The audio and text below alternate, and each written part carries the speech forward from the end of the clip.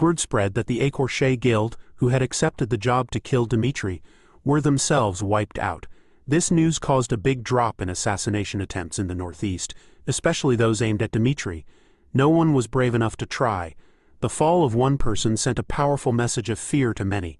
The story now focuses on Dmitri's territory. Kevin thinks about how his Lord Roman once again went alone to the Écorché headquarters. Kevin wonders if he can only watch Roman face danger. People have noticed that Kevin and the other Dmitri soldiers are improving very quickly, but even that might not be enough for them to follow Roman's path toward the future. To fight against Kronos, the group that controls the continent, Kevin and the other Dmitri soldiers need to become much stronger. Just then, Kevin overhears Felix and Chris talking.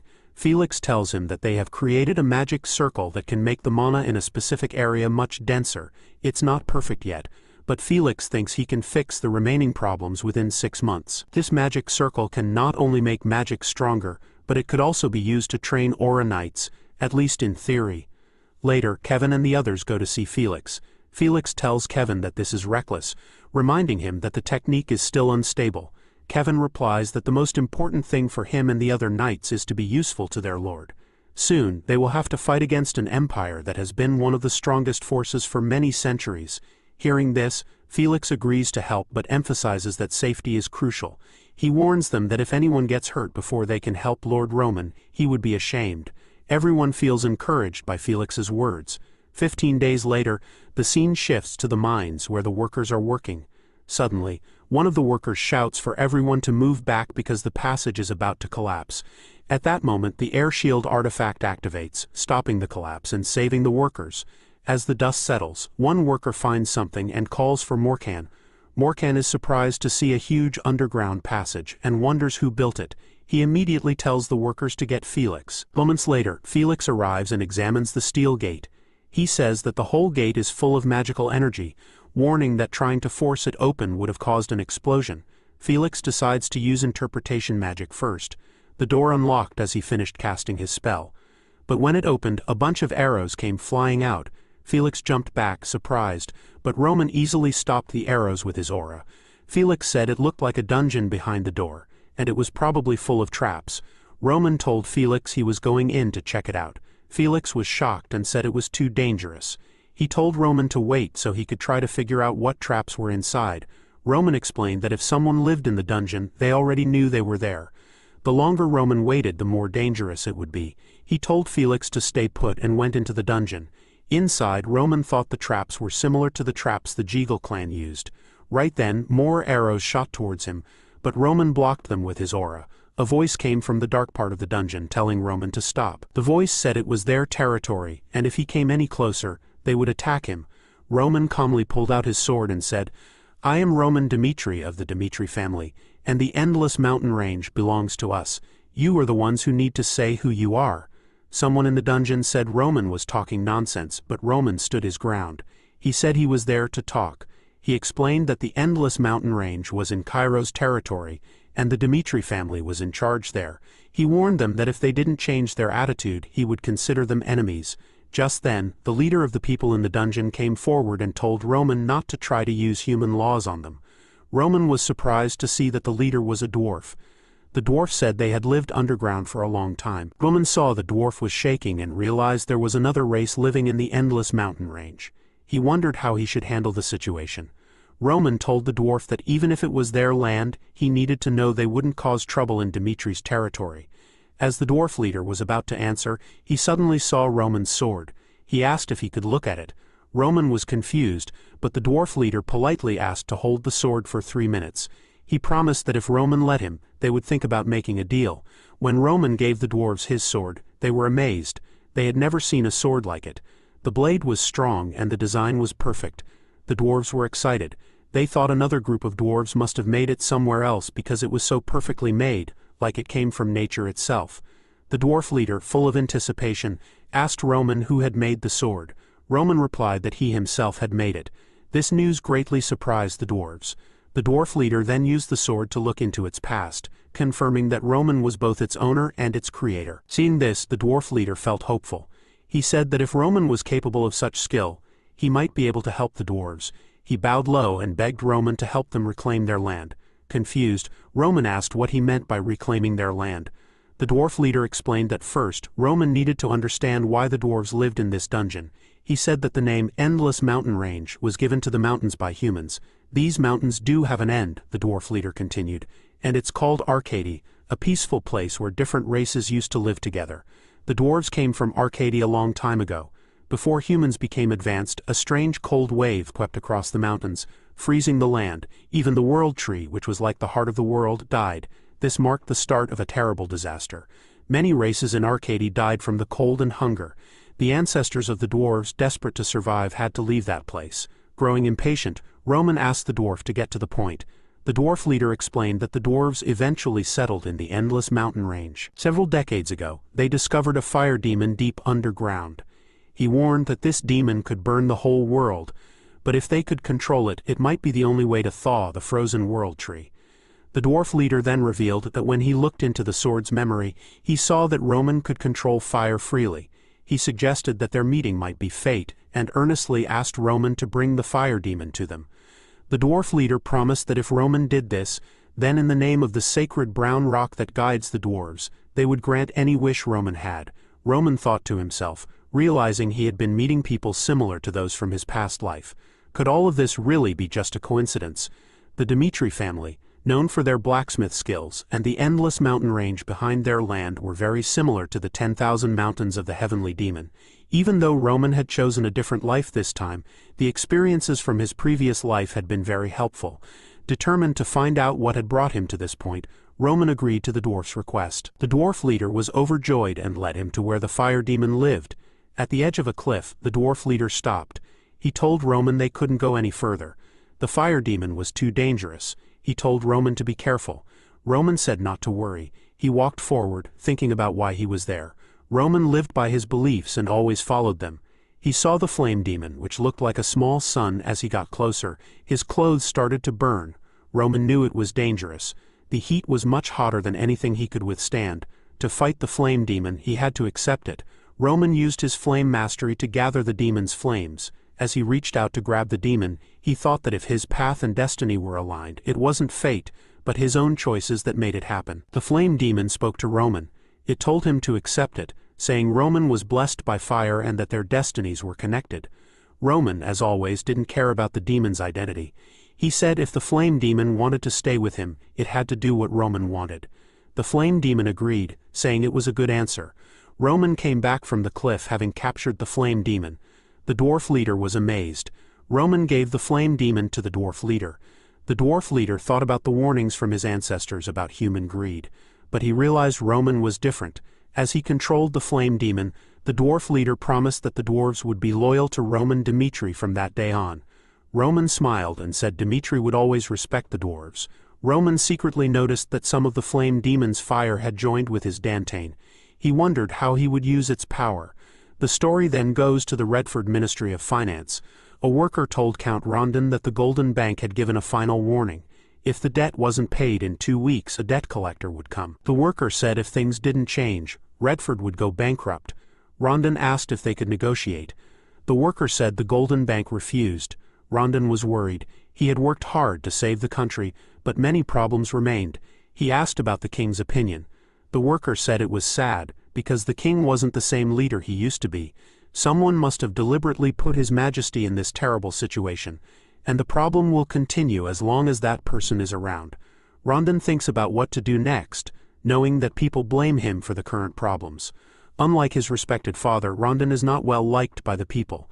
Rondon tells a worker to make a list of groups that might be able to help them, focusing on the urgent need to pay back the money owed to the Golden Bank. Rondon has already gone to 10 meetings and been turned down 10 times. At first he contacted people he knew, but they were so clearly uninterested that they wouldn't even meet with him. The story then moves to Dmitri territory, where Rondon thinks about his situation. He never thought he would be asking for help from a newly established territory, but now he has no choice but to look for support anywhere he can find it. At Roman's training area, Han tells him that a guest has been waiting for several days to see him. As Roman leaves his training room, he tells Han that he was about to go out anyway. Watching Roman, Han thinks that Roman seems different than before. Han asks how Roman's training is going. Roman says that thanks to Han, he was able to focus completely on his training plan. Finally, Roman asks who wants to meet with him. The story shifts to Roman's office where Rondon introduces himself. Roman remembers seeing Rondon's name on the Écorché kill list as one of Kronos' main targets. Rondon apologizes for asking this during their first meeting, but he asks if Roman could lend him 100,000 gold. He explains that if Redford cannot pay back its debt to the Golden Bank, it will go bankrupt. Rondon says that Redford is extremely important to the world. Roman smiles to himself, noticing that Rondon cleverly changed the subject to the strategic importance of his territory, which Roman thinks is very smart. Rondon continues, saying that if Redford falls, the Kingdom Alliance will lose a key strategic point against the Kronos Empire. He asks for Roman's help, explaining that without support from other countries, Redford will not survive for long. Roman replies that he has heard rumors about Rondon, the rich man from Redford known for making a lot of money through unfair business practices and being called a villain or heartless by many people. However, Rondon seems very different from the rumors that Roman has heard. Roman asks Rondon to explain his situation and why he is working so hard for Redford. Rondon reveals that he is being watched and cannot be seen as a patriotic and wealthy man like his father. To prevent this, he has purposely ruined his own reputation. The riches he took and destroyed belong to people who were working with traitors. Rondon says he wants to stop the suffering of his country and its people, believing the Kronos Empire is responsible for these problems. To make this deal happen, Rondon promises the Rondon territory and his family's special heirloom in return for Redford becoming powerful again. He promises that both the Rondon family and the Redford Kingdom will always remember this act of kindness. Roman agrees to the deal, which surprises Rondon. Roman adds that, like Cairo, Redford has to survive no matter what, and that Rondon will have opportunities. Rondon is surprised by this answer. Rondon remembers his father telling him to never give up, because chances will come at the right time. Back in the present, Rondon tells Roman he will definitely repay the kindness the Dmitri family has shown. The scene changes to outside, where people are talking about a coming festival to honor the Valhalla warriors. It's said that Barbarossa of the 12 Swords has chosen Roman Dmitri to fight him. This is important because it's the first time someone so highly ranked who isn't from the Empire has been chosen. However, rumors also say that Roman Dmitri has turned down the invitation, making people think he's scared. This makes sense, because Butler Nicholas and Gustavo, who are challengers at the continent level, are clearly ranked lower. Even if they fought together, Barbarossa wouldn't lose. The scene goes back to Roman's office where he's reading a letter and smiling. Roman thinks that with Valhalla becoming more obvious, the Dmitri family has to react in the right way. The scene changes to later in Roman's office where Kevin asks why he wasn't included in the Valhalla expedition. Roman explains that the dangers of this mission are not just for him. Without Roman there, Dmitri territory would be very vulnerable. So the person Roman trusts most has to stay behind, and he's decided that Kevin is the best person for this job. Kevin is happy to hear this, and in his mind he feels that Roman trusts him more than Chris. Excited, Kevin thanks Roman and promises he will do everything he can to protect the Dmitri territory while Roman is gone. Roman, seeing Kevin's excitement, tells him to calm down. He then turns away and thinks that from now on Dmitri has to win this seemingly impossible fight to show that the Empire is not unbeatable. Roman knows he has to go to Valhalla. The scene shifts outside, where Roman tells Rondon that there are many ways to protect his kingdom. He then asks why Rondon hasn't revealed the truth. Rondon explains that Redford's troubles aren't just the king's problem. Even if they got rid of the king, the kingdom would probably fall into even worse chaos without a leader. So Rondon thinks it's better for him to take the people's criticism until they're ready for Redford to survive on its own. The truth needs to be kept secret from everyone in the kingdom. This makes Roman think about a friend he had when he was a heavenly demon, a demon scholar named Yu Yun. Yu Yun was unusual. He believed that people were naturally good. Even though he came from a respected family, Yu Yun didn't want power, maybe because his life was so different from Baek Jung-hyuk's. They used to spend time together, and Baek Jung-hyuk would ask Yu Yun about his trips to the village to help people. Baek Jung-hyuk says that Yu Yun probably helped from the heart, but people will expect him to keep coming back because of what he did. If Yu Yun doesn't return, they'll get angry and eventually start to hate him. It's human nature to want more once they've been given something, whether they're poor or rich. Yu Yun smiles and tells Roman that people might indeed hate him, like Roman says, but he's just following his heart. If there are people like Baek Jung-hyuk in the world, there also need to be people like Yoo Yun to balance things out. Baek Jung-hyuk can't help but smile. He thinks that even though Yoo Yun is different from him, he doesn't dislike him. 1 year later, Roman hears that Yoo Yun died in a village. On that day, Baek Jung-hyuk goes on a rampage in the village and finds the person who killed Yoo Yun. The man apologizes to Baek Jung-hyuk, saying he didn't mean to kill Yoo Yun, he just wanted his nice-looking clothes. Baek Jung-hyuk doesn't listen and kills the man with one blow. He thinks that whether people are rich or poor, they're all just human. If they keep choosing to sacrifice themselves, they'll eventually be forced to. Back in the present, Roman looks at Rondon and is reminded of Yoo Yun. Rondon thanks Roman for his help and says he'll go back now to repay all his debts. As they shake hands, Roman tells Rondon to return safely.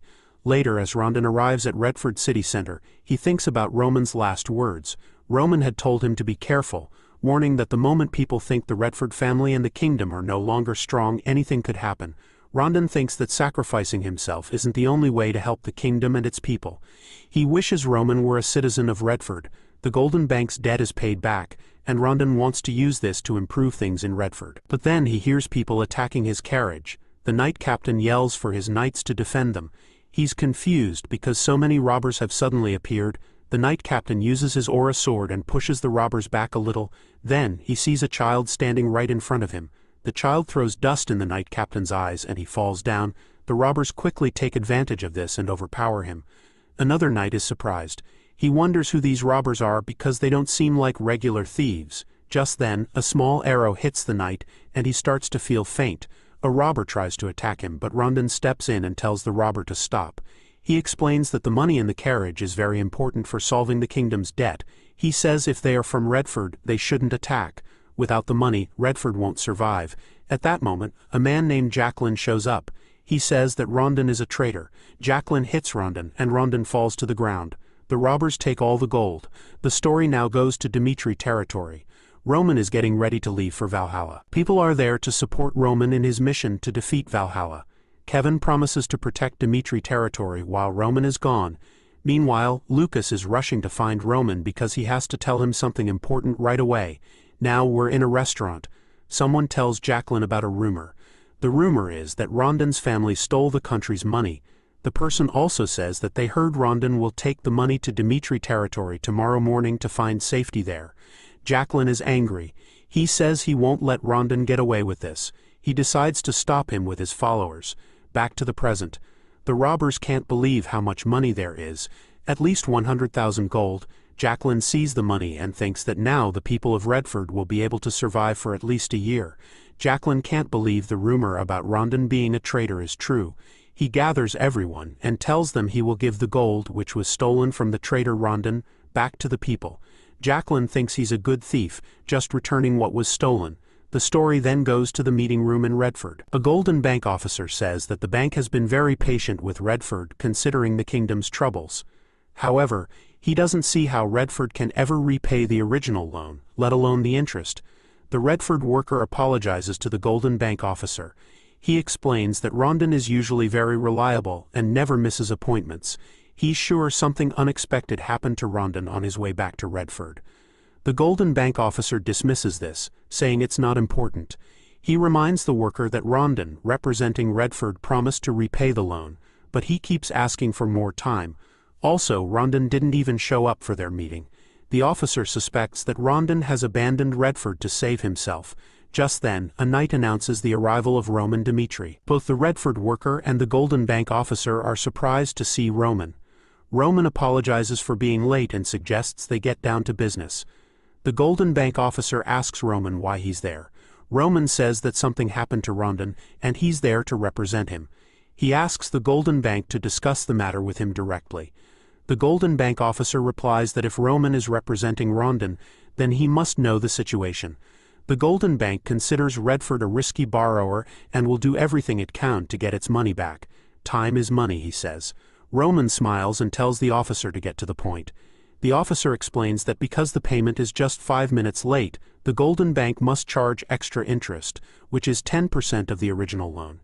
This means that if Roman can pay 110,000 gold, the Golden Bank will forget about Redford's late payments. The Redford worker is shocked to hear this, especially since Roman just explained that Rondon couldn't come because of unforeseen circumstances. Roman asks the Golden Bank officer if the only way to fix things is to pay them 110,000 gold. The officer says that he has to consider Redford's situation, but the Golden Bank only cares about the agreed-upon deadline. They have to collect the interest because the payment was late. Roman then asks the officer if the Golden Bank just wants their money back or if they're trying to cause trouble disguised as a loan. Both the Redford worker and the Golden Bank officer are surprised by this question. Roman continues, saying he doesn't know what the Golden Bank really wants. He adds that no lending company in the world would start a war just to get a loan repaid. The officer, clearly irritated, says that the Golden Bank isn't just any lender. They have a trust-based relationship with their borrowers. People repay their loans to the Golden Bank because the bank is known for taking strong action against those who don't. Roman says he still doesn't get it.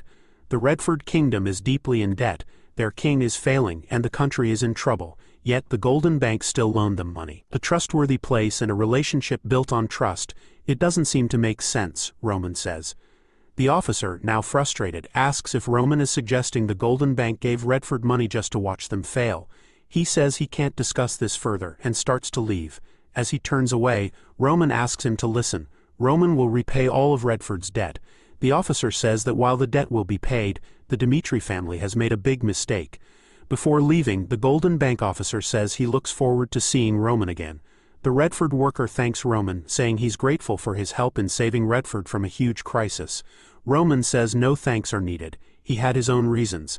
They then go to see Rondon. When Rondon wakes up, he asks Roman about the gold in the carriage. Roman explains that by the time he learned what happened to Rondon, the people who attacked him had already given all the gold to the people of Redford Kingdom. Rondon is shocked and thinks Redford is doomed. But Roman reassures him that he has taken care of the debt with the Golden Bank. Rondon starts to cry, saying Redford owes the Dimitri family a great deal and thanking Roman profusely. Roman tells Rondon he's wrong. This isn't the time for thanks. Rondon is surprised by this. Roman explains that Redford's incompetence has created a terrible situation.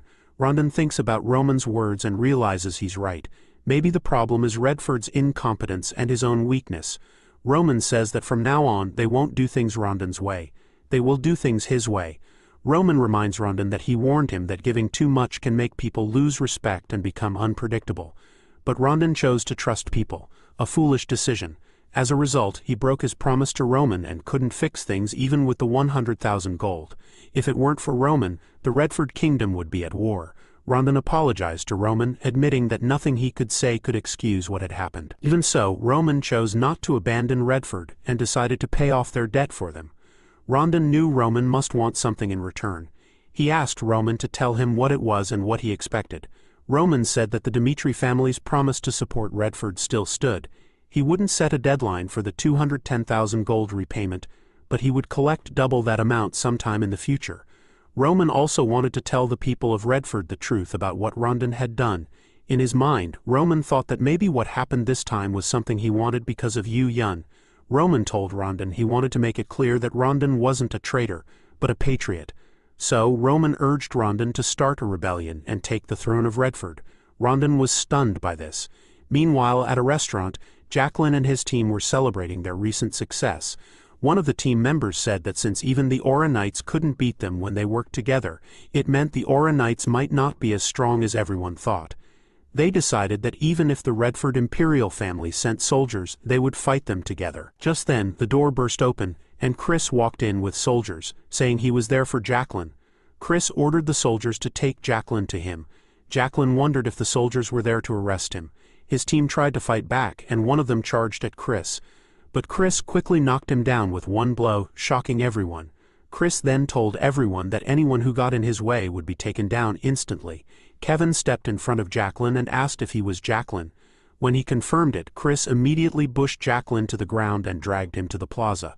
Seeing this, the crowd got angry and shouted that they wouldn't let anyone hurt Redford's hero. They decided to rescue Jacqueline, grabbing any weapon they could find and running to the plaza. There, Roman watched the crowd gathering and thought to himself that everything was ready. He introduced himself to the people of Redford as Roman Dimitri from the Dimitri dukedom, and he announced that he would punish this criminal, Jacqueline. Roman accused Jacqueline of stirring up the people of Redford and stealing money from Rondon. The people of Redford responded that Rondon was a traitor who sold out their country. They also remembered what Rondon had tried to do to the Dimitri family, saying that the money in the horse carriage belonged to Redford. Everyone already knows Rondon tried to sneak that money into Dimitri territory to find safety there. They say it's not foreigners' business and demand Roman free Jacqueline right away. Roman asks the crowd where their proof is. Jacqueline interrupts, saying it wasn't just 10,000 gold, but a huge 100,000 gold. With that much money, what else could Rondon be doing but trying to escape? Roman replies that Jacqueline is just guessing. Jacqueline argues that everyone in Redford knows Rondon is a bad guy. Roman throws a paper at Jacqueline and tells him to read it. Jacqueline is stunned to see it's a document from the Golden Bank. It proves Roman Dimitri paid back the 110,000 gold that the Redford kingdom owed them. Roman explains the 100,000 gold was to pay off Redford's debt. When Rondon got the final notice from the Golden Bank, he went to another country and borrowed the money from Roman. Because of Jacqueline's foolish actions, they had to pay an extra 10,000 gold on top of the lost 100,000 gold. This is the truth that everyone in Redford has missed. Jacqueline, shocked, calls it nonsense and a fake document. He claims Rondon ignored his country's poverty, got rich while others starved, tricked merchants to get special treatment, and enjoyed luxuries that Redford people could only dream of. Roman again asks Jacqueline for real proof, saying his claims aren't good enough to show Rondon is a traitor. Jacqueline is speechless. Roman explains that what people believe about Rondon are just rumors started by the barons, and people have accepted them as facts. Actually, Baron Dread is the real traitor. He's been giving secrets to the Kronos Empire. That's why Rondon risked his life to chase Baron Dread out of Redford. The crowd is shocked. Roman tells everyone that if anyone can prove Rondon is a traitor to Redford, he'll free Jacqueline immediately. Roman then tells the crowd he asked Rondon why he put up with being called a traitor, and why he didn't tell the truth. Rondon knew that in these difficult times, if the person being criticized was the king of Redford, the current unrest wouldn't be all. It would become a full-blown rebellion that could destroy the nation. Roman turned to Jacqueline and asked him directly if the whole riot was something he had planned. Jacqueline, surprised, asked Roman what he meant. Roman explained that the information about the gold coins being put into the carriage to solve the Golden Bank problem was secret, known only to someone on the inside. Roman, looking seriously at Jacqueline, asked who had given him that information and if that person was still around. Jacqueline, realizing he hadn't seen the person who told him that information since the previous day, felt a chill. Roman then asked Jacqueline how he had managed to defeat the skilled swordsman guarding the carriage, and if that seemed strange to him. He pointed out that Jacqueline had a chance to find out the truth but didn't. Roman explained that Jacqueline had been influenced by troublemakers from the Empire and had gone too far. Because of this, Rondon, who cared deeply about the country, was hurt, and innocent soldiers had died. Roman looked at Jacqueline and asked if he really thought he was the hero who had saved Redford. This realization stunned Jacqueline. At the same time, the people who had come to support Jacqueline, after hearing Roman's words, dropped their weapons. Jacqueline was even more shocked as he understood that he had been tricked. He began to think about what he had done. He remembered a conversation with one of Rondon's workers. Jacqueline had said to the worker that it must be hard working for a traitor like Rondon, and had even suggested that Rondon was probably stealing the worker's wages. The worker had surprised Jacqueline by saying that Rondon wasn't as bad as everyone said. The worker couldn't explain much but told Jacqueline not to judge Rondon too quickly. This had made Jacqueline wonder if Rondon was truly a traitor, but he had still believed the worker was just taking Rondon's side. Now in that moment, Jacqueline understood that he had made a terrible, irreversible mistake. Scared, Jacqueline apologized to everyone and went to Roman, asking what he should do. He felt lost and didn't know what to do next. Even though Jacqueline now knew the truth, it was too much for him to accept. Roman reminded Jacqueline that he had stolen the gold and given it to the people, thinking he was fighting for what was right. But Roman said people had been killed, and no amount of apologies or tears could bring back the lives lost because of Jacqueline's misunderstanding. To stop something like this from ever happening again, Roman drew his sword and said that Jacqueline would be held responsible for his actions. Roman, speaking to the people of Redford, told them to listen and remember this day. Roman announced to everyone that Jacqueline wasn't Redford's hero. He said that by taking on the people's sins and dying, Jacqueline would be remembered as someone who saved lives. He warned that if Redford's people made the same mistake again, no one would be left to take their sins away. Right after this declaration, Roman had Jacqueline killed in front of the crowd. The story then shifts to Rondon. He and his soldiers were on their way to the king's palace. Rondon thought about how incredibly angry the people were. He knew that if the kingdom's core problems weren't fixed, the same chaotic events would happen again. For Redford's future, the king had to be removed from power. Rondon never imagined he would be the one to do it. He told his knight commander that if the royal knights attacked them, his own knights should fight back without hesitation. This is a battle for Redford's future, he stated. Rondon explained that if he didn't take the throne, Redford would continue its path to destruction. The knight commander said he understood. As they got closer to the Redford royal palace, the castle doors opened, and the royal knights came out, ready to fight. Seeing them, Rondon knew a fight was unavoidable. But then the commander of the royal knights spoke. He said their job was to protect the royal family, and that they knew opposing the king was high treason. However, the royal knights had decided to set the country on the right course. The commander declared that for Redford and the kingdom's sake, the royal knights would ignore what was happening and let Rondon do what he had to do. Rondon was surprised. He realized he wasn't the only one who wanted change for Redford. When he entered the palace to meet the king, he was shocked. He found the king collapsed on the floor holding a letter. The letter explained that when the king heard Rondon had been attacked, he became extremely angry. Even though the king knew Rondon was dedicated to Redford, he regretted the times he ignored Rondon. Now the king had decided to reveal the whole truth. The king's letter told Rondon that he had once received a warning. If the king of Redford didn't continue his reckless lifestyle, his children's lives would be in danger. The king initially thought it was a joke, but it soon became a terrible reality. Someone was actively threatening the Redford royal family. Rondon was stunned by the letter's contents. He wondered who these mysterious people were. This group didn't just kill the king's oldest son, they also killed his young daughter. The king's second son was poisoned. The king, feeling guilty for his own reckless life, secretly got medicine from the faction and gave it to his son. The son barely survived. The king stopped thinking of himself as a ruler. He only cared about his children's safety. He knew if he became greedy, many people in Redford would die. So the king decided to kill himself and give up the throne. This way Rondon wouldn't have to fight. He left a letter for Rondon, asking him to take care of Redford. Rondon read the letter and cried. Then Rondon went to a room and told Charlo, the last royal heir of Redford, that the king was dead. Rondon asked Charlo if he knew this would happen. Charlo said he was sure the recent events in Redford were part of a conspiracy. He knew what was going on. Rondon was angry and asked why Charlo didn't say anything if he knew the truth. Charlo said that telling the truth wouldn't have changed anything. He admitted he was also afraid and wanted to live. Rondon asked Charlo if the king wanted him to take over Redford. Charlo explained that for Redford to survive, it wasn't enough for just the king and himself to step down. All the power had to change hands completely. The royal family, which could cause trouble later, had to be removed. Charlo knew how much Rondon cared about Redford. He offered himself as the final reason for Rondon to take power. Rondon asked if this was the only way. Charlo said that since his father had made his choice, he could now make his own. Rondon thought that if things were normal, Charlo would have been a great king. Charlo thanked him and said this also meant the Valhalla Empire didn't recognize him. Before he died, Charlo asked Rondon to rebuild Redford. 10 days later, Rondon thought about how he wouldn't let Redford be destroyed. He decided to always question the truth, listen to the people, and turn Redford into a nation that couldn't be defeated by the Kronos Empire. He promised to get revenge for the king and Charlo. Rondon told his knights that the coronation would be in 5 days. A few days later, crowds of people gathered to welcome the new king.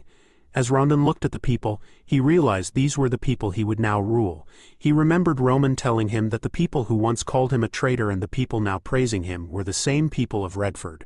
Their future actions would depend on how he ruled. Right now, Rondon is determined that Redford will never make the same mistakes again. He also thinks that if Redford becomes stable, Dimitri will have a dependable friend. Roman tells Chris to get ready to go back to the Valhalla Empire. Chris says, okay. The scene changes to Paolo, a city on the border of Valhalla. A guard there tells them that everyone will be briefly searched. Roman thinks this is too much, since Valhalla invited them in the first place. While the guard is searching Roman, Chris gets clearly annoyed. The guard warns them not to cause any trouble, because Paolo doesn't like outsiders. As they enter the city, Roman thinks about how closed off the Valhalla Empire is. The empire, protected by the southern jungle, grew in a very isolated place. So they are extremely unfriendly to people from other places. Chris says that Valhalla is exactly as the rumors described. Roman says that people from Valhalla are known to be the toughest opponents on the whole continent. He explains that if you aren't born in Valhalla, it's normal to be treated badly because outsiders are not welcome. Chris adds a little angrily that this treatment is surprising since Valhalla invited them. Also, not sending someone to guide Roman is very rude. Roman says that by inviting him without even acknowledging he's there, the Valhalla Empire is basically ignoring him. The scene changes to a small hotel where Roman and Chris are sitting.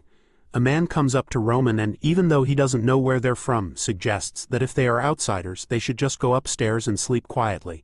The man gets closer to Roman and says that Roman looks like he's never worked a day in his life, pointing out his pale skin. Roman doesn't say anything. The man gets angry and tells Roman to stop looking down on him and insists they should leave. Roman then tells Chris that they are now going to make the Valhalla Empire aware that he has arrived. The man laughs at Roman's words, but suddenly Chris acts. He pushes the man's face down onto the table. Following Roman's order, Chris smashes the man's head against the table, breaking it. The man gets up, furious, and says he will show Roman and Chris what Valhalla is all about. Chris, not caring about what the man says, punches him hard in the stomach. At the same time, Roman pays the hotel owner, saying he will pay for the damage. The hotel owner is amazed to see so much money. Roman then tells him to take him to the busiest part of Paolo. Happy to have the money, the hotel owner agrees to take Roman to the lively area. He takes Roman to Pooh Square, a busy place where people are always walking by, which makes it easy for Roman to get anywhere in Paolo. The owner of the inn warned Roman not to cause any trouble there, reminding him of his past actions. Roman thought to himself that Valhalla, despite calling itself an empire, lacked the true qualities of one. He found this ironic. He believed that if Kronos couldn't control his own greed, Valhalla was still a barbaric place. With this in mind, Roman decided how he would act. He went to Paolo Square and shouted, introducing himself to everyone as the heir of the Duchy of Dimitri. He challenged anyone who dared to fight him to come forward. The innkeeper, meanwhile, hid himself to avoid the commotion. The people in Paolo Square wondered if Roman was crazy. Suddenly, a man stepped forward asking how Roman dared to cause trouble in Valhalla. He accepted Roman's challenge. As the man swung his weapon at Roman, Roman quickly dodged the attack. He immediately moved closer to the man and defeated him with a single blow. The crowd watching started yelling that the defeated man was a disgrace to Valhalla. The defeated man, lying on the ground, realized how strong Roman was. He looked at his own hands and saw they didn't look human. He knew that if he gave up now, he would be humiliated. Seeing no other choice, he pretended to be unconscious. He started acting like he had passed out, but Roman told him to get up, knowing he was faking. The scene changed to the Paolo mansion. A worker told the Baron that there was trouble. Roman Dimitri was challenging people to fights. The Baron said he expected this, which was why he hadn't sent a guide for Roman. The worker then told the Baron that all of Roman's challengers had surrendered, unable to beat him. The Baron said he would personally show Roman what Valhalla was really like. He was disappointed that the proud warriors of Valhalla would surrender so easily. The scene returned to Paolo Square. Roman had already defeated many Valhalla warriors. A Paolo commander, along with some soldiers, approached Roman. The commander asked Roman what he was doing. He reminded Roman that he was a guest in Valhalla, and asked why he was causing so much trouble. He told Roman that if he didn't have a good reason, he would have to punish him. Roman calmly replied that he didn't understand what the Valhalla officer meant by a good reason. He stated that in Valhalla, strength was the only thing that mattered. He also claimed that Paolo had asked him to prove himself, and that was why he was doing this. The Valhalla commander was surprised. He didn't expect Roman to be so aggressive, even more so than the people born in Valhalla. Still, the commander knew he couldn't ignore what happened. In Valhalla, a duel is sacred. There's no rule that allows someone to disrespect a defeated opponent like that. He told Roman he had to be investigated, as per the rules. After the investigation, the commander would personally take him to the capital city. Roman refused. The commander got angry. He told Roman that in Valhalla he couldn't refuse. Roman replied that he would deal with this according to Valhalla's laws. He asked for a trial by combat. If the commander wanted to investigate him, he should bring all his soldiers and try to capture him by force. The commander immediately ordered his soldiers to arrest Roman. As the soldiers ran towards Roman, he recognized them. They were the Wild Ones. This was a minority group from the northern forest.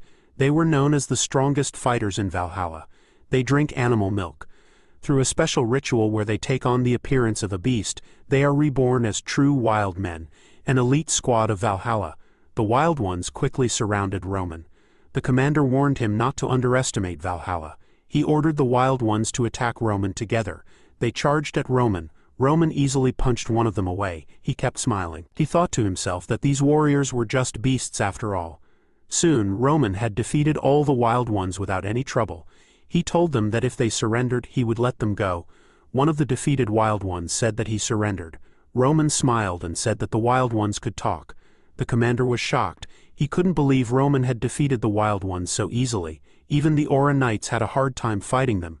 He now realized that Roman Dmitri was probably much stronger than he first thought. The commander admitted he was wrong. He agreed to send someone to escort Roman to the capital, just like he had promised. Roman smiled to himself. He remembered Lucas's report. It said that Valhalla was two-faced. On the outside, they acted like they were happy with things as they were. But secretly, they wanted to unite the empire, just like Kronos. Roman thought that Valhalla had picked a fight with him before he even had a chance to do anything. This proved they were still just simple barbarians from the south. If he defeated Barbarossa, the traditional groups would accept the outcome. The current leaders of Valhalla are a clever and forward-thinking group. No matter what happens, Roman knows he's in danger. The story then jumps to the next day. Sanchez, a man sent by Baron Paolo to lead Roman to the capital, goes with him on the journey. As they travel, Roman thinks that Sanchez talks much more than the others. Later that day, while they're making a campfire, Sanchez tells Roman he's heard a lot about him and is really impressed. Even though Roman wasn't born in Valhalla, Sanchez feels he represents the spirit of a Valhalla warrior from long ago. He mentions that the legendary warriors in old stories were said to be able to slice mountains in half with one swing. Sanchez sighs and says that Roman is alive today. Then Sanchez asks Roman if it's true that he beat Captain Gustavo, saying that he knows rumors often get bigger than the truth. Chris, annoyed, tells Sanchez to watch his words. But Roman tells Chris it's okay and says he thinks Sanchez wants to say something. Roman encourages him to get to the point. Sanchez says that since Roman wants him to be honest, he will be. He asks Roman what makes him qualified to be Sir Barbassa's challenger. It's important to know about Barbarossa, who is ranked 6th in Valhalla, and Morales, who is ranked 12th. Their story is famous in Valhalla because they grew up in the same area and have been rivals since they were kids. Morales was born with so much talent that people called him a genius, but he still hasn't been able to beat Barbarossa, who was born into a noble family. Half a year ago, Morales was chosen to fight in the festival that everyone looks forward to. There's a belief that if a warrior dies during the festival, which honors dead warriors, they go to Valhalla whether they win or lose. Morales was happy to be chosen, and his opponent was Barbarossa. He truly thought the god of warriors had created this opportunity for him. Sanchez, who is Morales' student, tells Roman that the chance he's taken away is what every warrior in Valhalla dreams of. He doesn't believe the rumors going around the world because they all sound unbelievable. Sanchez also says that even the strongest warriors on the continent didn't become that strong in their mid-20s. He asks if Roman really thinks he's good enough to fight Sir Barbarossa instead of Sir Morales. Roman then asks Sanchez why he thinks that. Sanchez replies that he doesn't need a reason.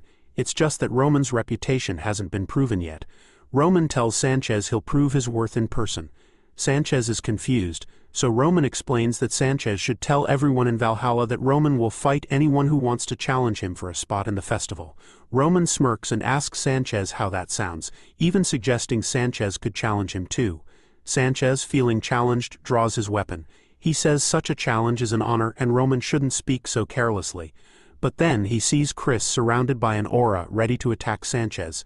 Sanchez realizes this must be Chris, the Flash of Cairo. He thinks that if Roman's subordinate is this strong, the rumors about Roman might be true. Even so, the Valhalla festival is only for officially recognized warriors. So Sanchez backs down, warning Roman that he'll regret his words. The scene changes to Murim, the capital of Valhalla. Roman meets with Viscount Jonathan. The Viscount says Sanchez told him that Roman will accept challenges from Valhalla warriors to qualify for the fight against Barbarossa. They sit down and Viscount Jonathan asks Roman if he'll be all right. Roman says he'll handle it. Viscount Jonathan says that if that's the case, he has nothing more to say. In Valhalla, there's a tradition before the festival. 30 warriors fight on a big stage at the same time. No one can surrender. They must either be the last one standing or die. The survivor gets a special blessing from the Emperor of Valhalla. Count Jonathan asks Roman to send one of his people to participate, to make the night before the festival exciting. He explains that the fighters can't be officially ranked warriors. He's heard the Flash of Cairo is impressive and guesses Chris is now known as the Flash of Dimitri. Roman agrees to the arrangement. Viscount Jonathan says Roman is easygoing. He tells Roman to rest until the night before the festival. Jonathan also mentions what Roman said to Sanchez, hinting it might be hard for Roman to relax.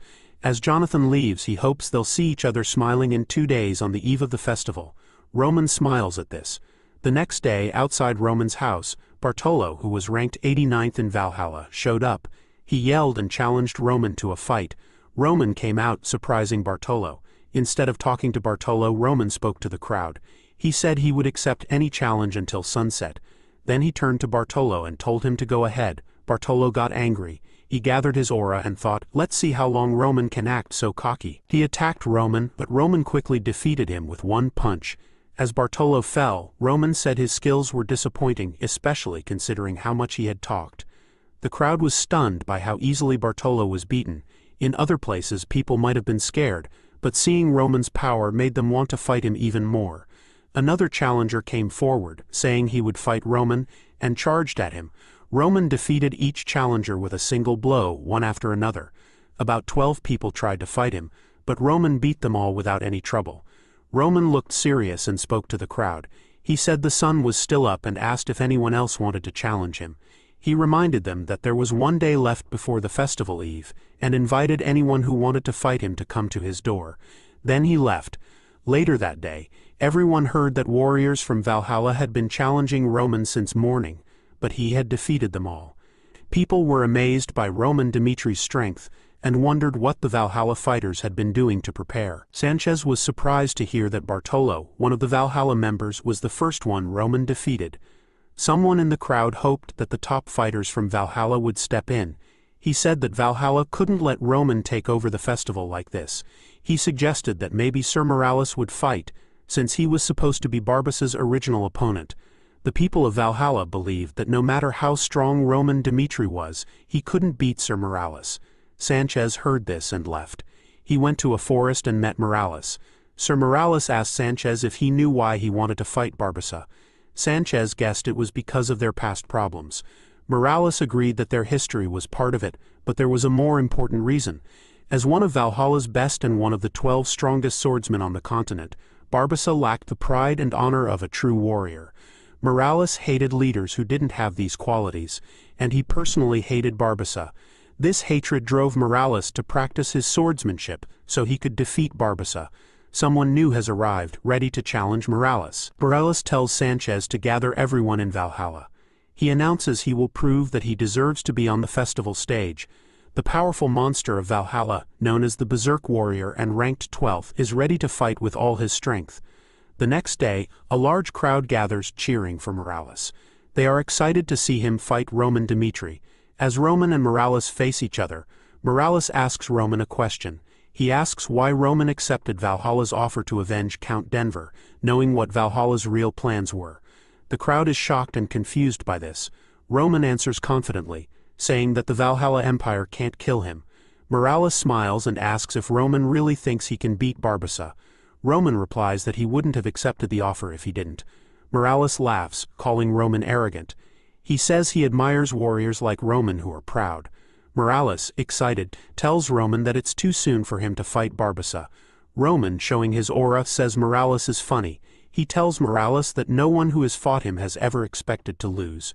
Ready to attack, Roman asks Morales if he thinks he will be any different. Morales replies that they will soon see who deserves to win the warrior festival.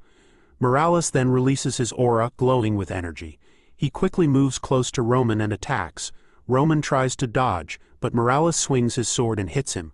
Roman blocks the blow with his own sword, surprising Morales with his strength. Morales thinks that Roman is very skilled, especially for someone in his 20s. Morales then stomps on the ground, breaking it and making Roman lose his balance. Roman jumps into the air, realizing that Morales is using the ground to his advantage. Roman sees that Morales is not only strong but also a clever fighter. Seeing an opportunity, Morales attacks Roman, saying he can't escape, but Roman uses the first form of his midway strike. He steps on a stone in midair to avoid Morales' attack and gain speed. Morales is amazed, wondering if such a move is even possible. Roman then charges at Morales, who blocks his attack. Roman quickly swings from a different direction, but Morales blocks again. Roman then kicked Morales hard, sending him crashing into a wall. The crowd was shocked, but Morales surprised Roman by getting back up, smiling and saying he was really enjoying the fight. Morales announced he would stop holding back and would use all his strength to beat Roman. Morales' attitude changed and he became fierce, gathering energy around his fist. Intrigued, Roman watched as Morales quickly attacked with a series of punches.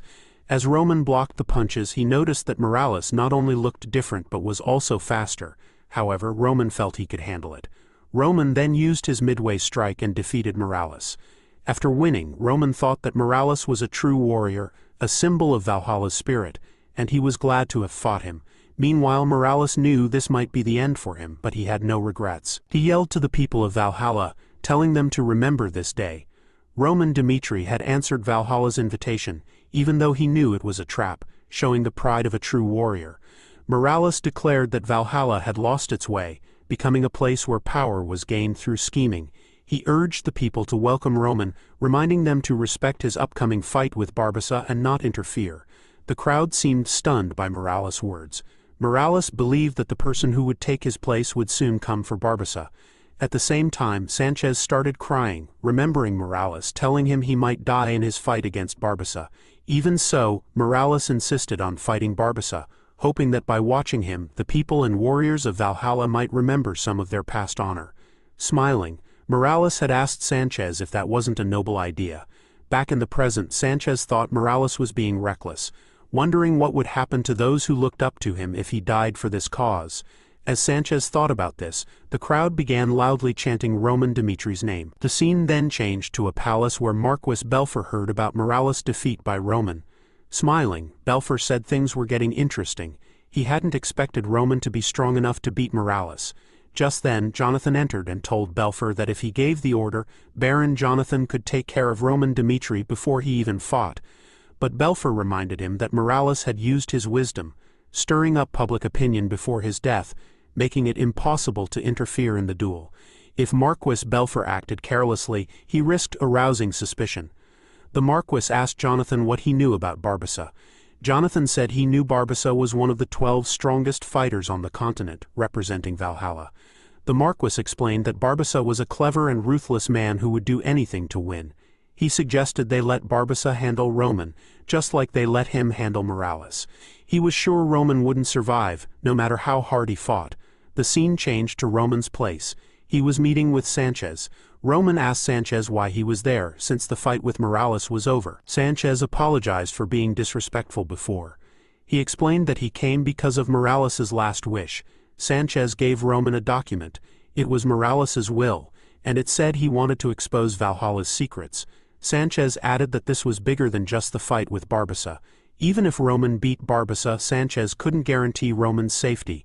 Morales' will also said that some people in Valhalla were secretly working with Kronos, and that the Kronos Empire had influenced Roman's invitation to the festival. Valhalla didn't want Roman to leave alive. Sanchez urged Roman to leave Valhalla immediately, and promised to help him. Roman said he understood. He knew about the tricky relationship between Kronos and Valhalla. Many people thought Valhalla ignored Kronos' terrible actions. But actually, Valhalla and Kronos were working together for now. Sanchez was surprised. Roman explained that they joined forces to deal with their enemies and to have an excuse for not hurting each other too much. Roman told Sanchez that if he thought about it, it was clear they were working together. Sanchez asked if Roman knew this when he accepted the invitation, and if he was confident he could handle it. Sanchez said Roman was strong, but everyone has limits. Once the warp gate to Dimitri was closed, it would be almost impossible to escape from Valhalla. Just then, Roman told Sanchez that even if the truth came out, nothing would change for the smaller countries, including Dimitri. They would have to face this difficult situation to protect themselves. Even if Valhalla was trapping him, Roman was determined. Kronos was trying again to get rid of Roman. If Roman could defeat the 12 strongest fighters and come back alive, it would be a turning point in the upcoming war. His actions would give them a reason to fight against the Empire. Sanchez was shocked. He remembered Morales telling him that if he ever met a true warrior, he should learn from that warrior's life. Even though Sanchez couldn't live exactly like that warrior, He knew he could learn important lessons for the future. The story now jumps to the present. Sanchez is leaving Roman's palace, deep in thought. He believes Roman will soon face a difficult time. The scene then shifts to the time just before the festival. The announcer declares that 30 contestants will enter the stage at the same time, showing off Valhalla's best warriors. The crowd buzzes with excitement, guessing who will win and talking about how unpredictable the pre-festival stage can be. Someone in the audience says that maybe Dimitri's Flash will win. Another person mentions they're excited to see Chris fight, but they wonder if Chris is strong enough to beat the other warriors. Since Chris works for Roman, the same Roman who beat Morales, he might be more than just a regular fighter. The announcer then introduces the first warrior entering the arena, Gonzalez from House Jonathan, followed by Neravane from House Isle, Carguin from House Lilpot, Kaleha from House de Jor, and many more. Finally, Chris from the Duchy of Dimitri enters. The story flashes back to a memory of Roman telling Chris that this trip to Valhalla is dangerous from start to finish, and that the other pre-festival fighters might try to kill him. Roman adds that Chris is the sword he trusts and tells him to defeat all the other fighters alone to prove his strength. Chris kneels and promises to do as Roman says and bring honor to Dimitri's name. Back in the present, Chris, known as the Flash of Dimitri, makes his move. As soon as the festival starts, Chris charges at his opponents. One Valhalla warrior makes fun of him, saying it was silly to target him, but to everyone's surprise, Chris uses his flash strike and defeats the warrior with one blow. Chris knows that to defeat all 29 fighters, he can't hesitate. He needs to keep attacking with his lightning-fast sword strikes without stopping. Chris quickly defeats several opponents, and the audience starts cheering in amazement at his speed. Soon, only one Valhalla warrior is left. This warrior releases his aura and attacks Chris, who manages to block the attack but is pushed back by the force. The Valhalla warrior, now confident, starts to taunt Chris. In a flash, Chris strikes back and defeats the warrior, impressing Roman with his skill and speed. The audience cheers loudly for Chris as the announcer declares the match over, naming Chris from the Duchy of Dimitri as the winner. Exhausted and hurt, Chris kneels in the arena victorious. Chris feels frustrated because he can't move due to his injuries. At that moment, Roman speaks to him through his mind, telling him to use his aura to activate his body and heal himself temporarily. Following Roman's instructions, Chris focuses his aura, and his wound heals just enough for him to move again. He stands up, and the audience cheers loudly for him. The announcer then declares that the winner of the ceremony will now show respect to His Majesty. However, Chris thinks to himself that there is only one person he truly respects. To everyone's surprise, he bows toward Roman instead of the Valhalla Emperor. The crowd starts whispering in shock, wondering if a foreigner is even allowed to do such a thing. Some people say it's disrespectful to Valhalla. Curious, the Valhalla Emperor asks who Chris is. Chris introduces himself, and the Emperor acknowledges that winning in Valhalla as an outsider is no small achievement. Impressed, the Emperor says that Chris put on an amazing performance. Then, he asks why Chris chose to bow to Roman instead of him, adding that he isn't angry and won't punish him for it. He simply wants to know because it's rare for someone to act this way in front of him. Chris explains that while Valhalla's warriors fight for their emperor, he entered the arena for his own lord, Roman Dimitri. The Emperor notes that Chris is not only skilled but also extremely loyal, which makes him stand out. Since Valhalla values talent, the Emperor makes Chris an offer. If he swears loyalty to Valhalla, he will receive a greater reward than anything he could get in Dimitri as a prize for his victory. Chris is surprised by the offer but replies that he wouldn't be this strong without his lord's guidance. He believes the true worth lies not in himself but in Roman Dimitri. He politely declines the Emperor's offer, showing his gratitude but standing firm in his decision. The Valhalla Emperor accepts Chris's choice and says nothing more. The ceremony ends, and the Emperor rewards Chris with great wealth for his victory. Later at the palace, Marquis Belfire is furious with Baron Jonathan. Because of the Baron's overconfident promises, the Marquis ended up making false claims in front of the Emperor and now feels humiliated. Baron Jonathan apologizes and asks for another chance, but the Marquis dismisses him, saying it's no longer needed because Barbossa has already taken action. The Marquis hopes Barbossa will succeed, seeing it as his last chance to regain his status. Meanwhile, in Roman's quarters, a servant brings food and tea and sets them in front of him. The servant then secretly warns Roman not to eat, informing him that Barbossa has made his move. To the servant's shock, Roman suddenly speaks into his mind, asking for his identity. The servant reveals that he belongs to a group that is loyal to Lord Morales. His group only hopes that Roman will not fall for Barbossa's sneaky tricks and wants him to succeed. Thinking about this, Roman realizes that Morales' influence in Valhalla is still strong. Roman then takes a sip of the tea, surprising the servant. The servant quickly asks why Roman is drinking it so carelessly, and if he knows what might be in it. Roman reassures him, saying he is aware that Barbossa is skilled in using poisons, but poison does not affect him. He then challenges the servant. If he truly wants to help, he should test the rest of the tea to prove it is poisoned. The servant agrees but points out that time is a problem. Barbossa likely chose this night for the ceremony on purpose, and if they find proof too late, no one will believe them, especially since the defeated have little say.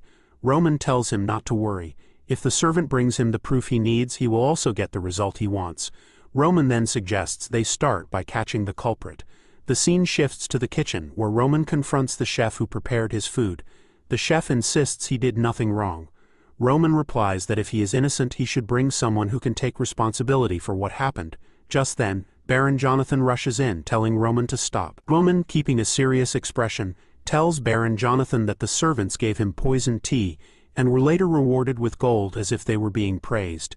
He adds that it looks like someone wants him to lose in the festival competition. Shocked, Baron Jonathan wonders if Barbossa's plan has been discovered.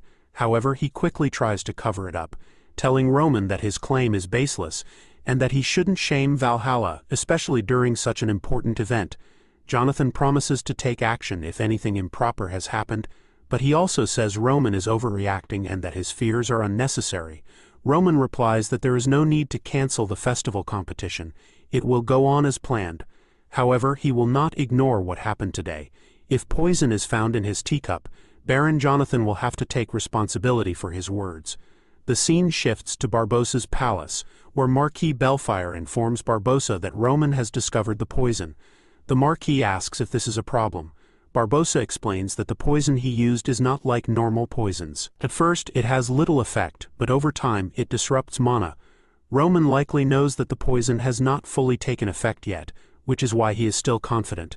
Impressed, Marquis Bellfire acknowledges Barbossa's skill. Barbossa reassures him, saying he should continue to trust him as always. Outside, people are starting to have doubts about the festival. Rumors have been spreading, fueled by whispers from the servants at the trade house. There was a lot of commotion when people discovered poison at Roman's lodging. Many started to suspect that someone had tried to poison him, and some believed Barbossa was behind it. After all, strange things like this always seemed to happen whenever Barbossa had a match. However, without solid proof, the authorities couldn't blame anyone, so the case remained unsolved. The crowd also wondered how Roman, if he really was poisoned, could stand a chance against Barbossa. But Roman, determined to protect his pride as a warrior, announced that he would still fight in the festival. Even though he was a foreigner, his courage impressed the people, earning their respect. Meanwhile, at the Valhalla Emperor's palace, Count Gomez informed the Emperor that the rumors spreading among the people were concerning. Many doubted the fairness of the match, and Gomez suggested that they needed to uncover the truth, even if it meant canceling the festival. The Emperor then turned to Marquis Bellfire and asked for his opinion. Marquis Bellfire dismissed the rumors, saying they were just baseless talk. He confidently stated that Barbossa was strong enough to defeat Dimitri on his own and had no reason to use poison. Seeing the Marquis's confidence, the Emperor said he was looking forward to the match as well. However, Marquis Bellfire suspected that the rumors were started by the conservative faction. He believed Barbossa was innocent and was sure that Barbossa would prove his power as one of the 12 swords, the strongest warriors on the continent. The next day, the arena was filled with excitement. The announcer told the crowd that the main event of the festival was about to begin. First, he introduced Barbossa, a proud warrior of Valhalla and one of the 12 swords. Then he introduced Barbossa's challenger, the young warrior, Roman Dimitri. As they stood face to face, Barbossa spoke to Roman, pretending to be concerned about his condition. He pointed out that the poison would take time to fully take effect. But Roman, drawing his sword, answered with confidence. He said that ever since he learned about this world, he had been curious about the 12 swords, known as the strongest warriors, and had decided to accept Valhalla's invitation for this reason. With a smirk, Roman assured Barbossa that the poison wouldn't work the way he expected. Barbossa simply smiled back, dismissing his words as nonsense. Inwardly, Roman saw this battle as a test. He knew that fighting Barbossa would help him prepare for future enemies and prove his own strength. He told himself that if he had trouble dealing with Barbossa, then he wasn't ready for war against the Empire. With a serious look, Roman declared that if Barbossa could block all his attacks, he would admit that Valhalla's strength was truly powerful. As the announcer signals the start of the duel, Roman immediately charges at Barbossa using his first heavenly demon sword technique. Barbossa quickly reacts and blocks Roman's attack with his own sword. The force of their clash pushes both of them backward. Regaining his balance, Barbossa strikes back, swinging his sword filled with powerful energy at Roman. But Roman skillfully defends himself using his second heavenly demon sword technique. The audience watches in amazement as the fight intensifies. Roman then releases a powerful energy attack toward Barbossa. Barbossa is shocked and struggles to understand how Roman is fighting so strongly, even though he was supposed to be poisoned. However, Barbossa quickly regains his focus, breaks through Roman's energy, and prepares to strike again. But Roman is already a step ahead. He unleashes the ultimate martial arts technique of the Supreme Masters, called Annihilation, the strongest and final move of the heavenly demon. Roman's energy fills the entire arena as he executes the technique, completely overwhelming Barbossa and defeating him. The crowd is left in shock at how decisively Roman has won. The announcer then declares Roman the winner of the duel, announcing that he has earned a place among the continent's 12 swords. Just then, a servant who had been investigating the poisoned cup approaches Roman. The servant looks serious and tells Roman that he risked his life to uncover the truth. He urges Roman to reveal it so Valhalla can find the right path. With that, the servant hands the cup back to Roman. As Roman takes the cup, the audience begins murmuring, wondering who the servant is. Roman then addresses the crowd, revealing that someone had poisoned the tea he drank the night before. But when he brought up the issue, Baron Jonathan accused him of insulting Valhalla instead. Roman explains that he isn't too concerned about who used the poison, but he is disappointed in how Valhalla handled the situation. Holding up the cup, he shows the evidence. The tea inside has turned black from the poison. The audience gasps, whispering about whether Baron Jonathan really tried to poison him before the duel. Roman then declares that if he had lost the duel, the truth would have been buried, and he would have been forgotten. Looking directly at the Emperor of Valhalla, Roman asks whether this is how Valhalla treats those who seek the truth, even though the nation claims to honor warriors. Frustrated, the Emperor finally speaks. He admits that the Valhalla Empire has become a disgrace. He then turns to Baron Jonathan and demands to know if Roman's accusations are true. Baron Jonathan stammers and apologizes to the Emperor. Without hesitation, the Emperor orders the soldiers to bring the criminal before him. As Baron Jonathan tries to explain himself, the Emperor cuts him off and declares that Jonathan has brought shame to Valhalla. Without any more discussion, the Emperor immediately punishes him, killing him on the spot. Then the Emperor turns to Roman with a fierce and almost crazed look and asks, "Is this enough?" Roman responds that it is not enough. He explains that punishing Viscount Jonathan is just a personal punishment. To prevent such things from happening again, Roman suggests making changes to the system. Hearing this, the Emperor grows visibly angry and storms out of the arena. Meanwhile, Marquis Belfire thinks about their failed plan. He realizes that Jonathan is dead, and that he himself may also face the Emperor's anger. Later, the Emperor asks Belfire what he thinks about Roman Dmitri. Belfire replies that Roman is dangerous, not just because he easily defeated Barbossa, one of the 12 swords of the continent, but also because he dared to stand up to the Emperor. Belfire adds that the most dangerous thing about Roman is his boldness in openly criticizing the Emperor's punishment. Frustrated, the Emperor agrees and angrily says that Roman had the audacity to question his authority. He then orders Belfire to fully support Kronos' plan, making sure that Roman Dmitri never returns alive. The scene changes to the warp gate where Roman is preparing to leave. A worker informs him and his men that there is a problem with the warp gate, and that it cannot be used for now. The worker explains that fixing it will take about 2 weeks and suggests that Roman and his men stay in Murim until then. Roman listens silently, suspecting that Valhalla has deliberately blocked the warp gate. Realizing this, he understands that he only has one choice: to travel to another trading city, which will take a month from Murim. He also considers that Valhalla probably expected this decision and blocked the warp gate on purpose to create an opportunity to kill him during the long journey. Turning to his men, Roman firmly says, "Let's go." The scene shifts to a palace, where a worker informs Marquis Bellfire that Roman has left Murim and is heading toward the trading city. Bellfire then asks when would be the best time to attack him. The worker hesitates and explains that there is a problem. Too many people are watching Roman. Because of his overwhelming victory at the Valhalla festival, Roman has become famous overnight. The people of Valhalla now follow him like devoted fans, making it difficult to attack him without causing many civilian deaths. However, Bellfire dismisses this concern. He tells the worker that the lives of civilians do not matter. He also points out that it will be Kronos, not Valhalla, carrying out the attack.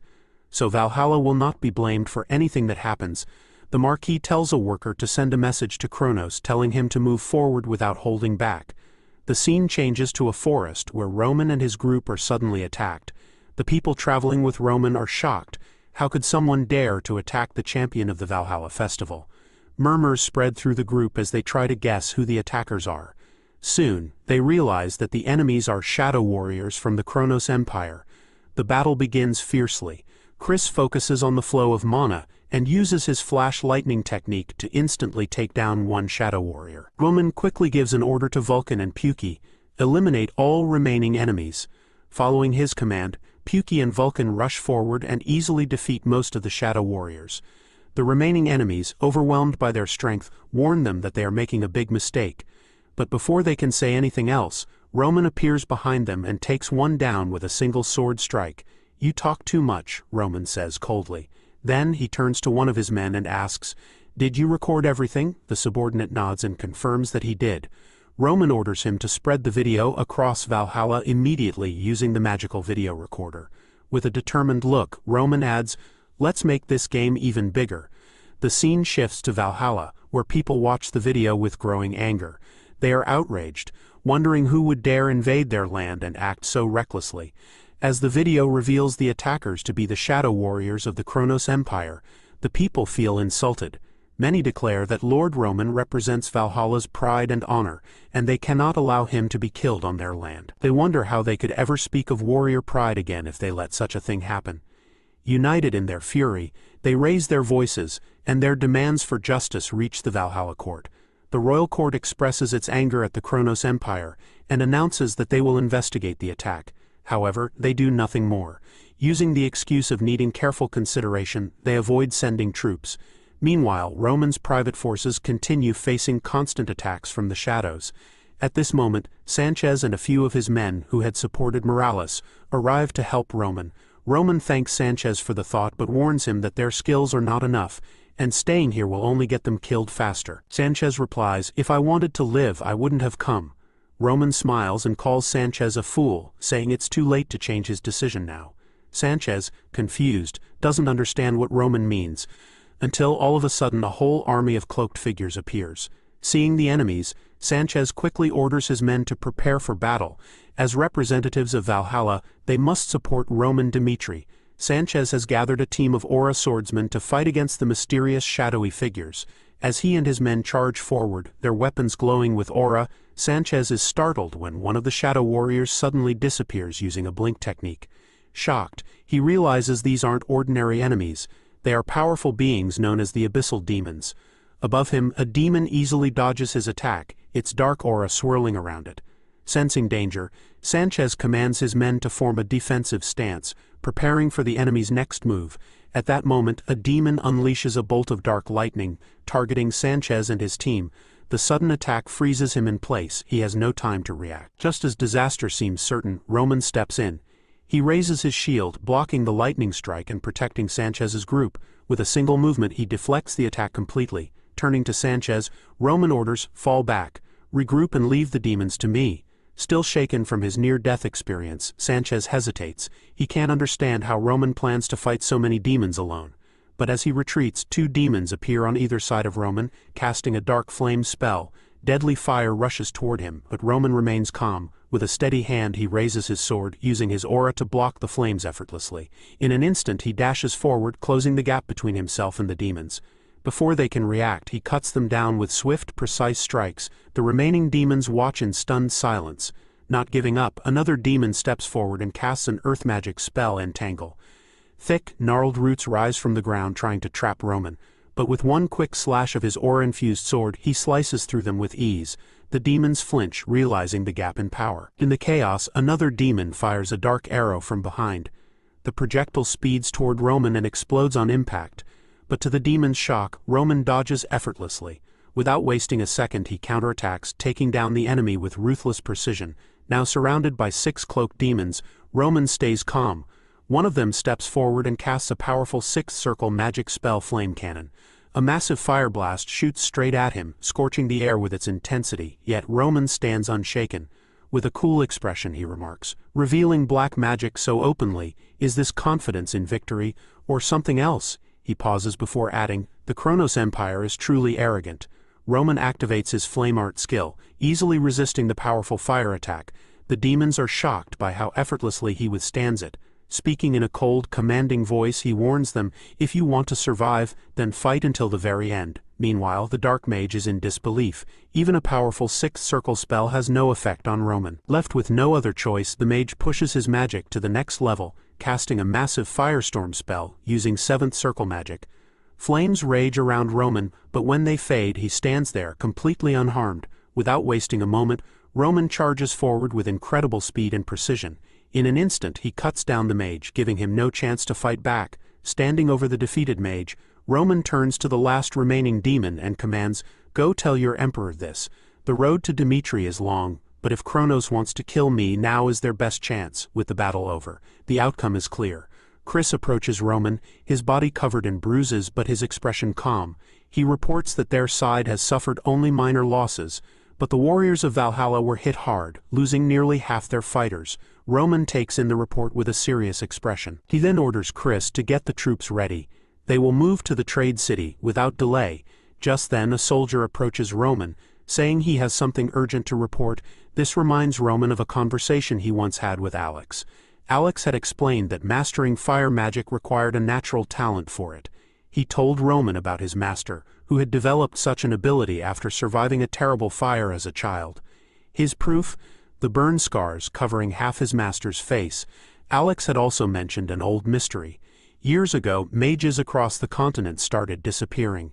It wasn't just happening in Phoenix, but in many regions. Some suspected a connection, but since there was no proof, the disappearances were eventually forgotten. Back in the present, Roman listens carefully as the soldier suggests that the black mage they just fought might be connected to those old events. Roman finds this troubling, as the mage strongly resembles the former tower master. He wonders if the burn scars on the mage's face are just a coincidence. But what really catches his attention is how similar the mage's fire magic is to that of Phoenix. Could there be a dark magic that forces people to obey? Determined to find out the truth, Roman instructs Chris to use a magical imaging device to record the faces of the shadow demons. Identifying them later could be important.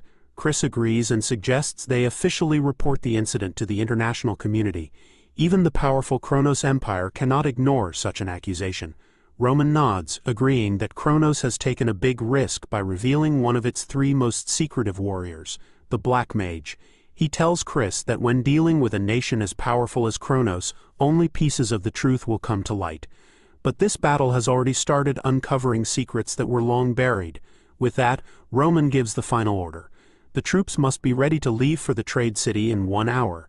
Later that night, Sanchez approaches Roman and respectfully asks him to teach him and his team how to fight the shadows. Seeing their determination, Roman agrees and promises to share the technique through Chris. Surprised, Sanchez asks if Roman is serious. Roman reassures him, saying that the warriors of Valhalla have already proved their dedication and deserve to learn his technique. Overjoyed, Sanchez thanks Roman sincerely. The next day, Chris starts teaching Sanchez and his team. He explains that there are 2 main ways to defeat the shadows. The first is to attack them while their bodies are reforming, taking advantage of the brief moment when they are defenseless. The second is to sense the shadows' mana flow and cut the connection holding their bodies together. Sanchez and his team look confused after hearing this. Sanchez admits that even as a 3-star aura knight, sensing an enemy's mana flow is extremely difficult. He wonders if Dimitri is filled with geniuses who can do it easily. The group starts discussing among themselves, worried about whether they can master such a technique before the upcoming battle. Chris hears their doubts and quietly acknowledges that teaching them will take time. The scene shifts to a busy trade city, where Roman meets Rodriguez, the leader of Valhalla's nighttime division. Rodriguez, ranked 7th in Valhalla's hierarchy, approaches Roman with authority, saying that from this point on they will escort him. However, Roman confidently refuses the offer. He tells Rodriguez to drop the formalities, saying he doesn't need their help. Roman explains that the shadows cannot cause trouble in Valhalla's territory without the Emperor's direct approval. He also says that the Emperor only sent troops to keep up appearances and protect Valhalla's image. Roman advises Rodriguez to come up with an excuse and withdraw his forces. Rodriguez, unfazed, responds that Roman's reputation for boldness is well known. He warns Roman not to escalate the situation and suggests that he stay in the city and keep a low profile. According to Rodriguez, the only way Roman can leave Valhalla alive is if they pretend to be protecting him, an excuse Valhalla needs to avoid political trouble. Unmoved, Roman responds with cold determination. He releases a powerful aura, making the air around them feel heavy. With a serious expression, he declares that Valhalla's thinking is completely wrong.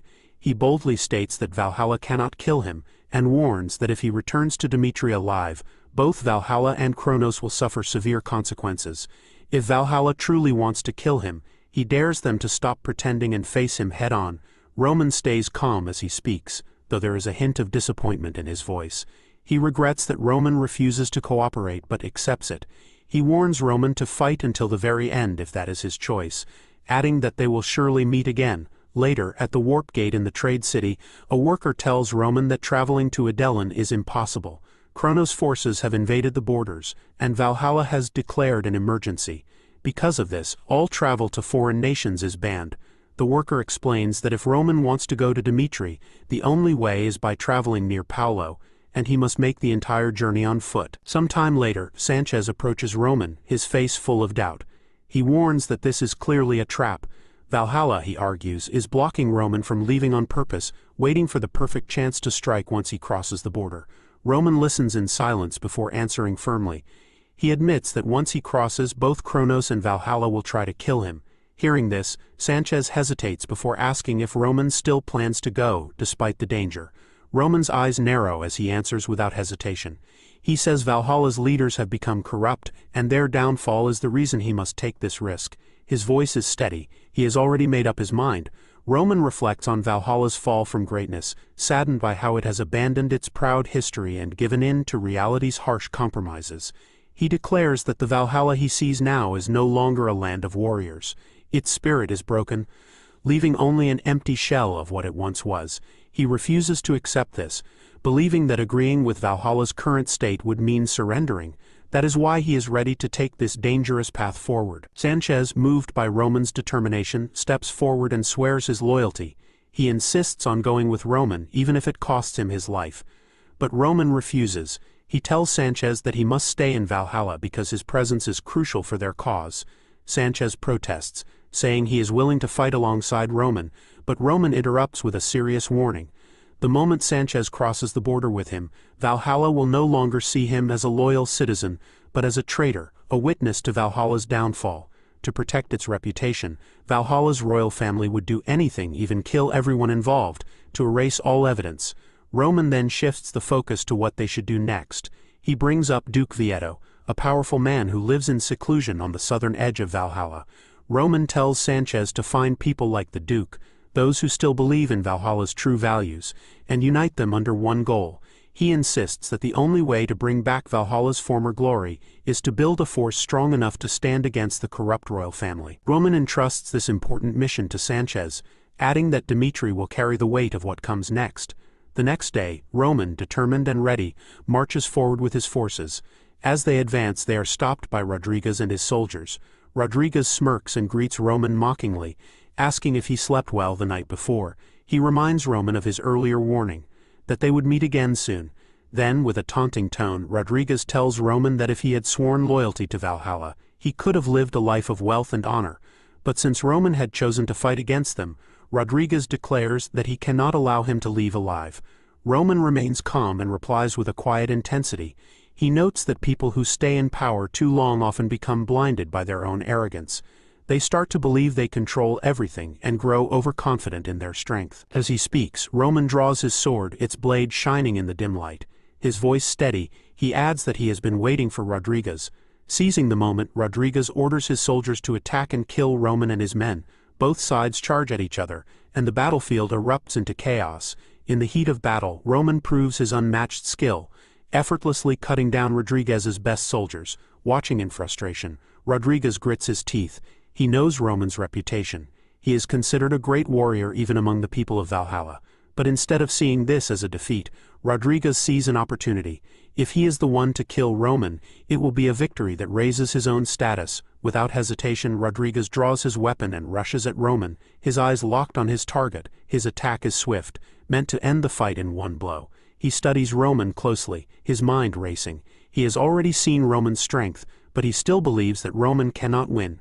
Convinced of his own victory, Rodriguez decides to use his ultimate move, the evergreen slash. The air shimmered as Rodriguez swung his sword with deadly accuracy. But Roman, a seasoned warrior, saw the attack coming. In an instant he lifted his sword and blocked it with ease. Before Rodriguez could react, Roman struck back with a powerful blow, bringing him down immediately. The scene then shifts to the grand halls of Valhalla Palace. The Emperor of Valhalla sits on his throne, deep in thought about recent events. Roman Dmitri, he says aloud, is truly an interesting man. He tells his advisors that guerrilla tactics are no longer enough. Without Valhalla's strongest elite warriors, they cannot stop Roman's unstoppable advance. Blaming the Kronos Empire for the chaos, the Emperor declares that they are responsible for these failures.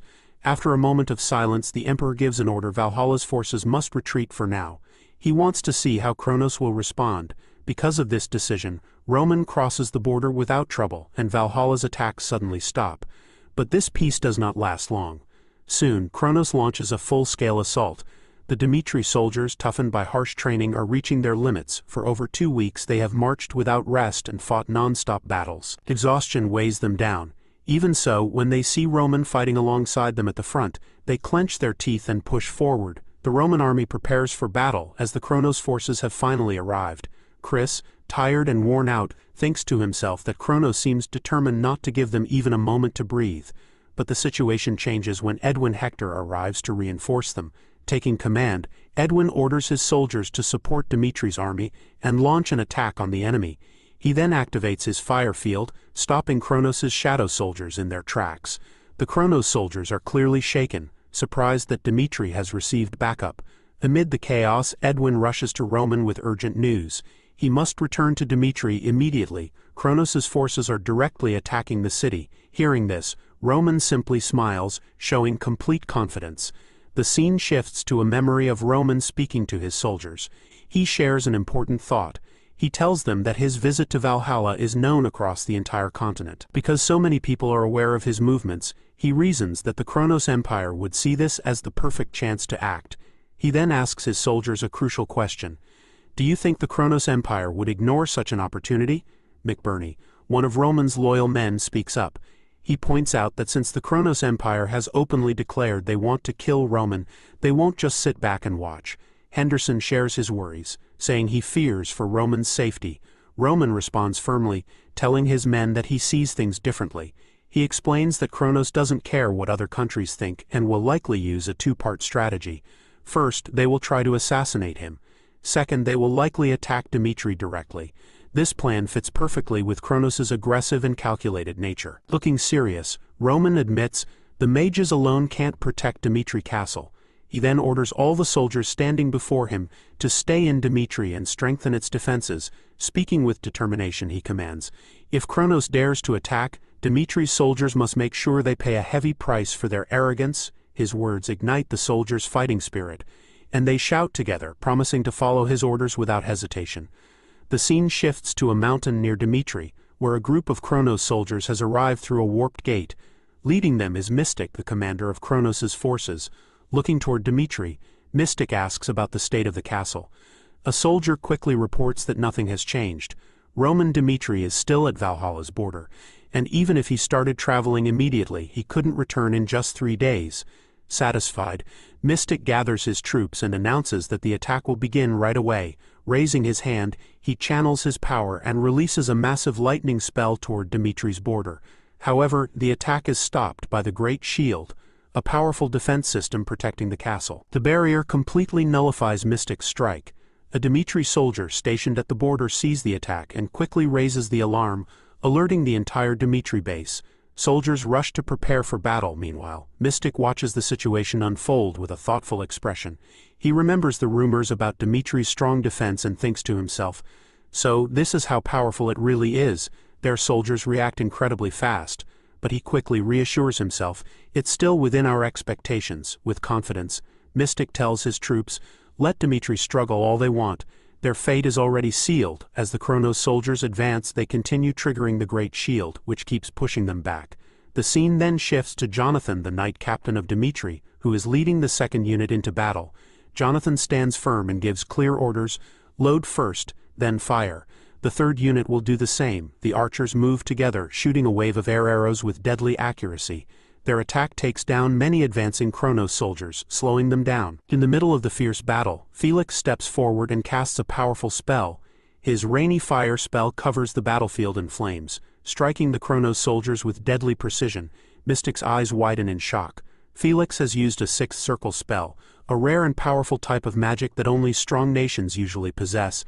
This realization shakes Mystic's confidence for a moment. He mutters to himself, "A sixth circle spell from a small kingdom's duchy? Dmitri is far more dangerous than I expected. They really have the strength to challenge the Empire." Still, Mystic thinks that if he completely destroys Dmitri today, it will send a strong message to the entire South Salamander continent. Let this battle be a warning to anyone who dares to stand against the Kronos Empire. Meanwhile, deep inside Dmitri territory, Kronos shadow soldiers sneak into the city using advanced stealth magic. Moving silently, their commander gives precise instructions. Destroy the main facilities.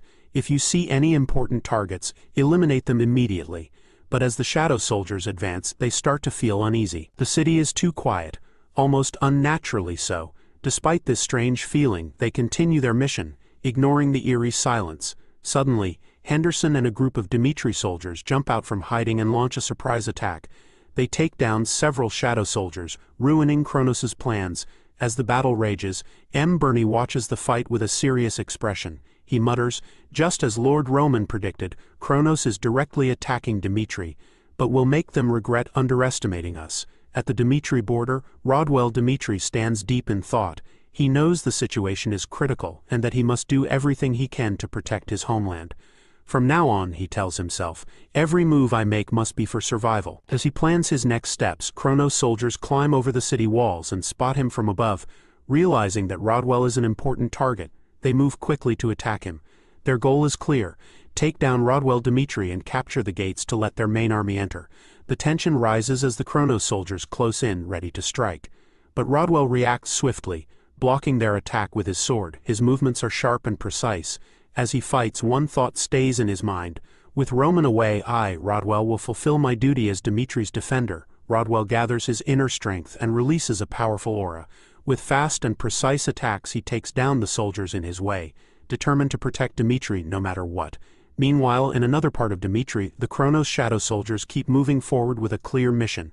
But suddenly their path is blocked by Dmitri soldiers, standing strong and ready to defend their land.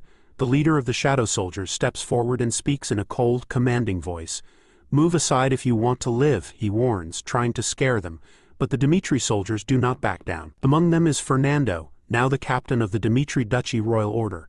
A memory flashes through his mind. Roman once told him, "Live for me, Fernando." Those words still echo in his heart. Back in the present, Fernando draws his sword with confidence and declares, "Kronos has finally gone too far." His powerful aura spreads around him as he continues. Not a single Kronos soldier will step past this point. Fernando remembers the day he promised to dedicate himself to protecting the Dmitri royal family. Now, with his aura blazing, he charges forward. His sword, infused with energy, cuts through the enemies with deadly accuracy. The Shadow Knight's captain watches in shock, surprised by Fernando's strength. But he quickly regains his focus and orders his men, "I will take care of Fernando. The rest of you complete the mission." As the Shadow Knights split up to attack their targets, Fernando's voice rings out, "You're not going anywhere." He quickly commands the Dmitri Knights to stop them. The loyal soldiers move to block the enemies and the battle begins. Amidst the chaos, Fernando thinks to himself, "A sword finds its true purpose when it is used. Only then does it have meaning." His entire life had been a struggle, Once a weak warrior, always chasing after stronger fighters, he had been nothing but a small figure in the shadows of greatness. But Roman Dmitri had helped him break those limits, and for Roman he would give everything he had. He would be the sword that protected the Dmitri royal family until his last breath. With incredible skill, Fernando defeats the Shadow Knight captain. Outside the castle, Mystic watches in disbelief. Even the elite Shadow Knights have failed. Just then, a soldier rushes in with urgent news. An emergency alert has been issued in the northeastern region. Reinforcements from the Dmitri Duchy are on their way, and troops from the Cairo Kingdom are moving toward the border. The enemy reinforcements could arrive in as little as 12 hours. Mystic hears the news and comments on Dmitri's growing power, saying, "The more I learn about Dmitri, the more dangerous they seem." Mystic then declares, "We cannot afford to fail. Now that Roman is gone, we must take down Dmitri." The scene shifts to the Dmitri royal palace, where a masked figure sneaks inside. Moving swiftly, the intruder takes down a guard with ease and introduces himself as Sven. He radiates confidence and arrogantly says, "The Dmitri knights are useless." His words are followed by the distant sounds of battle outside the palace. Sven realizes that the other guards have already been taken care of. Among the forces of Kronos there were assassins who used physical power through dark energy, called shadows, and sorcerers who used black magic, known as the demons of the abyss. Sven was one of them. He was the Knight of the Abyss. As he moves through the palace, Sven comes across Kevin. Observing him, Sven remarks, "A young but wild face like a wolf. He carries a dangerous and crazy aura. If I remember correctly, this is Kevin, one of Roman's men." Smirking, Sven continues, "This is perfect. I can take out both my target and the Duke of Dmitri at the same time." Sven releases his energy, filling the air with a heavy oppressive force. With confidence he declares, "I will kill you right here and now, Kevin." The scene flashes back to a memory. Roman speaking to Kevin with a reassuring smile. "The person I trust the most must stay in Dmitri. I've chosen you for that role." Back in the present, Kevin stands firm against Sven, Roman's words echoing in his mind. As he senses Sven's overwhelming power, Kevin realizes a painful truth. He cannot win this fight alone. Roman had believed in him and left him behind to protect the city. Kevin decides that his mission is clear. He must buy time for the Duke of Dmitri to escape, even if it costs him his life. He releases his energy and prepares to fight. To Kevin's shock, Sven moves at lightning speed, passing right by him in an instant. Sven aims for Kevin's shoulder, but the wound is shallow, not enough to seriously injure him. Sven pauses, thinking to himself, "Does Kevin have a sharp instinct for sensing danger?" Smirking, Sven says, "That's fine, keep struggling and entertain me." Kevin, still shaken, can't believe he avoided a fatal blow. But Sven doesn't give him a moment to recover. He attacks again. Kevin raises his sword just in time to block, but the sheer force of the strike throws him off balance. Frustration builds inside him as he realizes the truth. Sven is completely out of his league. In fact, Sven's strength seems to rival or even surpass that of Count Nicholas, Cairo's greatest swordsman. A direct fight against him feels impossible. Kevin refuses to give up. He charges at Sven with his sword, but at the last moment he changes his plan. He pretends to attack from the left, then quickly switches to the right. Kevin moves unpredictably, desperately trying to find an opening against his much stronger opponent. Seeing a chance, Kevin moves behind Sven, ready to strike. But in an instant, Sven appears right in front of him. With one strong hand, Sven grabs Kevin's head and slams him into the ground with ease. He smirks and mocks, "Is that all you've got?" Frustrated but determined, Kevin tells himself, "I can't lose." Just as Sven prepares to finish him off, Kevin barely dodges and quickly retreats. As he catches his breath, he realizes the painful truth. This is a battle he cannot win. Kevin remembers his past. He was just a boy from the slums, always struggling to survive. He knows he can't waste this opportunity. A memory flashes in his mind, Roman's words, "From now on you will live as my substitute sword. If he falls while serving Lord Roman, his life will have meaning." Filled with anger and determination, Kevin clenches his fists and thinks, "I can't let Lord Roman down." With a firm voice he shouts, "I can't run away." Sven watches him and smirks. "What nonsense are you mumbling about?" he says. He moves to attack again, but to his surprise Kevin dodges. In that moment, all of Kevin's thoughts and emotions unite into one clear goal. His aura shines brightly as he declares, "Lord Roman's orders are absolute. Sven will not pass these gates." Sven watches Kevin closely and thinks, he looks like a sword, sharp, focused and unshakable. He notices the intense determination in Kevin's eyes, then smiles and says, "You've sharpened your resolve well." But it's still not enough. Without hesitation, Sven dashes forward at incredible speed, closing the distance instantly. He attacks, and Kevin manages to block the strike. But the force is too strong. Kevin is sent flying into the air. Before he can regain control, Sven appears beside him, ready to strike again. Kevin sees a small chance and swings his sword. His attack lands, but it barely harms Sven. Unfazed, Sven smiles. "Impressive," he says. Then, releasing his aura, he continues, "This has been entertaining, but it ends now." Sven's aura surges as he delivers a crushing blow, severely injuring Kevin and sending him crashing to the ground. At that moment, Fernando suddenly appears from behind and tries to attack Sven. But Sven easily blocks it without effort. Shocked and frustrated by Sven's overwhelming strength, Fernando quickly steps back. He looks at Kevin, now badly wounded on the ground, and freezes in shock. As he watches Sven's unbelievable power, Fernando realizes something. Duke Dimitri was never here from the start. As soon as Kronos started their attack, the Duke was taken to a safe place, leaving Kevin to take his place. Fernando thought about what this meant. If the Shadows had realized Duke Dimitri was gone, they would have completely destroyed Dimitri. Even though the situation was serious, Fernando believed Kevin was being reckless by staying and fighting until the very end. At that moment, Henderson and McBurney arrived, running toward Fernando. They said they were ready to help. Fernando quickly explained the situation to them. "Our enemy is a 6-star swordsman. From now on we must fight with everything we have," he said. With determination, the three of them charged at Sven together. Sven watched them closely, wondering how much they had trained. He decided he had to finish the fight quickly and take them all down. With firm resolve, Sven cast a new spell, Shackles of Darkness. Preparing to unleash its full power, the spell trapped Fernando, stopping him from moving freely.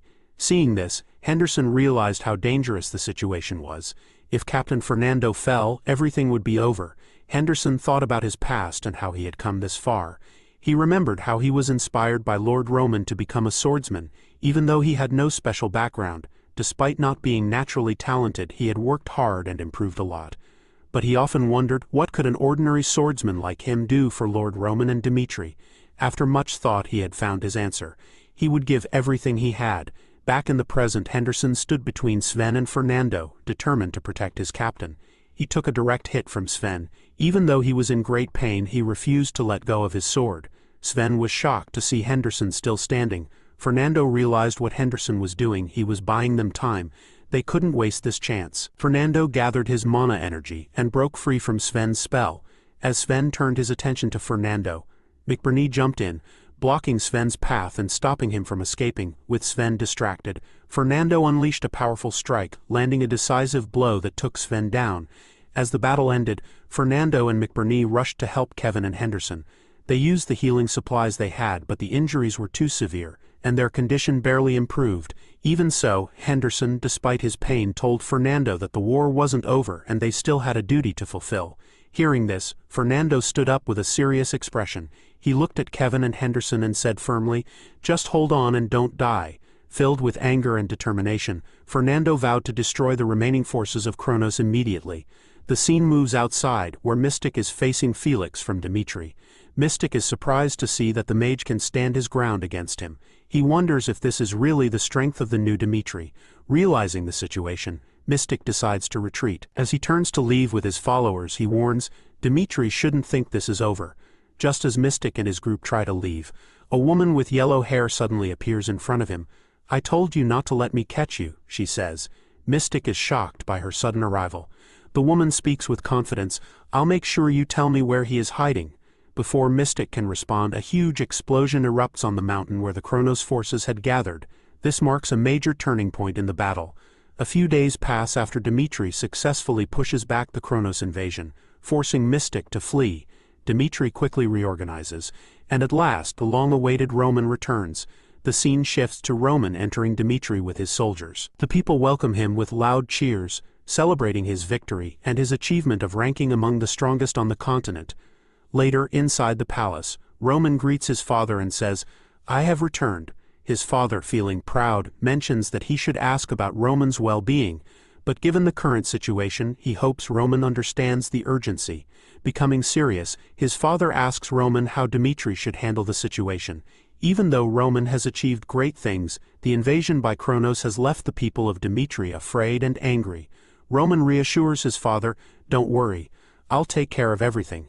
Lucas then informs Roman about the severe damage Dimitri has suffered. He also reveals something surprising. Kronos seems to have moved their forces without using a warp gate. This confuses Roman. making him wonder how they managed to do that. Lucas promises to investigate and bring back detailed information. Lucas also gives an update on Kevin and Henderson. Both were seriously injured in their fight against a 6-star Aura swordsman.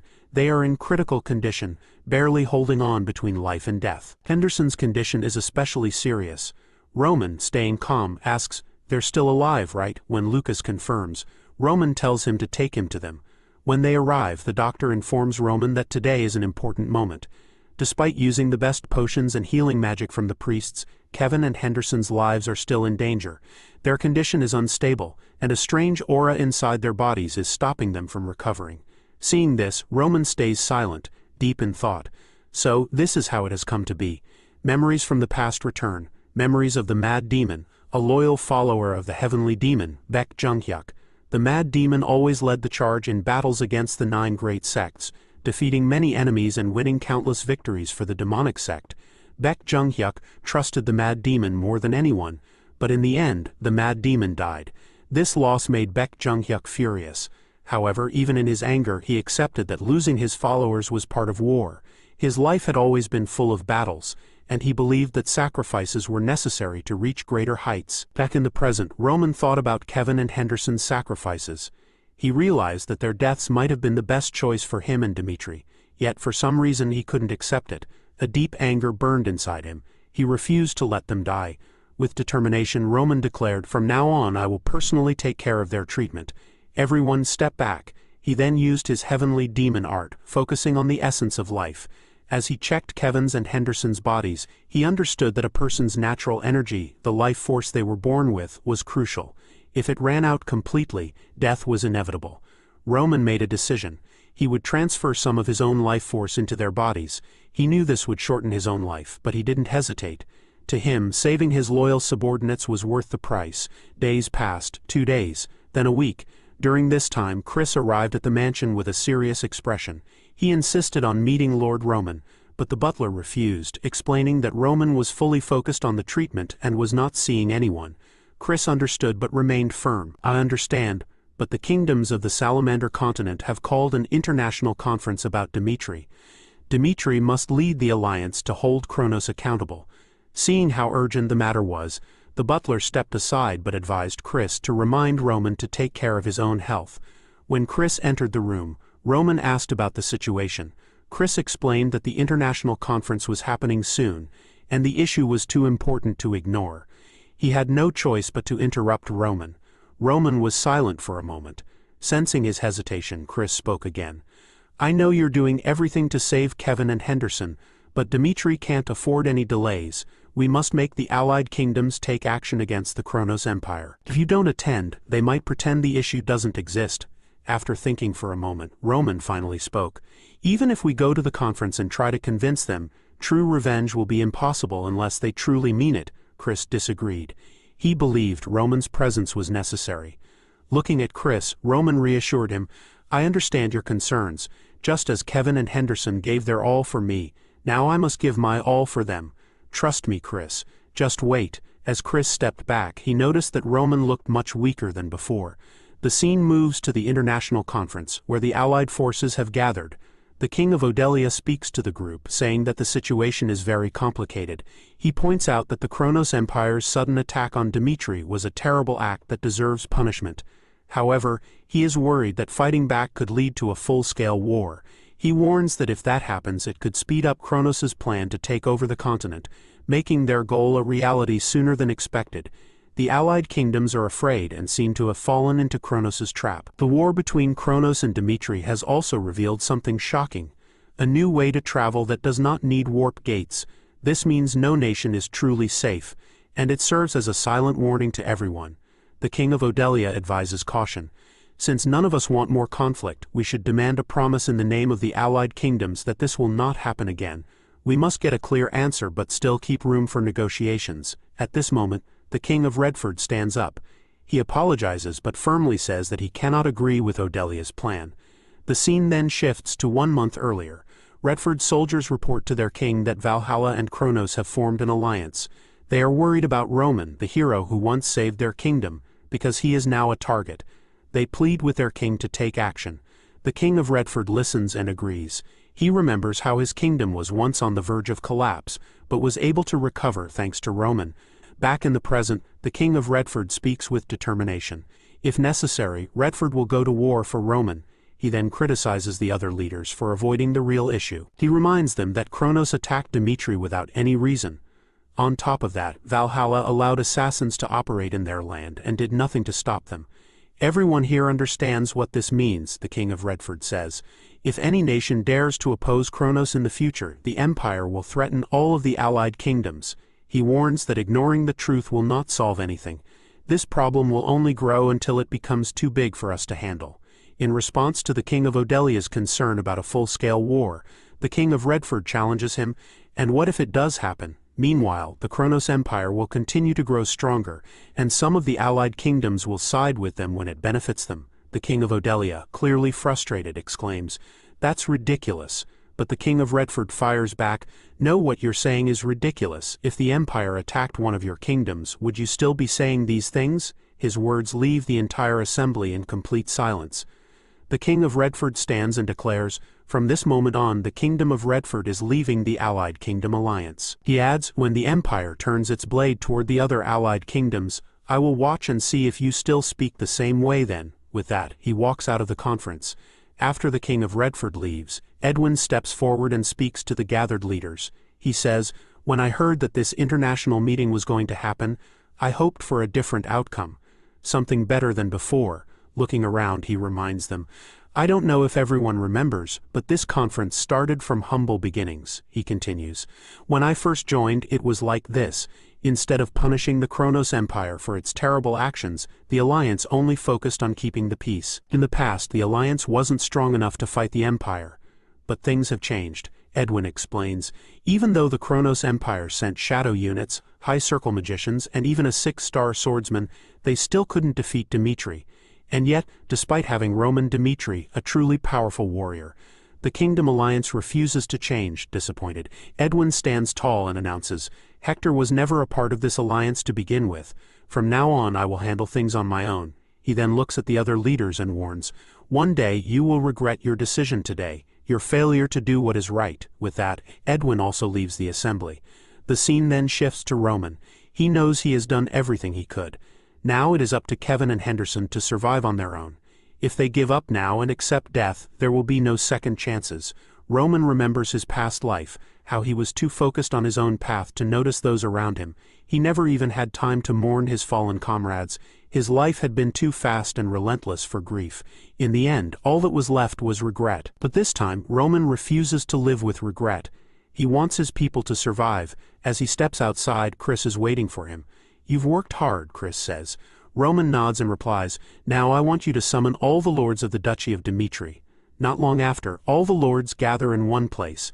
When Roman enters the room and takes his seat, the lords stand and greet him. He begins by saying, "I've heard there are different opinions on what we should do next." His expression hardens as he continues, "Those who have grown used to the evil of the Kronos Empire have forgotten how to be angry." Roman looks at them seriously and says, "I am not happy with this situation. Kronos will pay for attacking Dimitri." One of the lords hesitantly asks, "Are you really planning to go to war?" Roman's voice is firm. "The moment Kronos sent assassins to kill me, war had already begun. People who trusted and followed me have died." With no hesitation, Roman orders the lords of Dimitri to prepare for battle. They are to issue a state of alert and gather their forces. War is coming. He says, "From this moment on, the Duchy of Dimitri is officially at war with the Kronos Empire." The scene then moves to Edwin, who looks shocked by the news. He can't believe that Roman made such a big decision without talking to him first. Feeling frustrated, Edwin tells his subordinates to contact Dimitri right away. He then starts a magical call with Count Fabius to get an explanation. "What is Lord Roman planning?" "Hector needs to know his intentions," Edwin asks urgently. Fabius responds calmly, "It's just as you heard. Lord Roman has decided to leave Redford and Hector out of this. He wants to take action with only the forces of Cairo and Dimitri to get revenge on Kronos." Fabius adds, "That's why Lord Roman asks you to announce this decision at the international conference immediately." After listening to what was said, Edwin thought to himself that he needed to stop Roman's plans this time. He understood that Roman did not come to the international meeting because Roman thought the Kingdom Alliance would not agree with his revenge plans. Roman had made that decision. Edwin smiled and said that he would go to the international meeting again. The scene then changed to the meeting. The king of Odelia was angry. He had just heard that Dimitri's declaration of war had nothing to do with their two kingdoms. He asked why this was different from what they had discussed before. Edwin answered, "I do not know the details because Dimitri refused to speak with me. That is why I am here at this meeting to represent him."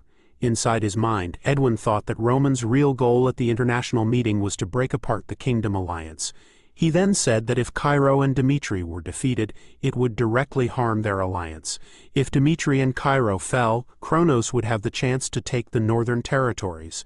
This would give them a strong position to conquer the entire continent. After that, Kronos would focus all their power on defeating the Kingdom Alliance.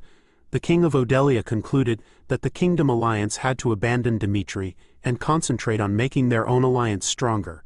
The king of Redford strongly disagreed. He repeated what he had said at the previous meeting. The kingdom of Redford would share its fate with Dimitri. No matter what the king of Odelia said, it was his duty as a feudal lord. Redford would prepare for war and wait for Dimitri's call. As expected, the alliance started to fall apart. The king of Odelia decided to leave. The second international meeting ended without any good results. The scene then shifted to the king of Odelia's palace.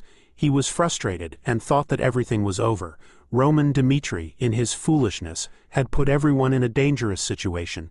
Even with the combined power of the Kingdom Alliance, they could not hope to defeat the Kronos Empire. The king of Odelia decided that he could not let Odelia be destroyed. Even if it was shameful, a king's job was to make sure his kingdom survived. With this thought, the king of Odelia contacted Baron Charlton. He told Charlton that the Kingdom Alliance was now finished, and he wanted to know what to do to make sure Odelia survived. When Charlton heard this, he smiled. He thought that of the three nations in the Kingdom Alliance, besides Frank, the other two had accepted the reality of their situation. The scene then changed to a few days later at the Kronos Empire's eastern outpost called the Laskal Territory. The scene began with two soldiers talking to each other. They were wondering how Dimitri could possibly fight against the Kronos Empire. A soldier said that even if Dimitri was very strong, he could not beat such a powerful enemy. Right then, Chris came from behind and knocked out one soldier with one hit. The other soldier, surprised, tried to warn his friends, but Chris hit him again and knocked him out quickly. Chris then told Roman through a magic talking device that he had taken control of the place they were aiming for. Dimitri guessed that the main army of the Kronos Empire would get there in about 6 hours. When Roman heard this, he told his soldiers to defeat as many enemies as they could before the main army arrived. Chris answered, "Yes, Lord Roman." On a quiet night, Dimitri started a war. Then the story goes to Count Pablo, the leader of Laskal Territory. Pablo read a letter from the Kronos Empire. The letter said that a small country dared to fight against the powerful Kronos. The letter told Laskal to gather its soldiers and get ready to fight Cairo, Dimitri, and anyone helping them. The Kronos Empire promised to destroy them all. Pablo thought that when the main Kronos army arrived at Laskal, Dimitri would not be able to last long and would lose. It seemed that no one was going to help Dimitri, so he had no chance of winning. Just then, a soldier ran in and told Pablo that a fire was spreading all over Laskal Territory. Pablo was shocked and ran outside to see what was happening. He was horrified to see flames everywhere. He immediately told the Laskal soldiers to put out the fire. As he looked around, Pablo smelled oil and realized that the fire was started on purpose. He told his soldiers to move the supplies to the warehouse right away. But when they got there, he was shocked to see the warehouse was already on fire. Pablo then told his soldiers to secure the magic scrolls quickly and follow his orders. To his surprise, Pablo saw someone inside the warehouse. It was Roman Dimitri. Knowing what was happening, Pablo yelled for his soldiers to stop Roman right away. The soldiers all ran forward to attack Roman, but Roman easily defeated them with one hit. At that moment, Pablo announced a red alert across Laskal Territory, telling all soldiers to prepare for the worst. Soon after, the main forces of the Kronos Empire arrived. They were the 7th Division, known as the Kronos 7th Sword. One of their leaders asked if they were too late to help. The Kronos forces included the 7th Sword, led by Vento, the captain of the 7th Knight Order, and the Blue Island mages who could control water. This large army was why Pablo was so sure he would win. Pablo felt powerful and told Roman that it was the end for him. Roman, however, easily defeated the remaining soldiers. He then stopped, standing right in front of Pablo, and said, "That's enough for now." Suddenly, Roman vanished into the flames, right before Pablo's eyes. Pablo was stunned and couldn't believe what he had just seen. He thought Roman was running away like a coward. He told his soldiers that Roman had walked into their trap. He told them not to waste this chance and ordered them to find Roman. One group of soldiers found Roman, but when they tried to capture him, Roman easily defeated them.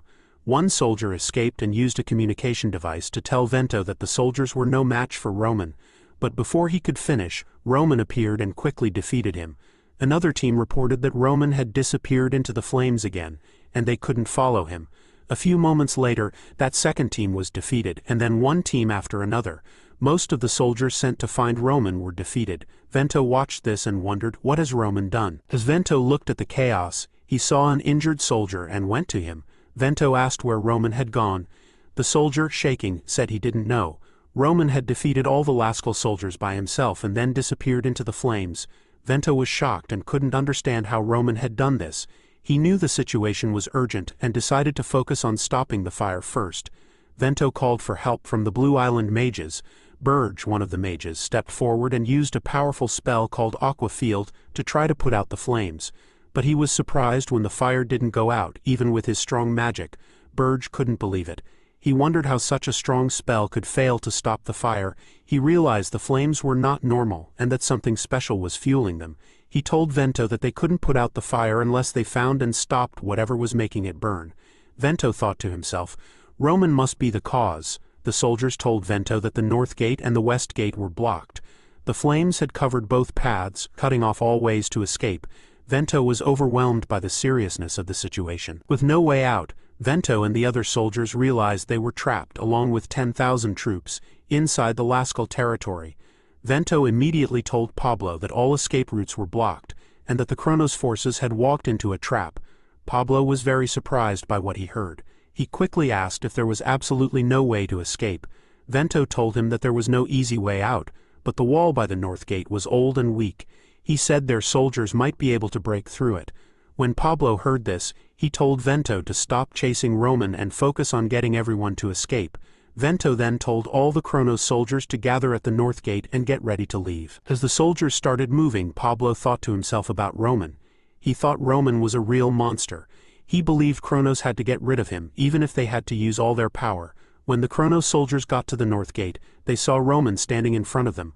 Pablo was angry and yelled. Roman kept running away like a coward. Now he finally shows himself. Pablo, still very angry, said, "If Roman is a true warrior, he should fight fairly." Roman calmly replied, "Do you think a fight between me and 10,000 soldiers is fair? And you call this fire cowardly?" Pablo answered, "Yes, if it wasn't for this cowardly fire, you would have already lost." Roman smiled and said, "If that's what you think, then I will make a path to the north gate." He confidently added, "I promise you, if you defeat me, the Kronos soldiers will survive this fire." Pablo, very angry at Roman's arrogance, yelled, "You are too proud, Roman." He then told his soldiers to attack. Vento and the 7th Night Order charged forward. During the fight, Vento managed to hit Roman, but then Roman used the second form of his heavenly demon swordsmanship. With one very powerful attack, Roman caused a huge explosion that shook the whole battlefield. Roman thought to himself, there was no plan from the start. The fire was only to stop the Kronos soldiers from escaping. My only goal was to defeat all 10,000 Kronos soldiers with my own hands. With that one attack, Roman defeated Vento and his soldiers, showing how strong he was. Roman defeated Vento. Pablo was shocked and told Yale, the blue mage, to attack Roman with magic right away. But Yale hesitated, knowing that the attack would also hurt their own soldiers. Pablo dismissed Yale's concern, saying, "Why does that matter? If we stay like this, Roman will take all our soldiers. Our own soldiers should take the hit for the Empire rather than falling to the enemy." Yale understood the seriousness of the order and finally obeyed. He told the blue mages to get their spells ready. They launched many aqua balls, and Yale himself used a powerful aqua cannon, aiming the attack at Roman. The attack also hit Pablo's soldiers, but everyone was surprised when Roman easily jumped through the attack. He quickly moved close to Yale. Yale tried to use a spell to hold Roman still, but Roman easily broke free. Right away, Roman used a strong lightning attack, knocking down Yale and all the blue mages with one hit. The battlefield became quiet, and Roman walked towards Pablo. Pablo was angry and asked why Roman had gone so far, questioning his actions. "In a war where Dmitri is sure to lose, why are you rushing to die?" The Laskal soldiers are just a small part of Kronos' big army, and no matter how hard you try, you cannot win a big war against Kronos." When Roman heard this, his face became dark as if he was angry. Then the scene changed to a memory. After the mad demon died, Baek Young-hyuk went alone to Hanam province. He arrived at Sun Mountain, the holy place of Shaolin, where the leader of the 9 great clans lived. The sudden arrival of the heavenly demon caused chaos in Shaolin. In a place respected by righteous warriors, only one man stood, Baek Young-hyuk.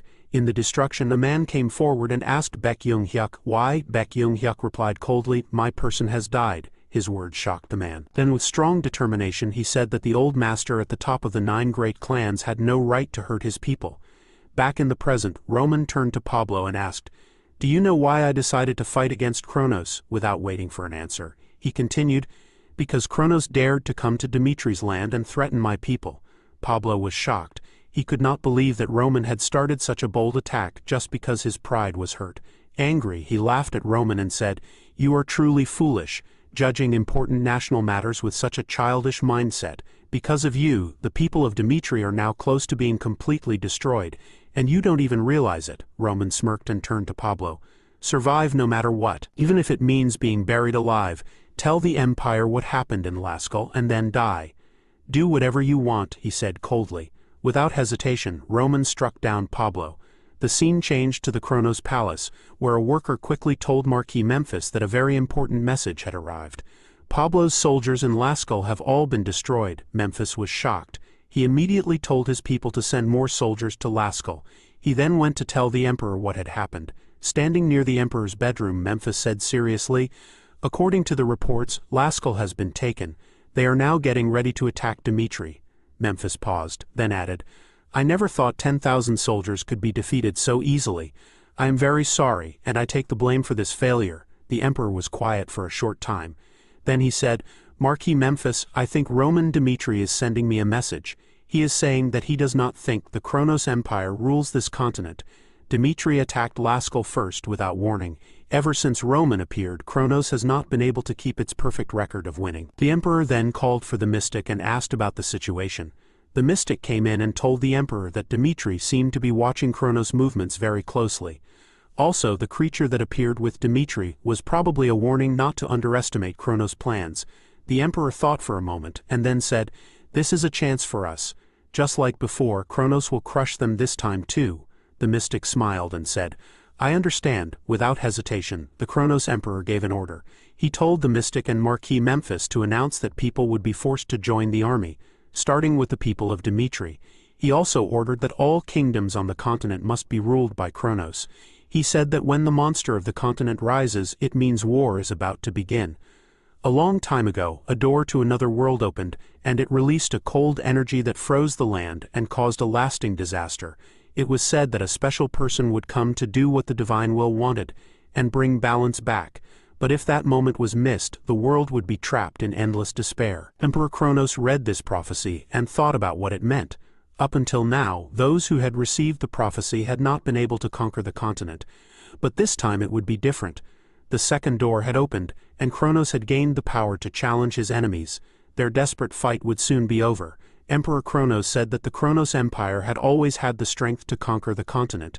He promised to make the whole world understand this truth. In the battle at Laskal, the strong base of the Kronos Empire, where 10,000 soldiers were stationed, was completely destroyed.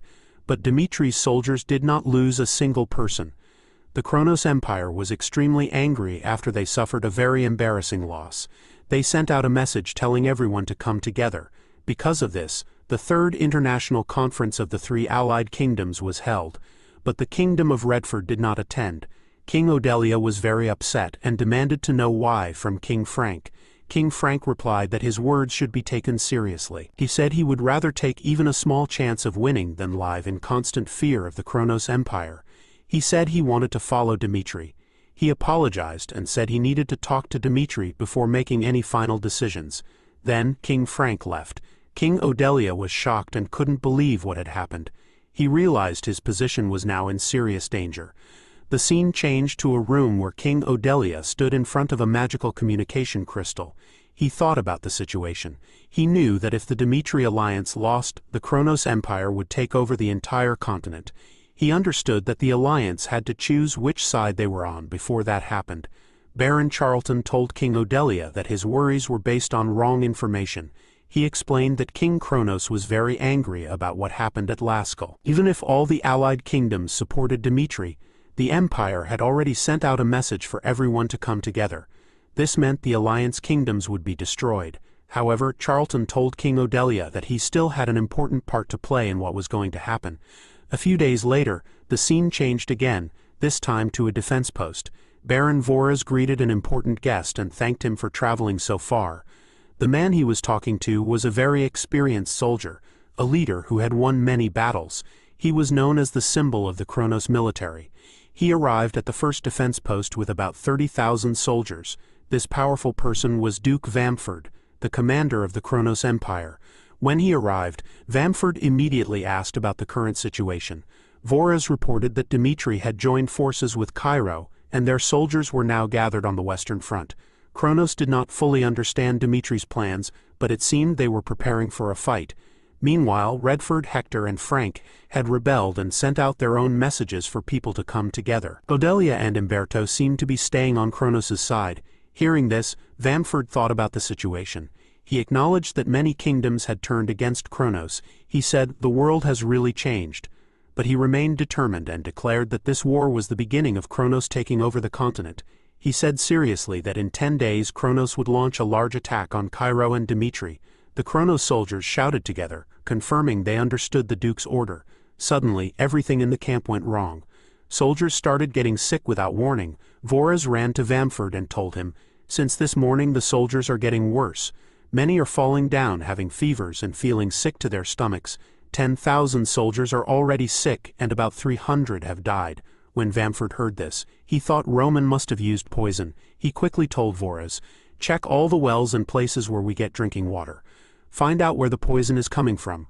Also, ask the Behemoth Magic Tower for help right away." Voraz said, "Yes, sir." Then the story moves inside the camp, where Vamford talked to the leader of the Behemoth Magic Tower. "Can you help the soldiers?" he asked. Baron Voraz, who looked very upset, said loudly, "Right now, soldiers are sick from poison not just at the first defense post, but at 7 other places too. If this keeps happening, we will lose many soldiers." The tower master told him to be quiet. Vamford thought to himself, "These magicians from the Behemoth Magic Tower are always so proud." The Magic Tower master said, "I will start trying to remove the poison now. We must understand this poison." All 32 magicians from the Behemoth Magic Tower agreed and began to look at the poison. But then the tower master looked shocked. "This is unbelievable," he said quietly. He realized this poison was something they had never seen before. "It takes many years to make a new poison like this," he thought. He quickly went to a hurt soldier and told the other magicians to stop what they were doing. The magicians were surprised and asked, "What is happening?" The tower master's eyes opened wide. "There is more than one poison," he said softly. Vamford walked closer and asked, "Tell me what is going on." The tower master took a deep breath and said, "Give me a little more time. I need to check something." As he kept looking at the poison, he understood something terrible. In all 8 defense posts they found 32 different poisons. But the worst part was that no one on the Salamander continent knew about these 32 poisons. With war close to starting in Kronos, the tower master said sadly, "We cannot remove this many poisons in such a short time. We cannot help them get better." Vamford was shocked to hear this. He thought, "Even the proud Behemoth Magic Tower master says he cannot help." He thought, "We cannot force them to do something they cannot do." After thinking for a moment, Vamford quickly told Voraz, "Keep all the poison soldiers away from the others immediately. Do this secretly so the other soldiers do not panic, and contact Dmitri right now. According to the continental laws of war, Kronos will make him pay for using poison." The scene changes to Cairo's main office at the Western Command Post. Marquis Vandenberg tells his officers, "Kronos wants to talk with us." He also says, "The Empire has done so many terrible things that the continental laws don't matter anymore." Chief of Staff Baron Noel simply replies, "That's just how the Kronos Empire is." Then Flora Lawrence speaks to Baron Noel and Vandenberg. She warns them, "Kronos is moving much faster than we thought. To gain some time, Cairo must agree to Kronos' request for talks." After thinking about this, Vandenberg reluctantly agrees, saying that Count Fabius needs to be part of the negotiations. A few days later, the scene moves to the Cairo border. Vamford goes to the border alone, where he meets Fabius. As they look at each other, Vamford gets straight to the point. He accuses Dmitri of breaking the continental law, saying that using poison is strictly forbidden. When he hears this, Fabius smiles and replies that he understands Vamford's worry but explains that the rule is just a suggestion, not something they have to follow. Laughing, he adds that since Kronos often crosses borders without warning, Fabius assumed that poison wouldn't be a problem either. Hearing this, Vamford gets angry and tells Fabius to be careful with his words, saying he should watch what he says. Vamford then asks, "Has Dmitri forgotten that the Salamander continent has banned poison?" Fabius calmly replies, "There was a very important event in the past, wasn't there?" Vamford continues, explaining that a long time ago, before Kronos became an empire, when it was still made up of small kingdoms, those kingdoms fought wars to take each other's land and used very contagious poison as a weapon. Because of this, 30% of the people in 3 countries died in a terrible disaster. Fabius nods and replies, "Yes, I know that very well. But I have to say that those 3 countries which were destroyed were later taken over by the Kronos Empire, and didn't Kronos gain a lot from that?" He then adds, "Honestly, if it were any other country, this argument might make sense, but I never expected the Kronos Empire, a country that openly uses dark magic, to criticize the use of poison. If poison is just a small thing, then dark magic is a danger to all of humanity." Vamford asks, "Does Fabius have any proof that the Kronos Empire uses dark magic?" When he hears this, Fabius smirks and replies, "Really? You send shadow agents to kill people, you send dark mages to attack Dmitri, and you still ask for proof?" Vamford's face becomes hard with frustration. Right then, Fabius moved closer and said, "If Dmitri really wanted to destroy Kronos easily, we would have put poison right into the center of their empire. But we chose to limit ourselves, so let's stop this talk. Neither Kronos nor Dmitri should be talking about what's right or wrong." Then Vamford asked, "Do you know why I left the battle, Count Fabius? It's because I know how strong the Kronos Empire really is. Even without me, Kronos will definitely rule the whole continent," he went on. "Roman Dmitri is a very impressive man. Everything he has done so far is amazing. But that's all it is. Against the power of Kronos, all his achievements mean nothing." With a small smile, he said, "So keep fighting until the end. I want to see Dmitri's resistance because only then do I really feel alive." The scene changed to Kevin, who was confused about what was happening and why he was still fighting. Just then, Roman appeared in front of him and asked, "Are you going to give up like this? What did I tell you before?" Kevin remembered Roman's words and replied, "Live for me." Back in the present time, Kevin suddenly woke up and asked, "How much time has passed?"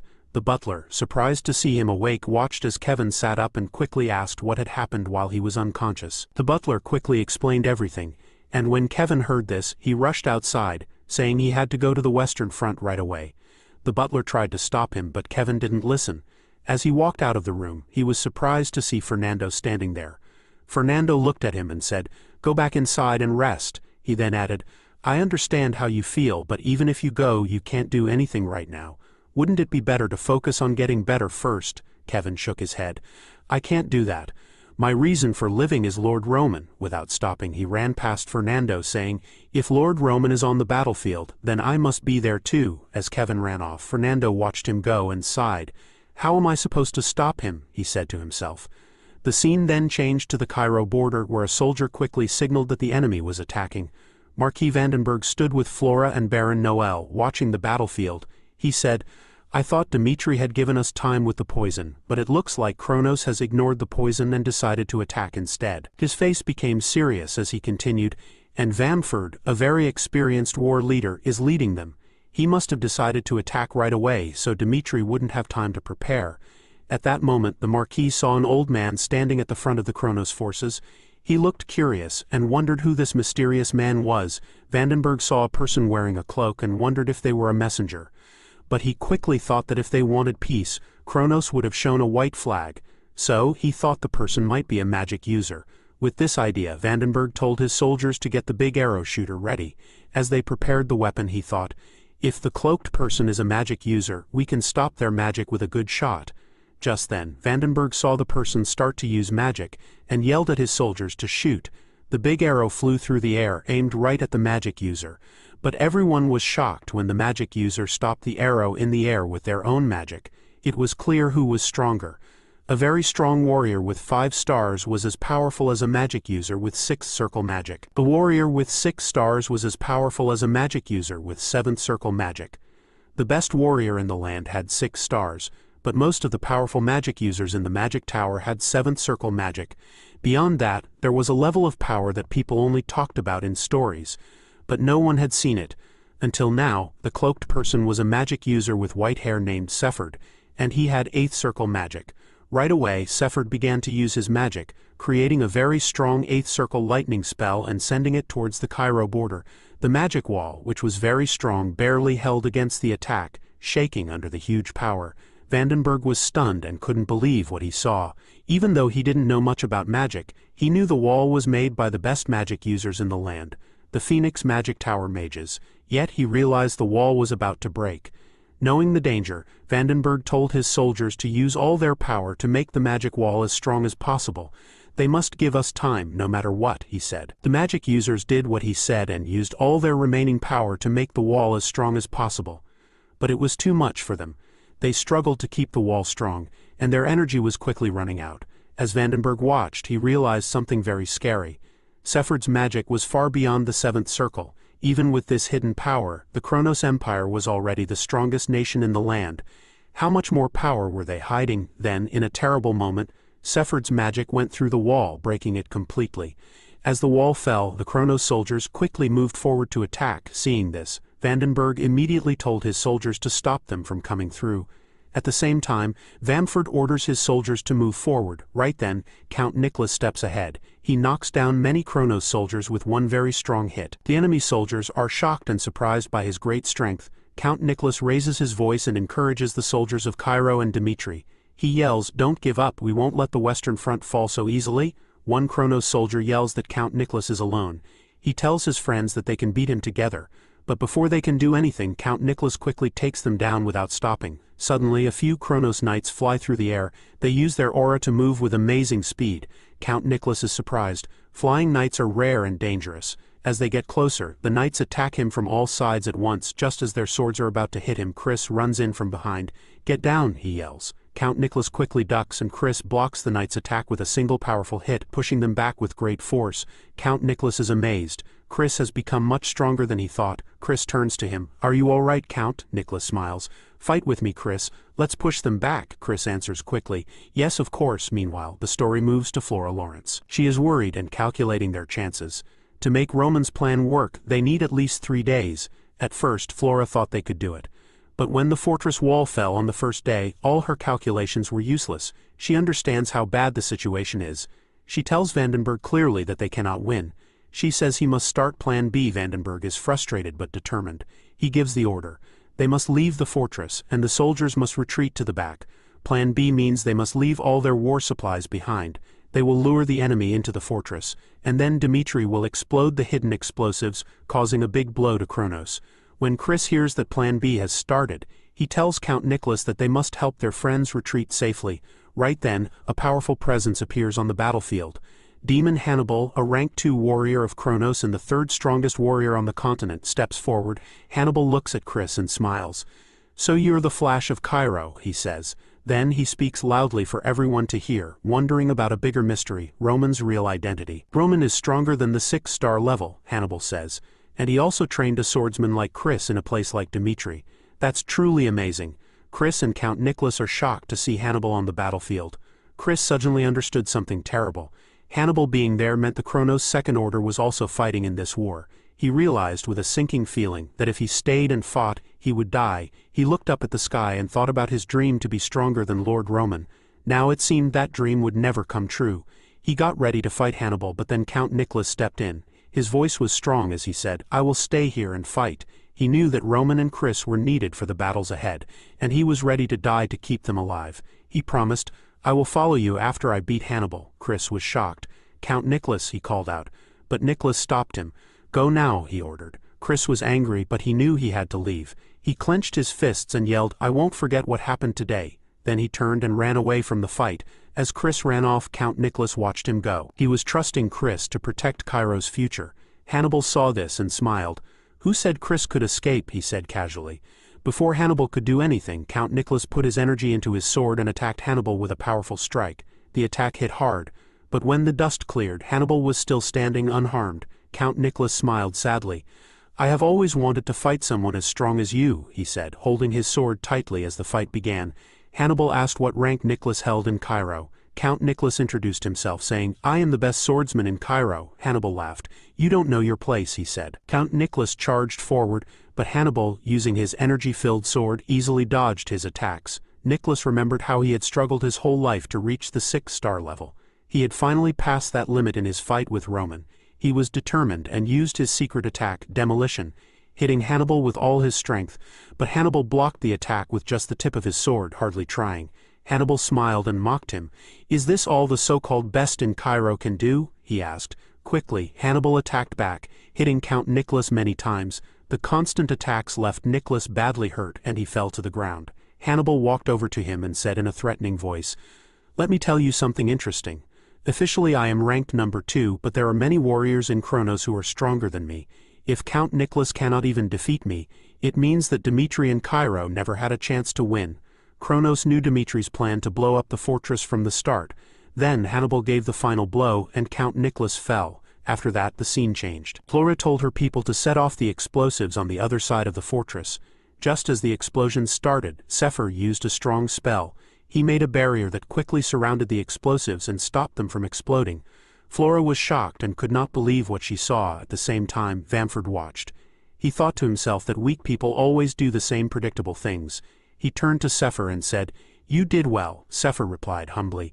"It was nothing." Vamford saw that they were close to winning. He raised his voice and told the Kronos soldiers, "The enemy is trapped. Keep going and destroy Cairo." All the Kronos soldiers said together, "Understood," and they charged forward with more strength. But even though everything was going well, Vamford felt uneasy. He couldn't shake the feeling that something bad was about to happen. He didn't understand why Cairo was wasting time by giving up the fortress. Even though the western front was falling apart, Roman had not shown up. Could Cairo's desperate attempt to delay them be related to Roman's absence? Then the scene changed to Gortys, a place in eastern Kronos. Roman was standing on a cliff with his subordinate Nelson, watching the area. Nelson said that the security was very tight. Roman calmly replied, "From here on I'll clear the way."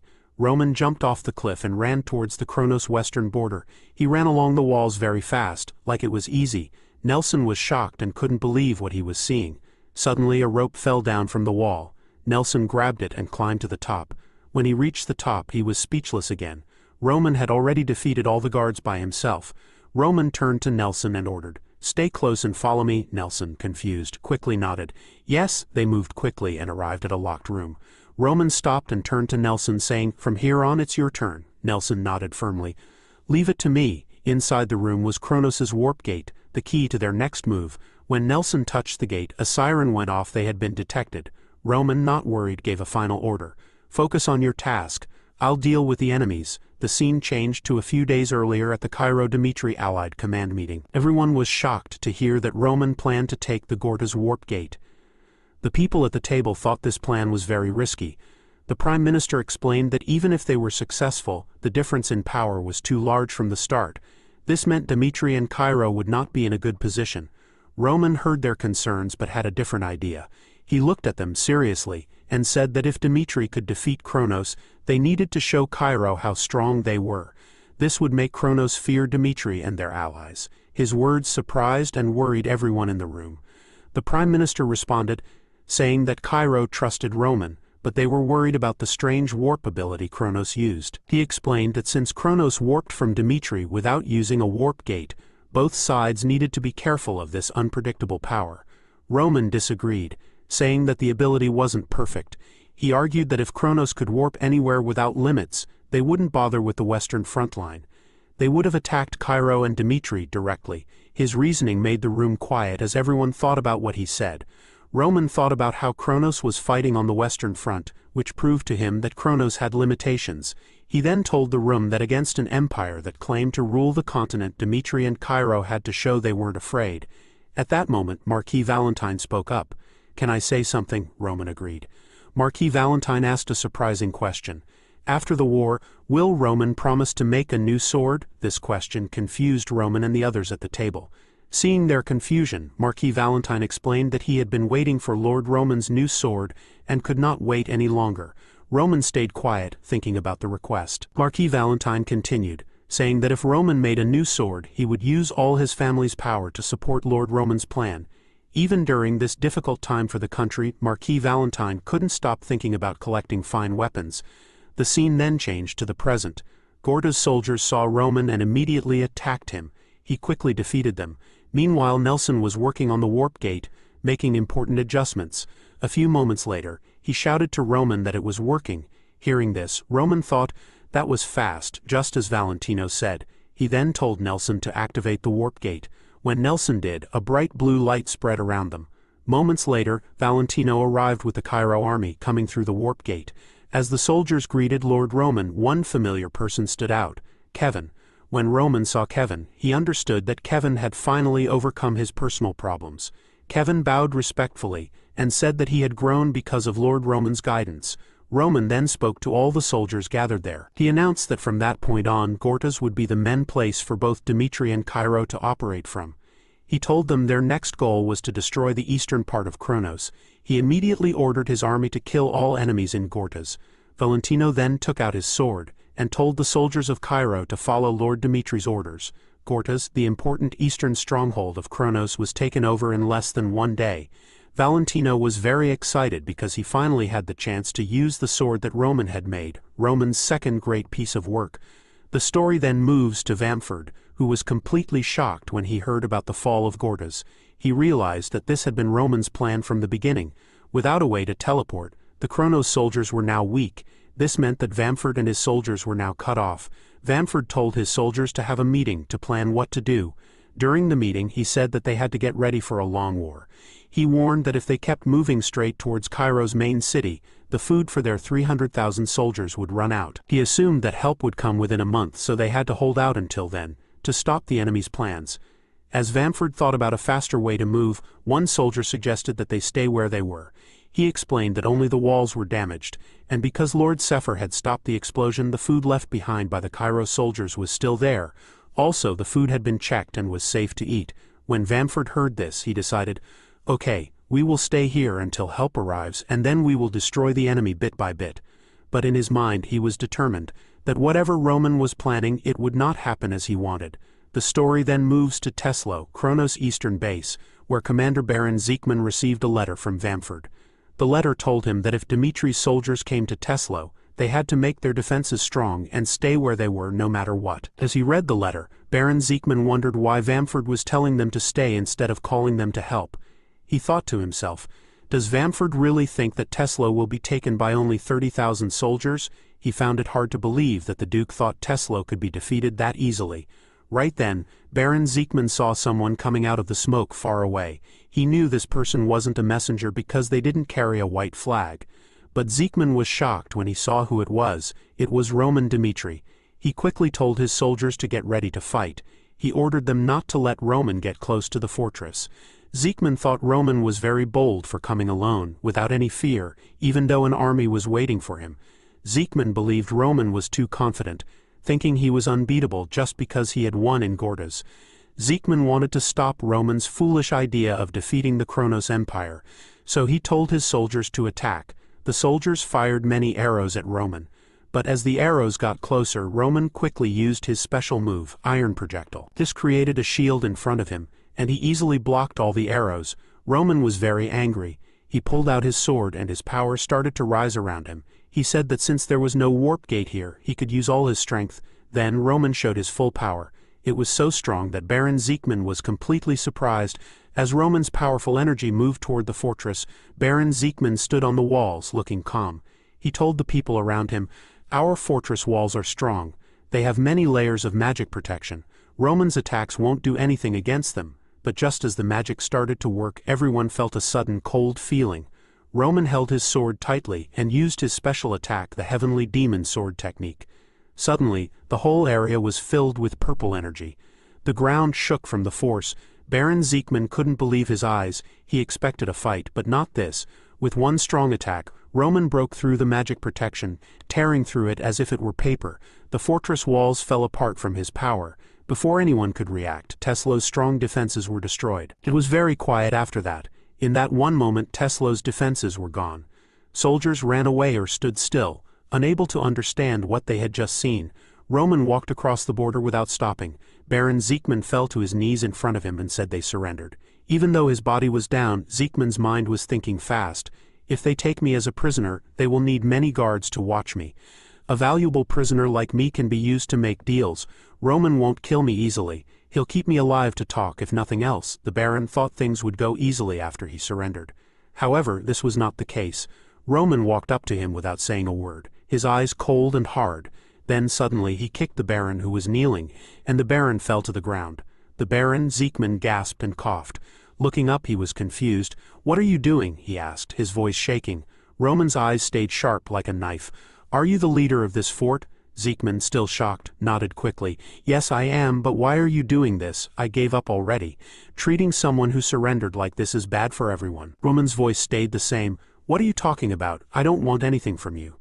Siegmund was stunned, as if he had been hit again. He stared, his eyes wide with fear, as he realized that Roman was going to kill him. He begged, "Please just let me live. If I live, the Dmitri prisoners will be safe. You don't have to do this." But Roman's face was firm and his voice was hard and without mercy. "You are very wrong. I don't show mercy when I fight." Quickly, Roman lifted his sword and killed Baron Siegmund. The scene changed to a big room inside the kingdom of Redford. Kings and important people from the allied kingdoms were having a meeting. The atmosphere was serious and intense. In the middle of the room stood Edwin, his face calm, his eyes showing deep thought. One of the kings spoke quickly. "Roman has captured Laskell and Gortys and has won many battles. Shouldn't we send more soldiers to help him now?" Edwin shook his head. "Not yet. Lord Roman wants to show that the House of Dmitri can win on its own, even against the powerful Kronos Empire." King Redford leaned forward, looking worried. "But Vamford is a strong enemy. The Kronos Empire will not stay quiet for long." Edwin nodded, but then spoke seriously. "You are right. But when I heard that Lord Roman had taken the Gortys warp gate, I felt fear, something I rarely feel. Because at that moment I understood something scary. Roman had done perfectly things I had thought about but could never do." He paused, his eyes full of memories. "The war on the South Front ended in complete defeat for Hector. None of my plans worked. For the first time in my life I felt the heavy weight of failure. And the only reason for that failure was Lord Roman. Without him, Hector would have won easily. But more than the Kronos Empire, what truly scares me is a man who keeps changing, who takes everything and makes it his strength." He looked around the room. "That man is Roman, so I say again, trust him. We must wait." Far away from the places of politics and fancy buildings, Kevin was by himself on the battle area, practicing silently. He closed his eyes and tried to focus very hard, letting his inner power, his aura flow out. He imagined the time he lost a fight before, the face of the person he fought, the sound of their swords hitting each other. The moment he lost, both he and the person he imagined moved forward, their aura glowing around them as their swords hit each other with a loud crash. Kevin tried his hardest, using all his strength to match the other person's power. But just like before, in his mind, Kevin could barely keep up with his opponent. After a few hits, he was knocked down again with one strong hit. The feeling of losing hurt him deeply inside. Kevin opened his eyes and made his hands into tight fists. "Again, I couldn't win. If I have to fight someone like Sven again, what can I do? If I fail, Lord Roman will have to carry everything by himself again. I have never really helped Lord Roman before." He pressed his teeth together. "I won't let that happen again. I won't be this weak." Right then, a voice he knew called his name. "Kevin." Surprised, Kevin turned around and saw Roman walking towards him. Roman spoke directly. "There is something I want to tell you." Then Roman told Kevin, "When I was looking at how aura works, I realized that the way people in this world use it is very basic. At first, I thought that using a lot of power, releasing a huge amount of energy to destroy things, might be a good way. But after fighting strong people like Barbossa and others from different places, I learned I was wrong." He stopped talking for a moment, looking out at the far-off land. "The way people use swords in the central Murim area is not just about strength. Sometimes gentle movements can beat strong ones. People have different ways of using swords, and they learn and change. Compared to that, the way aura is used in this world is simple, not developed enough. That's when I knew my way of using a sword is better than anyone else's on this land." Kevin listened carefully, his heart beating fast. Roman continued, "In a real fight where you could die, just using a lot of aura is not enough. You have to understand how it really works and get the right kind of strength to win. Kevin, if you understand this, you can even beat someone who is a 6-star aura swordsman." Kevin's eyes grew wide. Roman finished, "And to start learning this, I will teach you a technique, a way of doing things that will change everything. It is called the Heavenly Demon Sword Technique." The scene changes. At the base of the western defense line, which had been pushed back, Chris walked out of his tent. He had not been able to sleep the night before. Nearby, Kevin was staring at his sword, not saying anything, thinking about the time Count Nicholas told Chris, "To win the war that is coming, we need both Roman and you. I will defeat Hannibal and come help you soon." Right then, a hurt soldier ran into the camp. He said that Count Nicholas had been beaten by the enemy. Chris tightened his fists. He faced the truth he didn't want to believe. He had foolishly chosen to believe Count Nicholas's words, but he knew the truth all along. He had been scared, very scared, because he was afraid. If I had been strong enough to help Count Nicholas, he thought, maybe things would have turned out differently. Chris looked at Kevin and the other soldiers. He thought, I also wanted Lord Roman to teach me directly, but Roman told me I was someone who could find the answer myself. He began to doubt himself. He couldn't even trust himself, yet Roman believed in him. Roman, who was always strong, believed that Chris could make his own way. Feeling encouraged by that trust, Chris started to focus his aura and practice. As he practiced, he became more and more frustrated.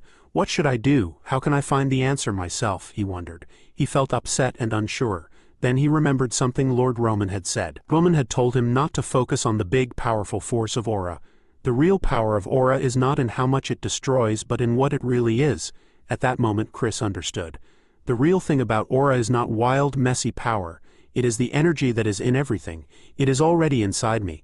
With this new understanding, Chris let his aura out, and a bright light filled the area. He entered a special selfless state called body reformation. His body began to change a lot. His hair grew longer and he felt very calm. The next morning the camp started to wake up. The other soldiers woke up confused by the bright light outside. They went outside and were shocked to see Chris, his face and hair glowing with a special aura. Chris turned to them and calmly told them, "Get ready for morning training." One soldier, amazed, said to himself, "I feel like I've seen this before." Meanwhile, Chris thought about his new discovery. What I just found is not Lord Roman's fighting style, and it's not Commander Jonathan's secret skill. This is something special, something that is only mine. The scene changes to the Kronos Empire camp. A soldier quickly entered with a report. He told Vamford, "Roman Dmitri is coming with his soldiers." One of the Kronos commanders was surprised. A big fight against 300,000 soldiers? Roman must be crazy, another commander warned. We should not decide too quickly. This could be a trick to confuse Kronos. We must stay where we are and not make quick decisions. The commanders started arguing loudly. Then Vamford walked in and told everyone to be quiet. He said, "We don't care what Roman wants to do. A small kingdom can't beat a big empire. But if we let Roman get too confident, everyone will laugh at Kronos." Vamford was very serious. He gave an order. "From now on, Kronos will defeat Roman Dmitri himself." The soldiers all said, "Yes, sir." The next day they were ready to fight.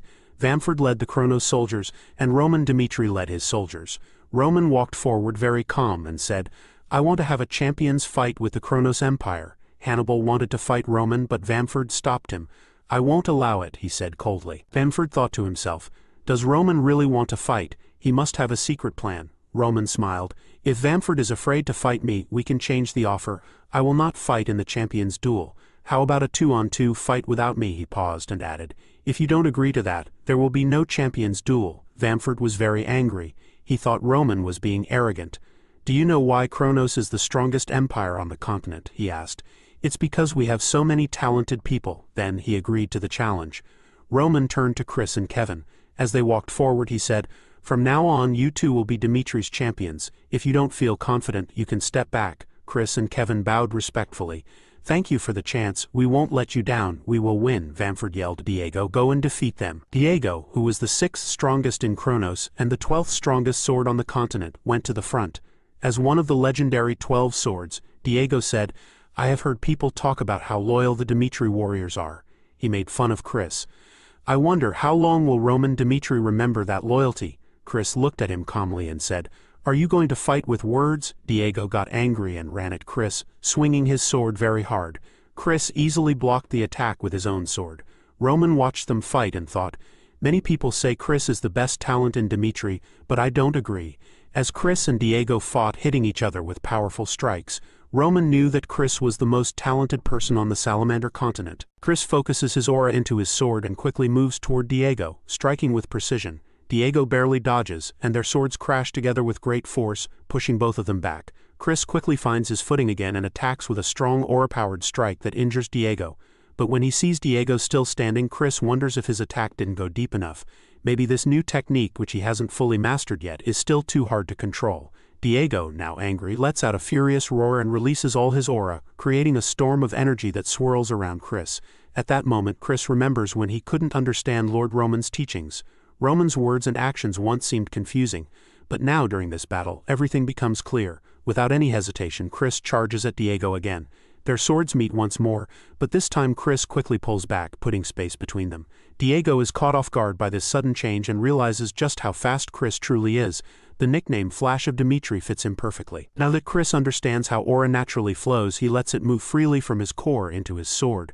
With this new understanding, he creates a technique even greater than the flash step, one that's entirely his own. Gathering his aura, Chris rushes forward at incredible speed.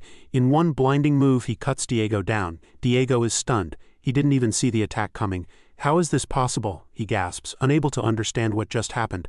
Vamford watches in shock as Diego falls. Chris calmly finishes the fight with a final blow, defeating Diego for good.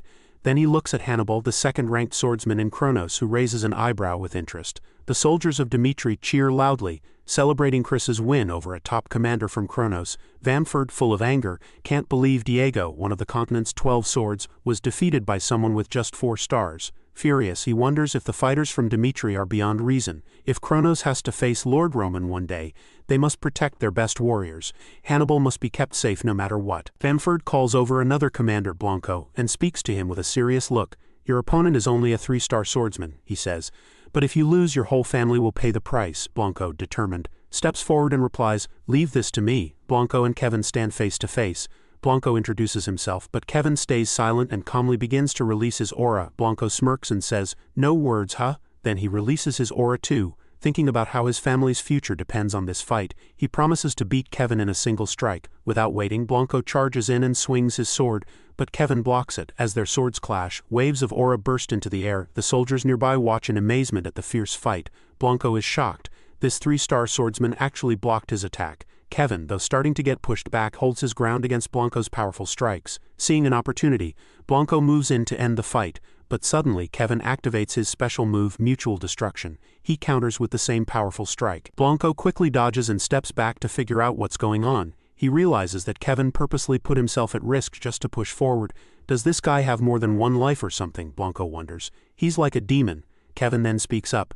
"Not someone like you. I wanted to fight that 6-star swordsman from earlier." Blanco is confused but listens as Kevin adds, "I'm going to attack 3 times now. Try to block them." Blanco gets annoyed. Kevin is unbelievably arrogant. Suddenly, Kevin begins using a forbidden technique, the Heavenly Demon Sword. Blanco is shocked by the dangerous energy coming from the move. Before he can do anything, Kevin strikes twice in a row. The first move, the front half. The second move, the front half. Kevin remembers what Roman had once told him. Because of the ghost-souled demonic technique that shaped his body, he can only handle doing the front half of the Heavenly Demon Sword technique. But Roman had also said that much is enough. Right now, Kevin's strike hits hard. Blanco is easily defeated and falls in disbelief. Kevin smirks. This is Lord Roman's technique, he thinks. Then he looks down at Blanco and says, "I told you, I wanted to fight a 6-star swordsman." As Kevin defeats the Kronos Knight, Duke Vamford watches shocked. First Diego and now Blanco, both had been beaten. The Duke stares, stunned. What is that dark energy, he wonders. "It's dark magic," he shouts angrily. Without holding back, he accuses Dimitri of ruining the honorable duel by using forbidden powers. "Kronos cannot accept the outcome of this tainted battle," he yells. Then Duke Vamford orders the Kronos army to attack Dimitri, who he believes has no understanding of a true warrior's honor. "The Empire will always win," the Duke shouts, raising his hand to give the signal. At his command, the soldiers rush toward Dimitri's knights. Kevin watches everything fall apart and clenches his fists in frustration. At that moment, Roman steps forward and gently places a hand on Kevin's shoulder. "You've done enough," Roman says. "Leave the rest to me." Kevin hesitates, unsure of what Roman is planning. He can't figure out what's going to happen next. The scene changes to 10 years after the death of the heavenly demon, Baek Jonghyuk. On a quiet river, 2 men sit in a small boat. One of them turns to the man wearing a cap and asks to hear the truth. When he first entered the martial world known as the Central Plain, Murim, it was already under the control of the demonic cult. Because of that, it was hard for him to trust anything, especially the stories about Baek Jonghyuk. Were they all real? The man in the cap slowly nods.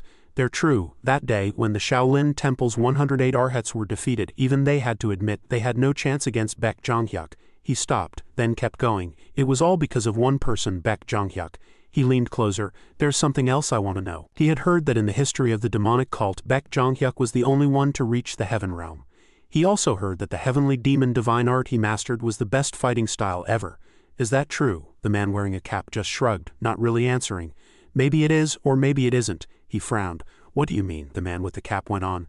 Later Baek Jonghyuk gained great wisdom and went up to the heaven realm, he explained. But when he brought peace to the Murim world, he was still in the earth stage. He then described how the heavenly demon divine art was set up. It has 3 parts, man, earth, and heaven. The man stage is the start. It makes your senses sharper and helps you connect with nature. The earth stage goes beyond what your body can normally do and makes you completely one with nature. And the last stage, heaven, goes beyond being human entirely. It's like reaching the heavens. His eyes got wide. So what does that mean? It's simple, the man with the cap replied. Baek Jonghyuk was beyond compare. Back in the present, Roman stood still, a huge amount of power building up inside him. He thought to himself that he had finally reached the earth realm. It had been a long time since he had used this power. Kevin and Chris watched in amazement as Roman stepped forward. With one quick move, Roman started the heavenly demon dominant step. First step, his energy burst out, cracking the ground under his feet. Baek Jonghyuk, known as the greatest under heaven, had created 9 sword moves and 9 matching steps. Roman now used those old powers. The very ground shook as Roman's energy broke apart the land where the Chronos soldiers stood. Duke Vamford's eyes grew wide. Then Roman followed up with the layered second step of the heavenly demon dominant step. Hannibal, watching carefully, mumbled to himself, "It's not just the ground, it feels like space itself is breaking apart." Without wasting any time, Roman pulled out his sword. He unleashed the midsection second form of the heavenly demon sword technique. His sword, covered in a spinning cloud of dark energy, cut through the air. As he swung, dozens of Chronos soldiers immediately fell. He swung again, causing another wave of destruction. Hannibal stood frozen, seeing Roman's true strength for the first time. Realizing the danger, Hannibal rushed forward. "I have to stop him now," he thought. As Hannibal got ready to attack with his sword made of energy, Roman moved again, starting the layered third step of the dominant step.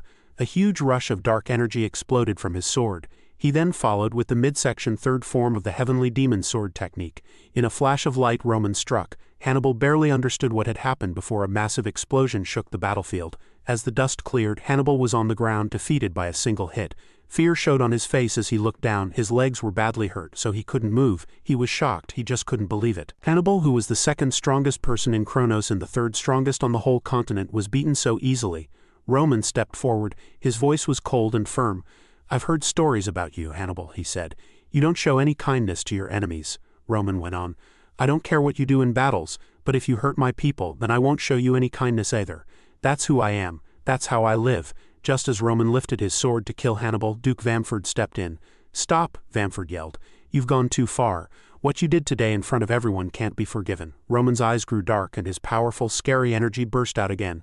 A deep purple light surrounded him completely. "Enough talk," Roman grumbled. "If Chronos decided to fight me, they should have been ready for what would happen." At that moment, everyone who was watching clearly saw it.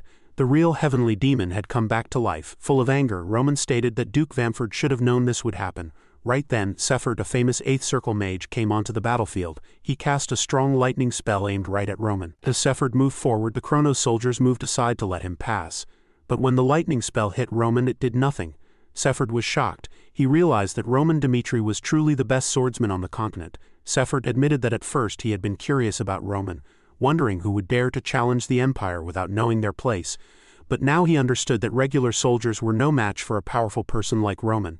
However, Sephard himself was not a regular mage. He was also very powerful. Getting ready for his next spell, Sephard announced that from this point on he would see Roman as a worthy opponent and would fight with all his might. He would see how long Roman could last. He then cast a forbidden spell called Revival. Immediately, the defeated Chronos soldiers stood up again, changed into undead warriors. Roman watched this and knew for sure that it was forbidden black magic.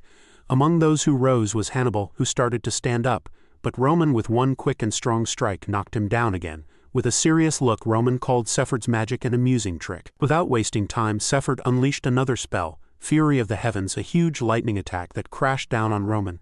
But Roman, using the second part of the first move of his heavenly demon sword art, split the spell in half with his sword. Sephard was stunned and could barely understand what he had just seen. Roman had divided an 8th circle spell using only his sword. Roman then charged straight at Sephard, not caring about the large group of undead soldiers blocking his way. Sephard ordered the undead to stop Roman and take him down, but Roman didn't stop. He used his heavenly demon's dominating stride, combining the 4th and 5th steps of the technique, and destroyed the undead in his path. At that important moment, Sephard used another spell called Death Hand on Roman. The spell hit Roman, but he managed to block it. Roman quickly fought back with a special sword move, the second part of his first technique. This move completely stopped Sefard's spell. For the first time in hundreds of years, Sefard felt a warning in his mind. He was shocked and couldn't believe what was happening. He suddenly realized that if this kept going, he might die. Sefard was upset because he had planned to save his best spell for the woman with yellow hair, Isabel. But Roman had given him no other choice. As Sefard began to chant, he told Roman he should feel special because Sefard had to use such a powerful technique on him. Roman was surprised and didn't understand what was happening. Then a huge black circle of magic suddenly surrounded both Roman and Sefard. In a flash they both disappeared from the fight. Chris and Kevin, along with everyone else, watched in shock. Duke Vamford quickly took advantage of this. He yelled that Sefard had beaten Roman. He then told all the Kronos soldiers to attack the Dimitri and Cairo armies with everything they had. The Kronos army rushed forward together. Meanwhile, Roman soldiers were confused and didn't know what to do without their leader. They started to have doubts. Chris quickly saw the danger and decided to act. He stepped forward and announced that he was Chris of Dimitri. He told the soldiers to trust him and follow him. Chris charged towards the approaching Kronos soldiers, releasing his power. With one swing he cut down many enemies. This inspired the Dimitri soldiers, and they got their fighting spirit back. With new energy, they shouted that they were Dimitri soldiers, strong and unbeatable, and they gathered behind Chris. Together, they charged at the Kronos forces with all their might. Duke Vamford watched this sudden burst of energy and was confused by the soldiers' determination. He called them foolish for thinking they could stand against Kronos' strength. He then ordered his magic users to use all their power and every spell needed to crush Dimitri's forces. Just then, a bright yellow light hit the ground from the sky. A powerful voice told the Kronos soldiers to stop where they were. Isabel, the yellow-haired woman, came down from the sky with a fierce anger. She was burning with strong anger and reminded Kronos that she had warned them. But now they had embraced evil in their desire to conquer.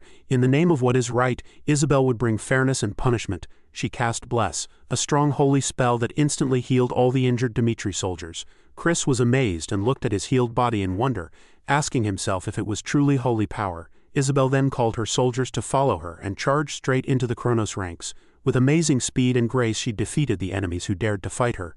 Duke Vamford stood still in shock. He narrowed his eyes and thought to himself, "They have appeared." At that moment Duke Vamford realized that the Kronos forces were going to lose. Duke Vamford refused to give up. He told his soldiers to go back to the castle. He planned for them to gather there, make the castle strong and get ready to fight. But before his orders were fully carried out, Flora shot Duke Vamford with a good arrow. He was shocked and looked around, surprised to see that even his castle, where he felt safe, had been taken over.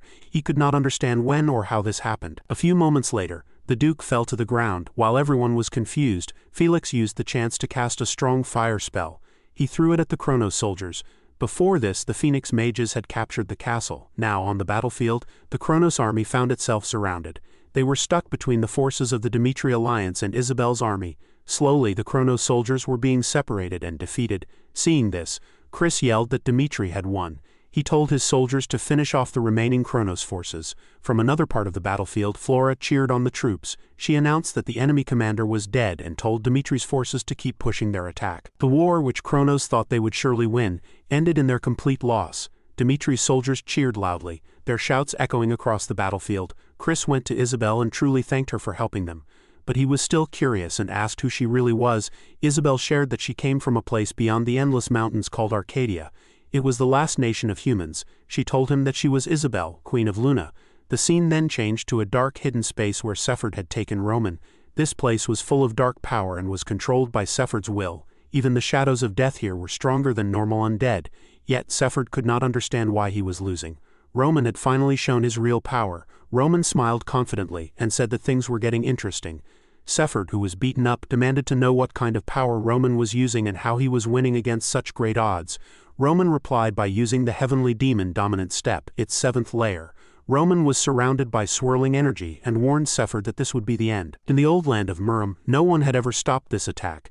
He dared Sefard to try. With that, Roman performed the heavenly demon sword technique. The final section, second form, the air cracked as the powerful attack landed, covering the area in smoke and dirt. When the dust cleared, Sefard lay defeated. He could not understand how he had lost to a power that was not holy. He could not believe it was happening.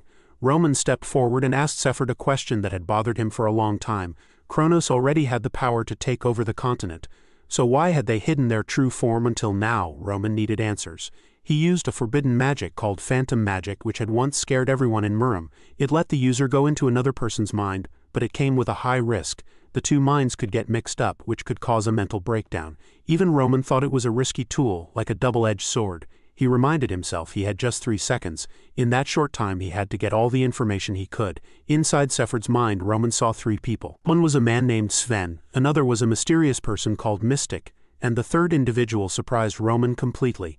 Roman looked at this unknown person in shock, wondering who they were. Suddenly, Roman was pulled out of the subspace and found himself at the edge of the endless mountain range. He wondered if Sefard's death had broken the subspace magic, and why it had brought him to this specific place. For now, he chose to go back to Dimitri. When he arrived, his butler was shocked to see him. The butler, confused, asked if Roman hadn't gone to the battlefield. Roman calmly replied that something unexpected had happened, and that he would leave for Cairo the next day. After confirming Dimitri's victory and Isabel's safety through magical communication, Roman promised to meet Isabel in Cairo. However, before he could do that, he felt he needed to confirm something important. He went to the Dimitri library and searched through many books until he found what he was looking for. There, he read about Maximilian, a wandering swordsman who had once caused a stir on the Salamander continent. Maximilian had caught the Kronos Emperor's attention and was given the title of Count. He spent the rest of his life serving the Empire and eventually died without anyone noticing. Roman also read about Sven, the shadow who attacked Dimitri. He read about Mystic, a mysterious person who had mastered spatial manipulation magic and caused chaos across the continent before disappearing. And he read about Ellington, a brilliant mage born into the noble Ellington house. In recent times, Ellington had used many names like Cerrone, Sephir, and Serapir. Roman now suspected that Ellington had hidden much more than he showed.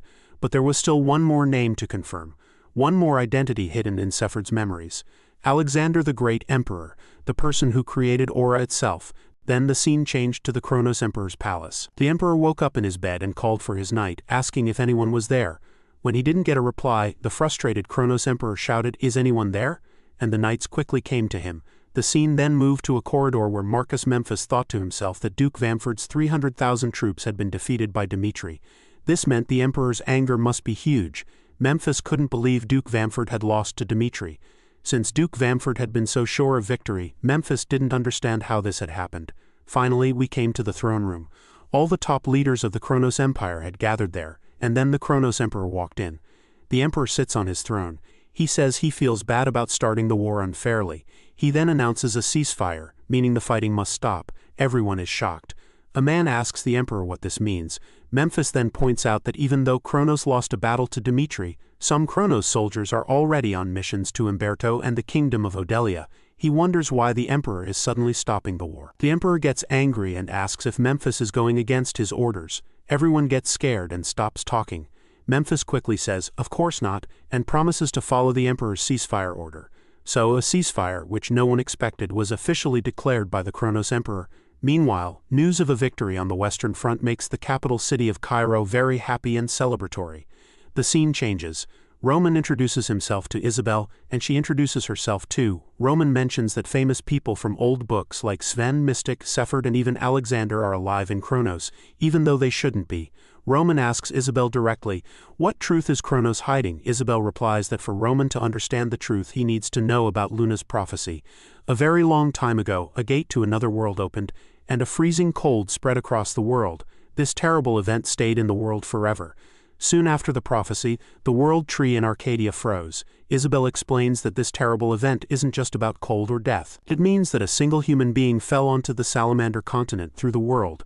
Roman is surprised to hear this. Isabel says that this human was full of selfish desires. He took on dark powers and took over the Kronos Empire. Isabel's family has been the guardians for a long time, trying to stop this terrible power. But now, Isabel's kingdom has reached its limit. Roman asks, "Who is that human?" Isabel answers that the human's name is Alexander, the Emperor of Kronos who started Aura. Roman is surprised again. Isabel explains that because Alexander appeared, swordsmen were born and knights became powerful. Emperor Alexander is a person who has a soul from another world.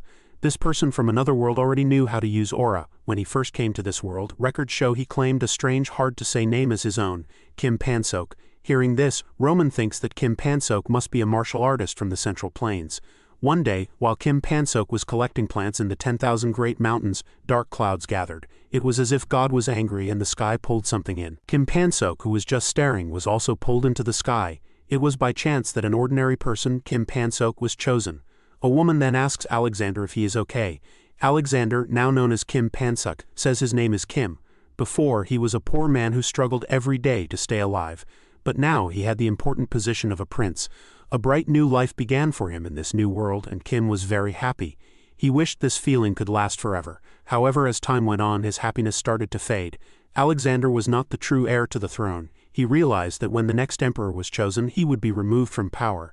Alexander was just a simple poor person with no special skills, and he wondered what he could possibly do. He felt there had to be a way to survive. Then Alexander remembered his past life. He thought that there was a solution. In this land called the Salamander continent, magic exists, but martial arts do not. If Alexander could use martial arts, he could become the next emperor. After this realization, Kim Pansuk stayed in his room every day. He tried very hard to remember things from his past life. Then Kim remembered a low-level martial artist he had once seen. He also remembered something that man had said. To anyone else it would have sounded like a boast from someone unimportant. But to survive, Alexander held on to these memories from his past. After many tries that failed, Alexander's mana gathered at his Dantane energy center, and he saw aura form. This was the start of Alexander's legend. Swordsmen, who had always lost to mages, could now hope again because of the big change called aura. Alexander, who had been behind in the line to become emperor, quickly became a powerful figure. However, the aura Alexander created was just a weak copy of real martial arts. It was a poor imitation.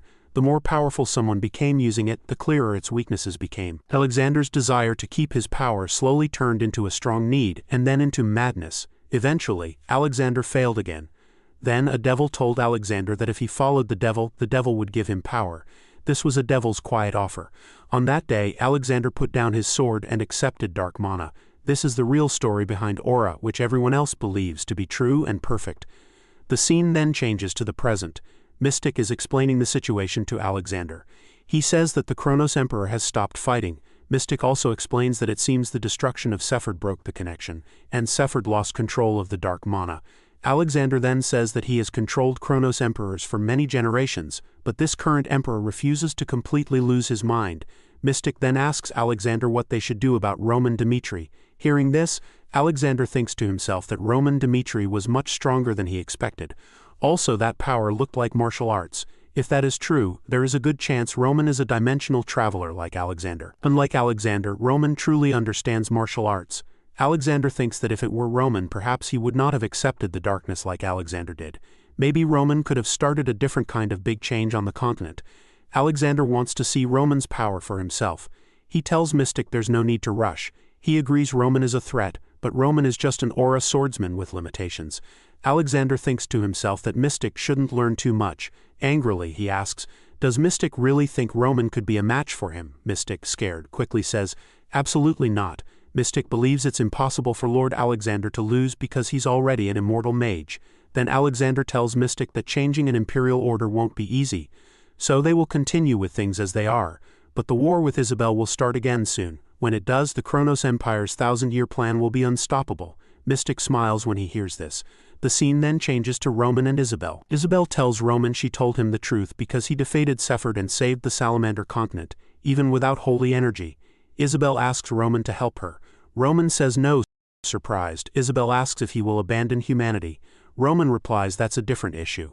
Roman says that since the Kronos Empire is Dimitri's enemy, he will completely destroy it. However, Roman isn't someone who talks about sacrificing himself for the continent. Annoyed, Isabel says their goals are the same, so there's no reason to refuse, right? Roman replies their goals are not the same. Frustrated, Isabel thinks that Roman wasn't the warrior the gods said would come. Roman states he is acting for his own reasons and wants to bring down Kronos. Roman then asks, if Kronos used countless lives to gain an advantage, could Isabel abandon the people and defeat Alexander? Isabel stays quiet. Roman says that's the difference. He explains that if he were in that situation, he wouldn't hesitate for a second. But that doesn't mean Roman wants to be enemies with the Luna Kingdom. Even if Roman and Isabel don't work together, Kronos will fall. That's the only promise Roman can give to someone who has spent a long time helping Salamander. It's the only promise Roman can give Isabel. Hearing this, Isabel wonders what Roman is thinking.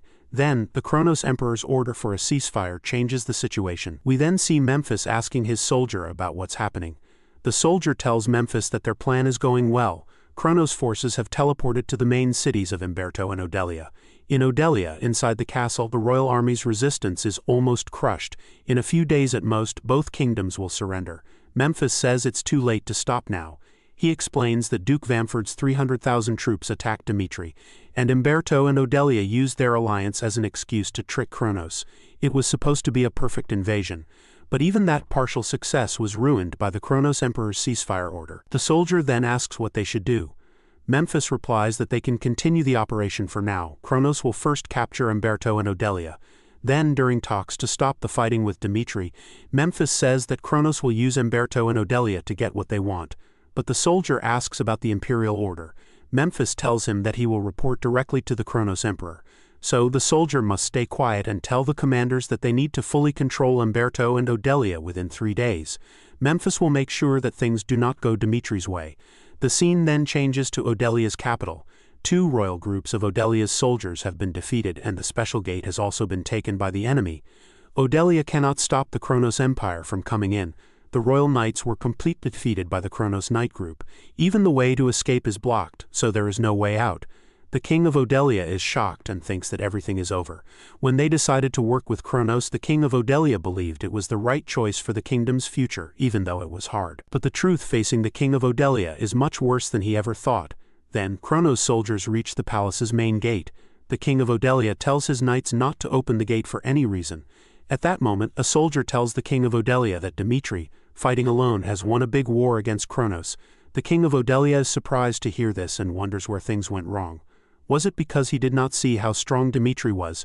The king of Odelia tries to stay calm because Dimitri is against Kronos. If they do not leave their alliance with Kronos, this could actually be a chance. Then, the king of Odelia tells his knight to quickly set up a magic call with Dimitri. As they connect with Roman, the king of Odelia tells Roman that the Kronos Empire is attacking Odelia, and there is no time. So he begs Roman to save them. Roman answers, "Why should Dimitri help the Odelia kingdom?" The king of Odelia is shocked to hear this. Roman also says, if Kronos directly attacked Odelia's capital, doesn't that mean the king allowed them to come in? The king of Odelia admits it is their fault, but warns that if Odelia and Umberto are taken by the empire, the balance of the kingdom alliance will break. Is that what Roman wants? Hearing this, Roman smiles and says, the king of Odelia is clearly misunderstanding something. The king has already gone too far to turn back. 4 kingdoms, not including Odelia, have entered Roman's protection: Hector, Redford, Frank, and even Umberto. The king of Odelia is shocked to hear this. Roman, with a serious face, says that there is no place for Odelia in the new kingdom alliance. The scene goes back to moments earlier, just before Roman announced war against the Kronos Empire. In the center of Umberto, Lucas sat across from an important noble. The noble, a key person in the kingdom and a symbol of Umberto's military, Marquis Drake, directly asked why Lucas had come to Umberto at such an important time. Lucas saw that the noble spoke directly, so Lucas answered in the same way. The noble spoke plainly, so Lucas didn't see any need for polite talk or small talk. He said that during Lord Roman Dimitri's fight against a group of killers, an important paper was found.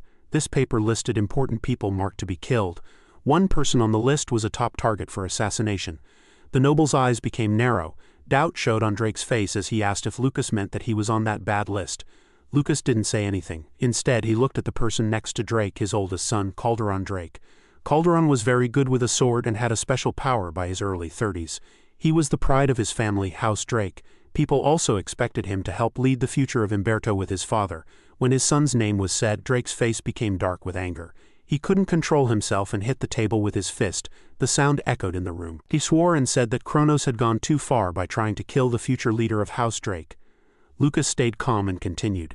He said that Kronos' plan was not just to kill Calderon. The Empire planned to make it look like someone from inside Umberto had done it.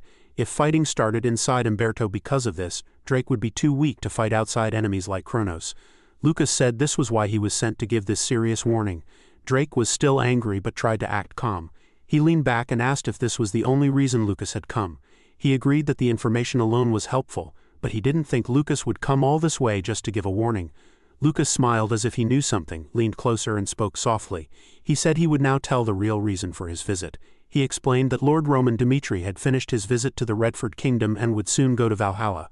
After that, a big war with the Kronos Empire seemed likely. When that time came, the kingdom of Umberto would have a very important choice to make. Lucas warned that if Drake kept being careful and neutral and avoided fighting like he had been, they would lose their chance to change the continent forever under a new system. Hearing this, Drake's face became serious. He asked Lucas directly if he was saying that Lord Roman Dmitri would truly fight a total war against the Kronos Empire. Lucas looked at him and said yes, he would. Dmitri would not give up. The story now returns to the present day. Roman clearly said that Odelia had no place in the kingdom's alliance. King Odelia was shocked and upset. He told his soldiers to call Umberto right away to find out what was happening. But when the magical call connected, it wasn't Umberto's king on the other end. It was Calderon. Calderon stood tall and calmly said he had killed the king of Umberto. King Odelia was completely surprised and couldn't understand what was happening. The leader of House Drake, who was a symbol of Umberto's strong army, had taken over his own king. With a cold look, Calderon spoke to King Odelia. He could tell by Odelia's face that he didn't believe what was happening. Calderon said it seemed clear that Odelia had been completely fooled by the Kronos Empire. He then explained that Umberto's late king had wrongly trusted Kronos' sweet lies. He had opened the special warp gate for Kronos' army, not knowing what Kronos really planned. Luckily, House Drake had gotten important information from Dmitri. They knew Kronos would betray them, so they secretly put loyal soldiers at the capital's warp gate. These soldiers stopped Kronos' armed troops from advancing. This kept Umberto's capital from falling. King Odelia was angry. He demanded to know when House Drake and Umberto had turned against Odelia to join Dmitri. Calderon corrected him coldly. He said that the loyal people of House Drake and the true patriots of Umberto had never planned to join Kronos. From the very day Dmitri started the war, Umberto and House Drake had already promised to support Lord Roman. This news crushed King Odelia. He fell onto his throne feeling great sadness and defeat. Only now did he understand that Dmitri's actions were never careless or rushed. Roman had carefully planned everything. He had gotten the support of more than half of the kingdoms on the continent before attacking Kronos. The proof of Dmitri's huge power was now clear to him. At that moment, the heavy palace doors slowly began to open. King Odelia felt sorry for himself. He blamed himself for his bad decisions. He cursed his own weakness and wondered sadly why his father had raised him to be so weak. His dark thoughts were stopped by soldiers shouting that the castle gates had been broken through. Kronos troops were pouring in. Meanwhile, far away in Cairo's capital city, inside the Grand Palace of Cairo, Charlton, who represented Kronos, stood proudly before the King of Cairo. With a small smile, Charlton said that the war, which started from what seemed like a small fight, had gotten out of control. He claimed to understand perfectly why Dmitri and Cairo had declared war. But he told the king to think about calling a ceasefire. Charlton also added that the Kronos Emperor no longer wanted needless deaths. In his great kindness, he had decided to offer peace. The king of Cairo was very angry. He could not stand Charlton's boldness and lack of shame. Charlton was talking about peace while his empire was fighting a very cruel war. Charlton looked at the king of Cairo with a cold, mean smile. He spoke with disrespect, asking if the king truly believed that Cairo and Dmitri were strong enough to fight until the very end against the powerful Kronos Empire. He said that what had happened so far was only one battle. Charlton thought the king of Cairo was making a big mistake by thinking that one small win meant he had won the whole war. Charlton suggested that if Cairo and Dmitri accepted the ceasefire as a sign of goodwill, the Kronos Empire would let the king of Odelia live and keep him safe. Charlton leaned forward in a proud way and told the king of Cairo to decide right away. The king of Cairo was boiling with anger and frustration. These were not the words of an empire that was falling apart. This offer had hidden threats and too much pride. It was clear to him that Kronos, even though they had faced a setback, still had a scary amount of power. The king looked at Roman Dmitri for advice and asked what he thought about Kronos' so-called peace offer. Roman was calm and steady. He stepped forward and looked directly at Charlton. He spoke very clearly, making one thing perfectly obvious. What right did Charlton have to even be there? When Charlton heard this, he yelled. He insisted that he was there as a messenger and that Roman should treat him with the respect that messengers deserve. Roman calmly replied that while the laws of the land did protect messengers, Charlton had openly ignored the correct rules. Roman walked closer to Charlton, smiling as he pointed out that Charlton had not asked for permission first, nor had he shown a white flag before arriving. Instead, he had proudly announced his arrival as a messenger without following any rules. With a serious look, Roman stated that Charlton had ignored the legal procedures and still dared to call himself a messenger. Charlton was clearly shocked by Roman's words. Anger flashed in Roman's eyes as he declared that Dmitri and Kronos were still at war right now. Charlton was stunned and scared. He realized that Roman was defeating him with just his presence and his gaze, without even drawing his sword. As Roman's power seemed to grow around him, he said coldly that if Charlton wanted to stand there as a messenger in enemy land, then he should kneel like someone carrying a white flag. Charlton, full of anger and shame, yelled back that he was there to deliver the Kronos Emperor's wishes and that he had entered Cairo because the Emperor had ordered him directly. He demanded to know if Roman truly planned to cut off all diplomatic ties with Kronos. Roman, not bothered, made fun of Charlton. He asked if Kronos' ceasefire was so weak that it depended on whether or not Charlton knelt. Charlton was stunned and could not say anything back. Roman got even angrier. He let out his full power, saying that if Charlton and Kronos really wanted to stop fighting, Charlton needed to show respect. If not, Roman would personally strike him down right there to prove Dimitri's strength. Charlton was completely shocked by Roman's powerful presence and scary power. He thought Roman was completely crazy. Charlton was amazed to see Roman change so much. At that moment he felt truly afraid. Charlton realized he had made a big mistake. He quickly got on his knees and said sorry. He admitted he should have followed the rules. He confessed he had been careless and made a quick, thoughtless decision in the heat of war. He begged Roman to calm down. The king of Cairo was surprised to see this. He was amazed to see a representative of Kronos so embarrassed. This meant that something truly unusual had happened. Roman, looking serious and steady, told Charlton he did not believe Kronos' idea of stopping the fight. Roman said that no matter the terms, the power of strength could not be held back by simple agreements. Roman's voice was steady and strong. He went on to say that if Kronos truly wanted peace, Charlton needed to show he was serious. Charlton was confused and asked what Roman meant by serious. Roman's answer was shocking and firm. If Kronos offered 500,000 gold coins to pay for the war, then and only then would Roman think about stopping the fighting. Charlton was stunned and said this was an unfair demand. Roman's tone did not change though. He reminded the Baron that many innocent people had died in the war. The country owed it to its people to make sure their families' suffering was not for nothing. Roman warned that if Kronos said no to this, he would go back to war without a second thought. Charlton stood there, unable to speak. Roman's words left him completely silent. Then he carefully asked if the kingdom of Odelia would also be part of this demand. Roman's cold answer was sharp and cutting. Why was Charlton asking about people who weren't even with him? Roman's terrifyingly cold stare made Charlton realize what kind of man was standing in front of him. The scene then changed to the Kronos Empire, where Charlton told the Emperor of Kronos what had happened. He reported that if the Emperor gave the order, Kronos could cancel the talks and unleash the Empire's terror on the world. However, the Emperor of Kronos, his face full of anger, scolded Charlton. He reminded the Baron that he had clearly ordered these talks to succeed. His anger, however, was not just about the demand for 500,000 gold. What made him most angry was that Charlton had knelt before Roman, showing such shameful weakness. Emperor Kronos spoke with a cold and strong voice, telling his knights to grab Charlton. Charlton was very scared. He dropped to his knees and begged for forgiveness, saying he had done something very wrong. Emperor Kronos kept his serious face and said he planned to use this ceasefire to finally take over the whole continent. The Emperor had a big plan for Kronos' future. Even if the Empire lost, no one should be able to shame it. So he told Charlton to accept what was going to happen to him. Charlton was completely shocked. He argued with the Emperor, reminding him that he had spent his whole life working for Kronos, doing everything he was told. Now he was going to be killed for just kneeling once? Did that really make sense? But before Charlton could say anything else, the soldiers hit him once, and he fell down dead. The scene then changed to Alexander, who was now fully in charge of Emperor Kronos. Alexander watched these events happen and felt very excited. He was eager to see what Roman was really like. Standing on top of a cliff, Alexander announced that he would show Roman why he had stopped doing martial arts and started using magic instead. Near the capital city of Odelia, Alexander used one of his spells, a very powerful and dangerous one called Meteor. Huge rocks fell from the sky, destroying Odelia's capital city right away. Alexander smiled in a mean way and wondered how long it would take Roman to cause so much damage. Meanwhile, news reached the people that the Kronos Empire was offering a ceasefire to Dimitri.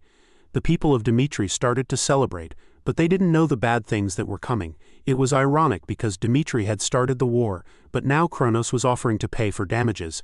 This basically meant that the Kronos Empire was admitting they had lost. Across the continent, everyone was happy about the news, but that happiness didn't even last a full day. News of Odelia's destruction spread quickly, casting a dark shadow over the short celebrations. The scene then moved to Lucas, who quickly went to the destroyed Odelia capital to see how bad it was.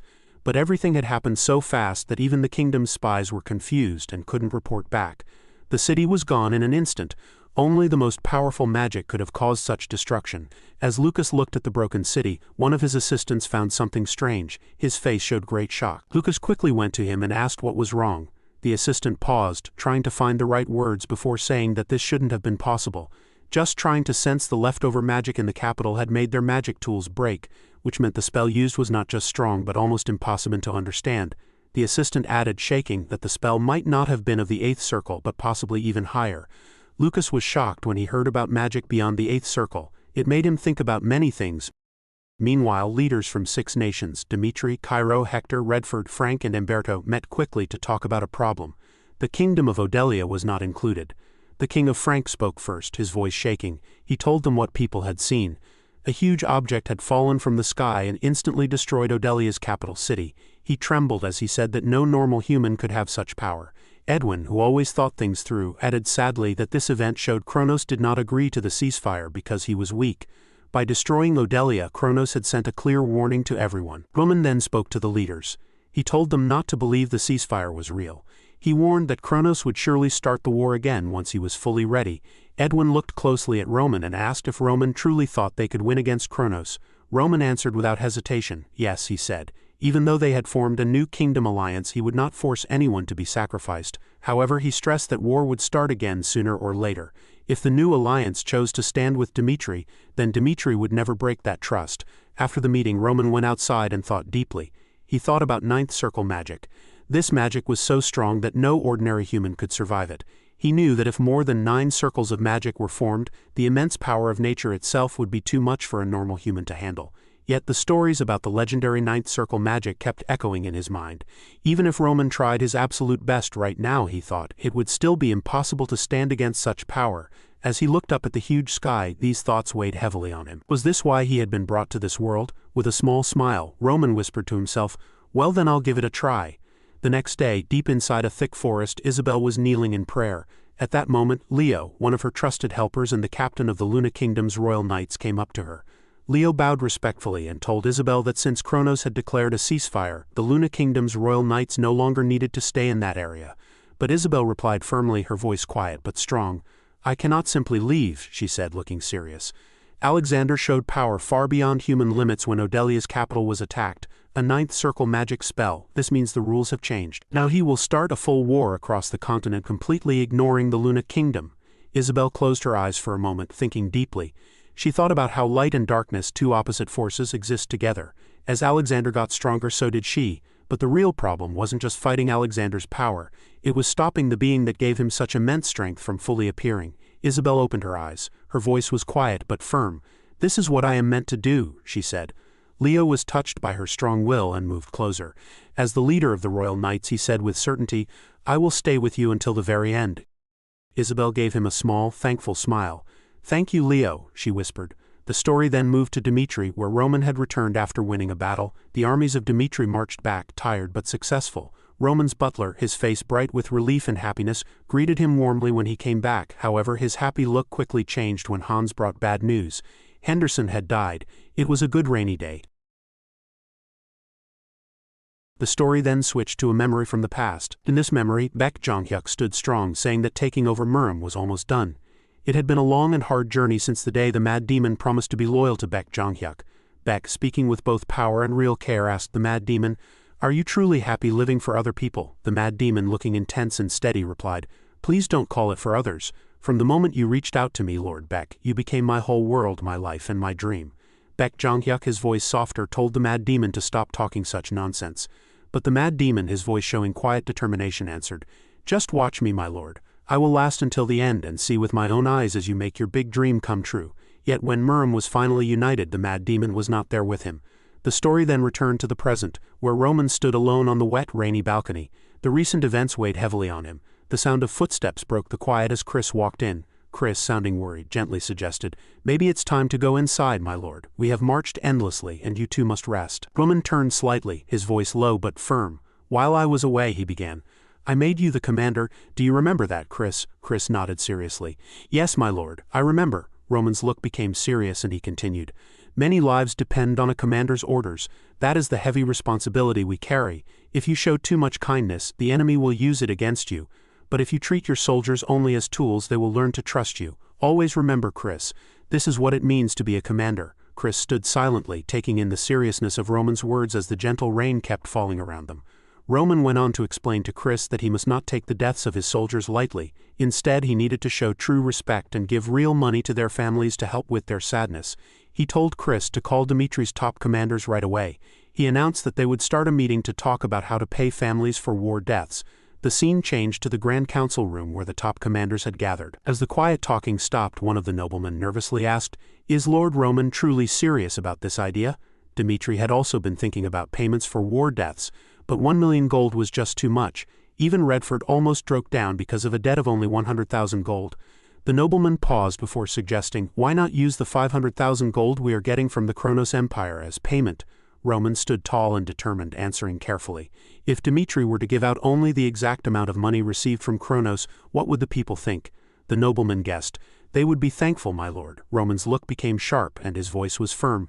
"That is exactly why we must go beyond just thanks. I want our people to know that sacrifices made for Dmitri are always met with fair and steady recognition. This war preparation is only the start. From this moment on, Dmitri will put in place a complete national system for rewarding good deeds. Not only will the families of those who die in war be honored, but people like Henderson, who helped Dmitri greatly, will be called national heroes. So," Roman continued, "the full 500,000 gold will be used for payments. Cairo has agreed to this, and they have also offered to pay for a part of the remaining 500,000 gold to help with the total payment. Even though Dmitri lost a lot during the war, I must show the people that to Dmitri, the biggest loss is not money or supplies, it is the loss of its people. Dmitri has won, and in this victory I will not let sadness hide our hard-won success. From this day forward we will focus on the lives and well-being of our people."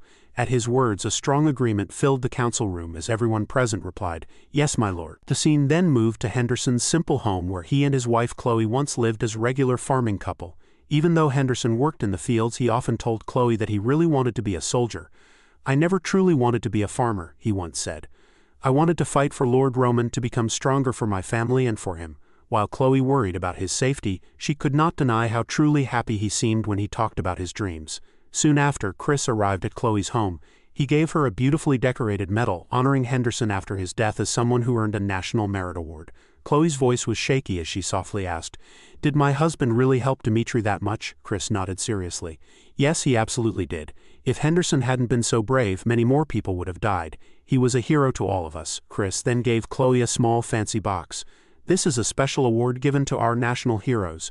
Please open it." Chloe opened the box slowly, and then she gasped loudly. The box was completely full of shiny gold coins, much more than she ever thought it would be. Feeling confused, she stuttered, "This must be a mistake. You must have given me the wrong box. There are hundreds of gold coins here, and even a knight like you wouldn't make such a big error." Chris smiled gently and shook his head. "It's not a mistake. Lord Roman said that Henderson deserved this much honor. Please, Chloe, take this gift and live with pride and happiness. Remember how much your husband's brave act meant to Dmitri." Chloe was so full of feelings that tears ran down her face. Chris felt sad for her and stood quietly by her side, letting her take in the importance of the moment. The story then moves to a busy tavern in Dmitri. The people of the town were excitedly talking about some amazing news. Dmitri had decided to pay out a huge 1 million gold coins to make up for the war. Most people found it hard to believe. On top of that, Dmitri added another 500,000 gold coins from the money they got from the Kronos Empire. Some people thought the money came from Dmitri's rich iron mines, but even that didn't seem like enough to explain such a massive amount of money. Then another man spoke up, asking if anyone had heard about Chloe's family.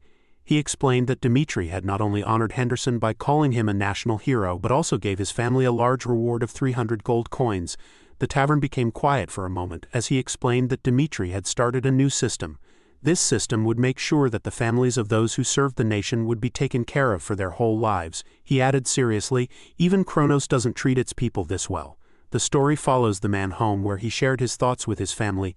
Looking at his father, he said clearly that he had made up his mind. He was going to join the Dmitri army. His father was shocked and asked what kind of silly talk his son was saying, reminding him that he was just a simple farmer. The young man replied with strong belief, "Henderson was just a farmer too. At first he couldn't even use a sword well. But with Lord Roman Dmitri's help he became a great swordsman. If he could do it, so can I. I want to be like Henderson." His parents were left without words. Turning to his mother, he promised, "I'll come back successful. I'll be a proud soldier of Dmitri no matter what." Then with a smile, he said, "One day they'll call what's happening now the Henderson syndrome." The story then changes to the Hector kingdom. Edwin told his father about Dmitri's plan for war payments. His father nodded, saying he had heard that Dmitri not only beat Kronos but also forced them to agree to peace. With respect in his voice, he called Roman Dmitri a truly amazing man. With a serious look, Edwin says that Hector is now at a very important point. Hector and Kronos cannot exist in the same world anymore. Edwin tells his father to let Hector become great alongside Dimitri. When Edwin's father hears this, he makes a firm choice. He says that from this moment on, Hector will get ready to fight Kronos. The story then moves to the kingdom of Redford. King Redford excitedly announces that his kingdom owes a huge thanks to Roman and the people of Dimitri. He states that if it weren't for Roman, Redford would have been completely destroyed. Because of this, he promises Redford's full support to Dimitri when they need help. The soldiers in the royal court cheer loudly for their king's brave decision. Meanwhile, similar feelings are growing in other kingdoms: Cairo, Umberto, and Frank. The war has changed the continent. For the first time, Kronos has lost a battle in what is now called the First Continental War. However, Valhalla remains careful and stays out of the fight. The old group of allied kingdoms has fallen apart, and a new powerful group has formed. Dimitri, Hector, Redford, Cairo, Umberto, and Frank have all joined together under Roman Dimitri's lead. Half a month later, the story returns to Dimitri, where a notice for new soldiers is put out. People can now apply to be private soldiers directly under Lord Roman.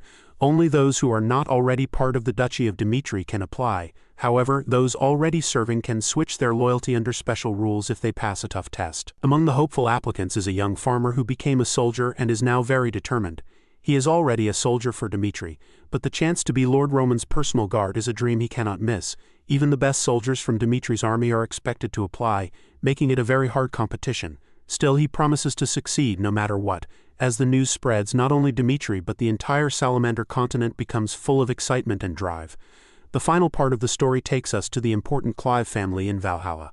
Logan, who is ranked 9th among the kingdom's fighters, gives Count Clive a letter. Surprised, the Count asks, "What is this?" With a calm but strong look, Logan answers, "It's my resignation." Logan calmly explains that he can no longer achieve what he believes in while in Valhalla. Hearing this, an angry Count Clive rips the resignation letter in half and yells, "Absolutely not." He glares at Logan and demands, "Where is it? Who dares to take a swordsman from the Clive family? Is it House Halton or House Markle?" Logan replies firmly, "No, I am not moving to another noble house within Valhalla." Count Clive narrows his eyes. "Then why leave everything here?" With quiet certainty, Logan answers, "Seeing Dimitri prove its strength at the recent festival has stayed with me. Valhalla has lost what made it special. It no longer stands for the honor and spirit I once imagined for warriors. No matter what you offer, you cannot change my decision." Count Clive was shocked and couldn't speak. Logan turned away, his voice steady. He said, "From now on I will be a warrior for Dimitri. I am thankful for everything you have done for me, Count Clive. But now I need to go my own way." After saying this, Logan left, leaving the noble person speechless. The scene then changed to a busy restaurant in Dimitri. It was full of soldiers in armor and people were speaking softly. One man spoke loudly, saying he used to be a knight in a respected family in Umberto. But after he heard how Henderson was honored, he admitted, "Everything I did back there started to feel like it meant nothing." Another soldier sitting next to him added, "I am from Cairo, and it seems many of us have come for the test." The restaurant was full of hopeful people who had traveled from all over the continent to join Roman Dimitri's personal army. Two men in armor sat together at a table in the corner. One of them looked at the other and said, "You look like someone who has been in real fights. Where are you from?" The man with gray hair answered, "Frank." The first soldier was interested and asked, "Frank, that's a long way from here. Why did you come all this way?" The gray-haired man explained, "When Dimitri's hero said he was looking for private soldiers, I stopped everything and came. If I have to live by fighting, then I want to work for someone who takes a soldier's death seriously." The first man laughed and agreed, "Well said. I am from Hector myself." As they talked, their eyes looked at a man sitting alone at a nearby table. Curious, they asked him where he was from. The man wearing a cloak answered quickly, "Frank, but I do not want to join this conversation." The armored soldier narrowed his eyes and replied, "Don't lie, I have met soldiers from Frank. You do not speak with their accent." His eyes became even narrower. "You are from Kronos, aren't you?" The cloaked man froze in shock. The room became quiet. Everyone looked at him, their faces becoming serious, sighing. The man stood up and spoke to them. "Yes, I am from Kronos. I understand why you would act this way. I come from an enemy country, but I am tired of Kronos's cruel ways.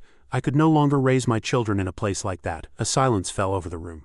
The soldiers stared in disbelief as the man continued, "I ran away with my family during the night. I know Charlton died. I know it is hard to believe, but I want a new life for myself and for my children." The tension slowly went away. One soldier whispered, "Even soldiers from Kronos are coming now." The armored man who first questioned him nodded, thinking, "If the news has spread this far and people are leaving even Kronos, then passing this recruitment test is going to be incredibly difficult." The scene changed again, this time to the Dimitri Palace where Captain Jonathan stood with his helper. The assistant looks at Captain Jonathan and asks, "Captain, "How many people do you think will apply this time?" Captain Jonathan answers. "Even when young Master Roman wasn't as well known as he is today, a lot of people applied. This time, I wouldn't be surprised if 10,000 people apply." His assistant takes a deep breath. 10,000. Captain Jonathan nods with a serious look. They have just started looking at the application forms, but the gates are already full of people. He expects thousands more to come today alone. As they walk into the staff room, Captain Jonathan stops, very surprised. The room is filled with tall piles of application forms. He looks at his assistant, and they both realize what's happening. On just the first day, more than 10,000 people have already applied. As Jonathan looked through the list of applicants, he was surprised to see the name Favir, a 39-year-old man with a remarkable background. Favir had once served as a knight for the well-known Umberto royal family, and could now use a 3-star aura. In his application, Favir wrote that being entrusted with a role like this demonstrated his capabilities. He listed his battle experience in detail, including many conflicts, and most notably, his decision to join the fight voluntarily when the Dmitri family declared total war against the Kronos Empire. As Jonathan read the file, he couldn't help but think to himself, why would a swordsman this skilled apply to be a regular soldier instead of joining the Knight Order? Before he could speak his thoughts out loud, his assistant, who was also reviewing applications, commented with equal surprise, "I never expected people at this level to apply just to be regular soldiers. There are deputy leaders from big mercenary groups, top fighters, seasoned knights, and even aura swordsmen." Jonathan nodded thoughtfully. It was clear that not only Favir but many highly skilled individuals had come here, and they had all come for the same reason. To be trained by the young Lord of Dmitri, that alone was enough to attract the best warriors from across the continent. Jonathan glanced at another file, and his calm expression suddenly turned to shock. He stood up quickly, eyes wide in disbelief. "Fred, the former knight commander of the Memphis family from the Kronos Empire," he muttered.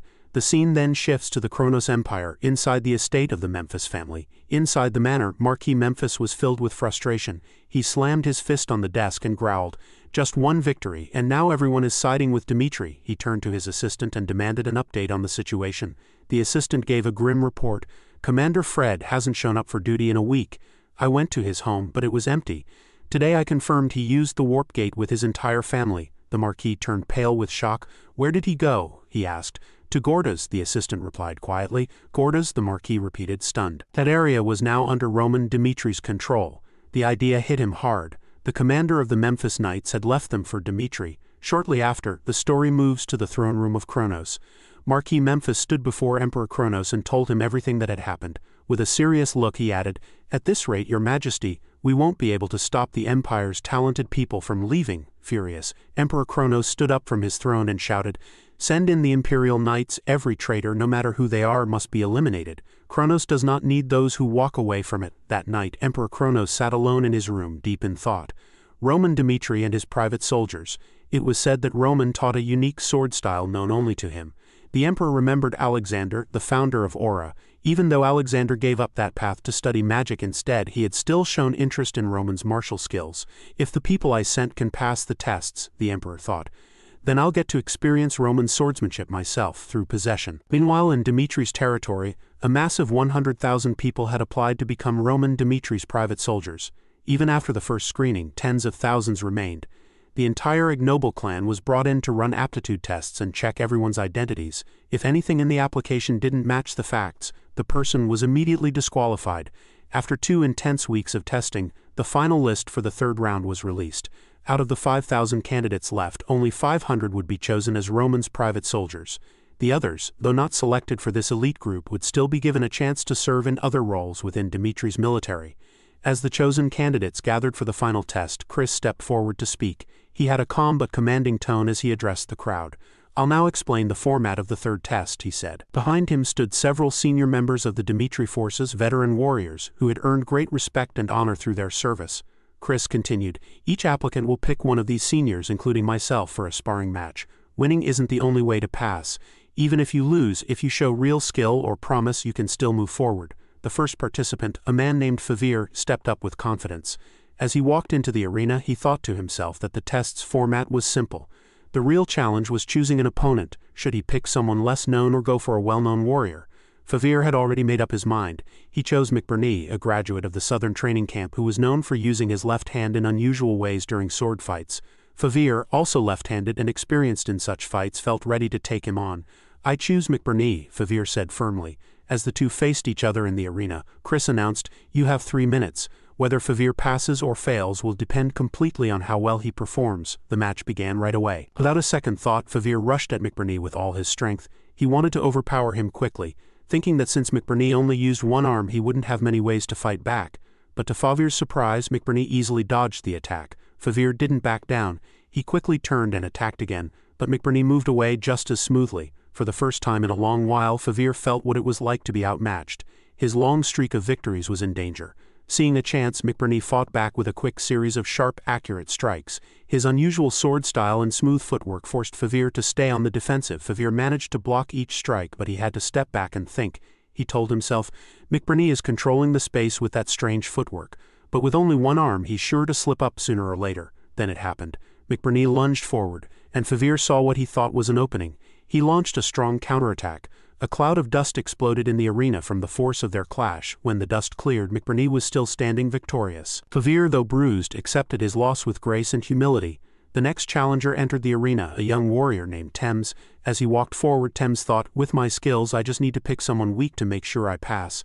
He looked over a group of senior warriors, trying to spot someone who didn't look strong. His eyes stopped on a soldier with a small build, someone he didn't recognize. Feeling confident, Thames pointed and said, "I choose him."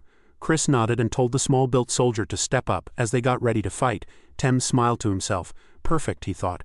"If I don't know his name, he can't be that good." Elsewhere, one participant in a cloak whispered, "That guy is going to lose." Another participant wearing armor replied, "Don't judge too fast, he might be stronger than he looks." But the cloaked figure shook his head. "Roman soldiers, those who fought in the southern and western campaigns in the Battle of Valhalla, are undefeated. The weak ones were removed long ago." The match began, and the small soldier didn't wait. With one powerful strike, he knocked Thames out instantly. Gasps filled the arena. The cloaked participant spoke again, this time more seriously. "People still don't understand what this test is really about. They're missing the whole point. If you're too focused on who your opponent is instead of showing your strength and skill, you won't make it past the third test." The crowd was silent. Just moments ago, the small soldier had easily beaten Thames, who was known for his strength. The shock of the match spread through everyone watching. No one had expected Thames to lose. But there stood the soldier, barely tired. The upset didn't just surprise people, it changed how they thought about strength. The crowd began to murmur. The soldier turned to face the rest of the participants. His eyes were cold and serious. He raised his voice and said, "Anyone else foolish enough to think they can take me on?" His words were sharp and mocking, cutting straight into the pride of the other fighters. Some of them clenched their fists in anger. Their pride hurt. One man couldn't take the insult. He stepped forward and said with narrowed eyes, "I'll fight you." The second duel started quickly and ended just as fast as the first. In the shadows, a cloaked man named Fred watched quietly. His eyes were calm but focused. He was thinking more deeply than the others. "As I thought," he said to himself, "the ones who overrate themselves and underestimate Dimitri's warriors are being taken out one by one. There's no room here for pride without real strength." Just then a voice broke the tension. Chris called out the next name, signaling for the next fighter to come forward. Fred let out a soft breath and stepped into the arena. He knew this was his chance. If he wanted to be part of Dimitri, he had to prove himself right now. Titles and fame meant nothing here. Only performance mattered. "I choose you," Fred said, pointing at Chris. Chris gave a deeper smile and nodded respectfully. "Understood." Fred stood tall and ready. As the knight commander of the respected Memphis family and the 10th-ranked warrior in the entire Kronos Empire, he had always been part of the elite, but he knew those things didn't matter here. Dimitri was a place for true warriors, not nobles. He needed to show that he belonged through action, not rank. This was his chance to prove himself. The duel began with explosive energy. Fred charged without delay. But before he could strike, Chris moved in even faster. He attacked first, and Fred barely blocked the hit in time. Even so, the power behind it pushed him backward. Fred quickly got back on his feet and struck back with a powerful blow, activating his aura sword and forcing Chris to move back. Not wasting a second, Fred unleashed his full aura and began a direct aggressive attack. Chris met him directly, releasing his aura with just as much power. Their energies clashed violently, creating a loud shockwave that shook the whole arena. The crowd gasped as wind and dust swirled around the two fighters. Fred jumped back, carefully watching what was happening. Something didn't add up. "Chris's aura doesn't feel like it's reached 5-star level," he thought, "but he's matching me in strength. How is that possible?" The thought made him uneasy. Dimitri was much stronger than Fred had expected. But now wasn't the time to back down. He couldn't give up, not for his family's honor and not for his pride. Chris moved forward again and Fred got ready to defend. He braced for a direct attack, expecting their weapons to clash, but Chris faked him out. With quick footwork, Chris dodged and slipped in close. "Fred," Chris said in a calm voice, "you pass." Before Fred could even react, Chris struck him in the stomach, not with the blade but with the back of his sword handle. The hit knocked Fred to the ground. When Fred woke up, he was lying near the edge of the arena. He slowly sat up, realizing what had happened. He had lost, but at the same time he had been acknowledged. Chris had recognized his strength, even in defeat. Fred smiled. I was right, he thought. Dimitri is the only one who can stand against the Kronos Empire. The arena erupted in cheers. Curious, Fred stood up and looked toward the center of the arena. The crowd had gathered again, watching a new fight. This time the match was between Kevin and Logan the Steel, who was ranked 19th in Valhalla. Fred narrowed his eyes. If Kevin is fighting Logan, he wondered, then who is Chris facing now? Chris's next opponent was no ordinary warrior. He was ranked 3rd in Valhalla and 6th on the entire continent, one of the 12 most powerful fighters alive. The real challenge was just beginning. The man standing in the arena now wasn't just any swordsman, he was a living legend in the present. He carried one of the 12 sacred swords of the continent, had a 5-star aura, and was known as the greatest sword prodigy of his time. His name was Ares, the wandering swordsman. Ares yawned lazily and muttered, I almost fell asleep waiting. Born in Valhalla, Ares had broken every known record in swordsmanship. He had climbed the ranks faster than anyone in history, becoming the youngest ranked warrior ever. From the start, Ares had been special, beyond comparison. But what made him truly dangerous wasn't just his powerful aura, it was his unmatched sword skill. He had beaten many aura users who were stronger than him by relying purely on technique. Even Valhalla's emperor had spent over 10 years trying to recruit him, offering riches, titles, and command. But Ares had never joined anyone. He served no kingdom or ruler. He was truly a wandering swordsman. From the sidelines, Jonathan watched closely. He immediately recognized him. That's him, Ares, the sword genius of Valhalla, he thought. But something didn't make sense. Why was Ares, someone so powerful and independent, showing up at Roman's private soldier recruitment? Jonathan couldn't figure it out. Ares joining Roman's forces could shake the fragile balance of power. Suddenly, Ares dashed forward at incredible speed, charging straight at Chris. Chris reacted quickly and blocked the first attack, but the fight didn't stop there. Ares launched a series of fast, powerful strikes. Chris tried his best to block and defend, but it was obvious he was being pushed back. His moves were good, but they couldn't keep up with Ares' smooth, overwhelming swordplay. Chris clenched his teeth. This is nothing like when Diego pressured me with aura alone, he thought. This man's swordplay rivals the Azura sword technique. Their swords kept clashing, each strike sounding like thunder across the arena. Then, with a strong burst of power, both fighters were pushed apart. In that brief moment, Chris spotted an opening. Without thinking twice, he used his signature move, Flash. In an instant, Chris vanished and appeared right in front of Ares. His sword glowed brightly with an aura as he attacked with lightning speed. It was a move almost no one had ever seen, and none had survived unharmed. But to everyone's surprise, including Chris, Ares easily deflected the strike. Gasps filled the arena. Chris's eyes widened in shock. He kept up with the speed of my Flash aura. No one's ever done that, Ares smiled calmly. As expected of Dimitri's Flash. It's not just a fancy name, he said, his eyes shining with excitement. Don't disappoint me before the end. Across the arena, Chris's thoughts raced. He realized something frightening. If even one move of mine slips, I'll lose. There was no room for mistakes. Ares wasn't someone he could beat with brute strength or aura alone. Meanwhile, the fight between Kevin and Logan was still going on, and things weren't looking good for Kevin. Logan, also known as the Steel, was ranked 19th in Valhalla and was starting to dominate the fight. Kevin was injured and struggling to keep up with the powerful, destructive blows Logan delivered using his aura-powered blade. The other fighters watched closely, clearly impressed. Logan's relentless and fierce attacks were exactly what they had expected from someone with his reputation. To them, it was no surprise. Logan truly lived up to the title Steel. Whispers spread through the crowd. Chris and Kevin were known as Dimitri's strongest fighters. Could both of them lose today? Logan, confident of his victory, thought to himself, with this strike I'll win. He charged forward. Kevin managed to block the attack, but to his surprise, Logan immediately followed it with a shield bash, knocking him back. Seeing an opportunity, Logan let his aura burst out at full power. Watching this, Kevin gritted his teeth and thought, the sword that represents Lord Roman isn't Chris or Fernando. It has to be me. Then, with a determined smile, Kevin released his aura at its peak. He was sure he could beat Logan and prove his worth to the world.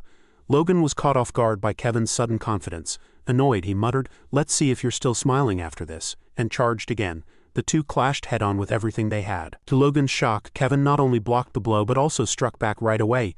Try blocking this, Kevin said boldly. Hitting Logan with a powerful aura-charged attack. Without giving Logan time to recover, Kevin launched a rapid series of strikes. Logan defended with his shield but quickly began to feel overwhelmed. He's fighting like we're on a real battlefield, Logan thought. Seeing the strength of Kevin's aura, he started to wonder, is he even human? Is Kevin a demon? As Logan began to lose control of the fight, Kevin saw an opening and went for a final decisive strike. When the dust settled, Logan was on the ground, defeated. I admit it, Logan said. I've lost. Everyone watching was stunned. Kevin, the underdog, had just beaten Logan, one of Valhalla's top-ranked fighters. Kevin took a deep breath and suddenly shouted, "Chris!" Chris turned, surprised. "What is it?" With steady confidence, Kevin called out. "If you lose, I'll take your place and fight your opponent." Chris's eyes widened in shock. Kevin's bold words caught him off guard. He's getting cocky, Chris thought, clenching his fists in frustration. "They say Kevin and I are rivals. That hurts my pride." He remembered how he started as an aura swordsman, and how Kevin, once just a farmer, had now risen to stand as his equal. Chris let his aura flare. "I'm the second strongest in Dimitri, and I'll prove it." Without hesitation, Chris charged at Ares, closing the distance in a flash. Ares watched carefully. He noticed that Chris was using a combination of aura bursts and flash steps. An advanced move. Chris swung his sword, but Ares dodged it easily. Then Ares moved quickly, appearing right in front of Chris before he could react. Chris was shocked. Ares had matched his speed. Ares attacked, and Chris barely managed to dodge and block just in time. The two started trading blows, their swords clashing quickly and smoothly in a series of fast, powerful strikes. Other than Lord Roman, Chris thought. I've never seen sword skills like this. He realized Ares' reputation as a genius was completely true. Then Ares spoke. "I've seen enough of your skills, let's end the duel here." Chris was surprised by the statement, but before he could say anything, a powerful voice rang out across the training ground. "Stop. That's enough," Roman said as he walked onto the field. "The test ends here." Ares turned, his eyes lighting up. "Lord Roman." Roman looked closely at Ares. "So this is the famous Ares," he thought. "He doesn't follow the usual path of an aura swordsman. He's created something entirely new." Ares gave a respectful bow. "It's an honor to meet you, Roman Dimitri. I know this may sound rude, especially since we've just met, but would you teach me something? I'm already warmed up." His eyes sparkled with excitement. It was then revealed that the sword demon had once been one of the 4 heavenly emperors who followed Baek Junghyuk and lived a truly extraordinary life.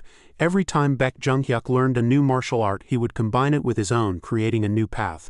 A sword style built from scratch. Roman thought that Ares reminded him a lot of the sword demon. If Ares had pushed his technique further and carved out his style, he could have been even stronger. Roman looked at Ares and said, "I don't like people who don't know their place, but if you want to challenge me, I'll accept. Just know this, if you go through with it, you'll be disqualified from the 3rd test." He then asked, "So, do you still want to challenge me?" Ares was stunned. Does this mean that even the greatest genius on the continent means nothing if he breaks the rules? He wondered. Even without Roman drawing his sword, Ares can feel the intense killing intent coming from him. He now understands that the stories about Roman Dimitri were true and not exaggerated. Lowering his head, Ares says, "I don't want to be kicked out of the 3rd test. I'm sorry for stepping out of line." Roman smiles at his respectful attitude. A few days later, the scene changes. The 3rd test is finished, and about 600 people have passed. They all gather at the place where the 4th test will take place. Whispering spreads through the crowd. Everyone is curious about what the 4th test will be. They all know it won't be easy. Roman steps forward and congratulates them for passing the 3rd test. He says that each one has proven their ability. Then he announces the start of the 4th test. Roman says, "Some of you are spies sent by other countries. I'm giving you exactly 10 minutes. If you step forward and admit it during that time, I will let you go. I swear on the honor of Dimitri." The crowd gasps in shock. Roman speaks again, louder this time. "But if you don't confess, I will deal with you myself right here." One of the participants starts to panic inside. He wonders if he's already been found out. He knows Roman is called the devil of the battlefield, and that he shows no mercy. The man is filled with fear. Suddenly, someone else steps forward. "Is it true you'll spare the spies?" he asks. "Yes," Roman replies. "I joined this test as a representative of the Valhalla Empire," the man confesses. Roman nods. "Smart choice, Deshen," he says, calling the man by name. Deshen is shocked. Roman already knew who he was. "I'll keep my promise," Roman assures him. Deshen thanks him. After seeing this, a few other people also stepped forward and admitted they are spies. Chris, who is watching, is stunned. So many spies got into Dimitri, he thinks. Roman steps down from the stage and says, "This is your last chance, 1 minute left." The man from earlier, the one whose family is being held hostage, starts shaking. "I can't reveal myself. So this is how I'll die," he thinks, full of despair. 10 minutes pass. Roman announces the 4th test is over. Everyone is shocked again.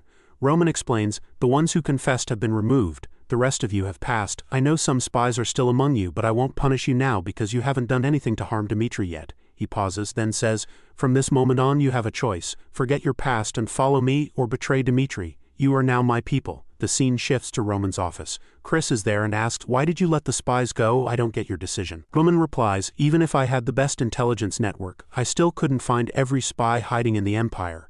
Chris, "Could you control all the information across the entire land?" Chris shakes his head.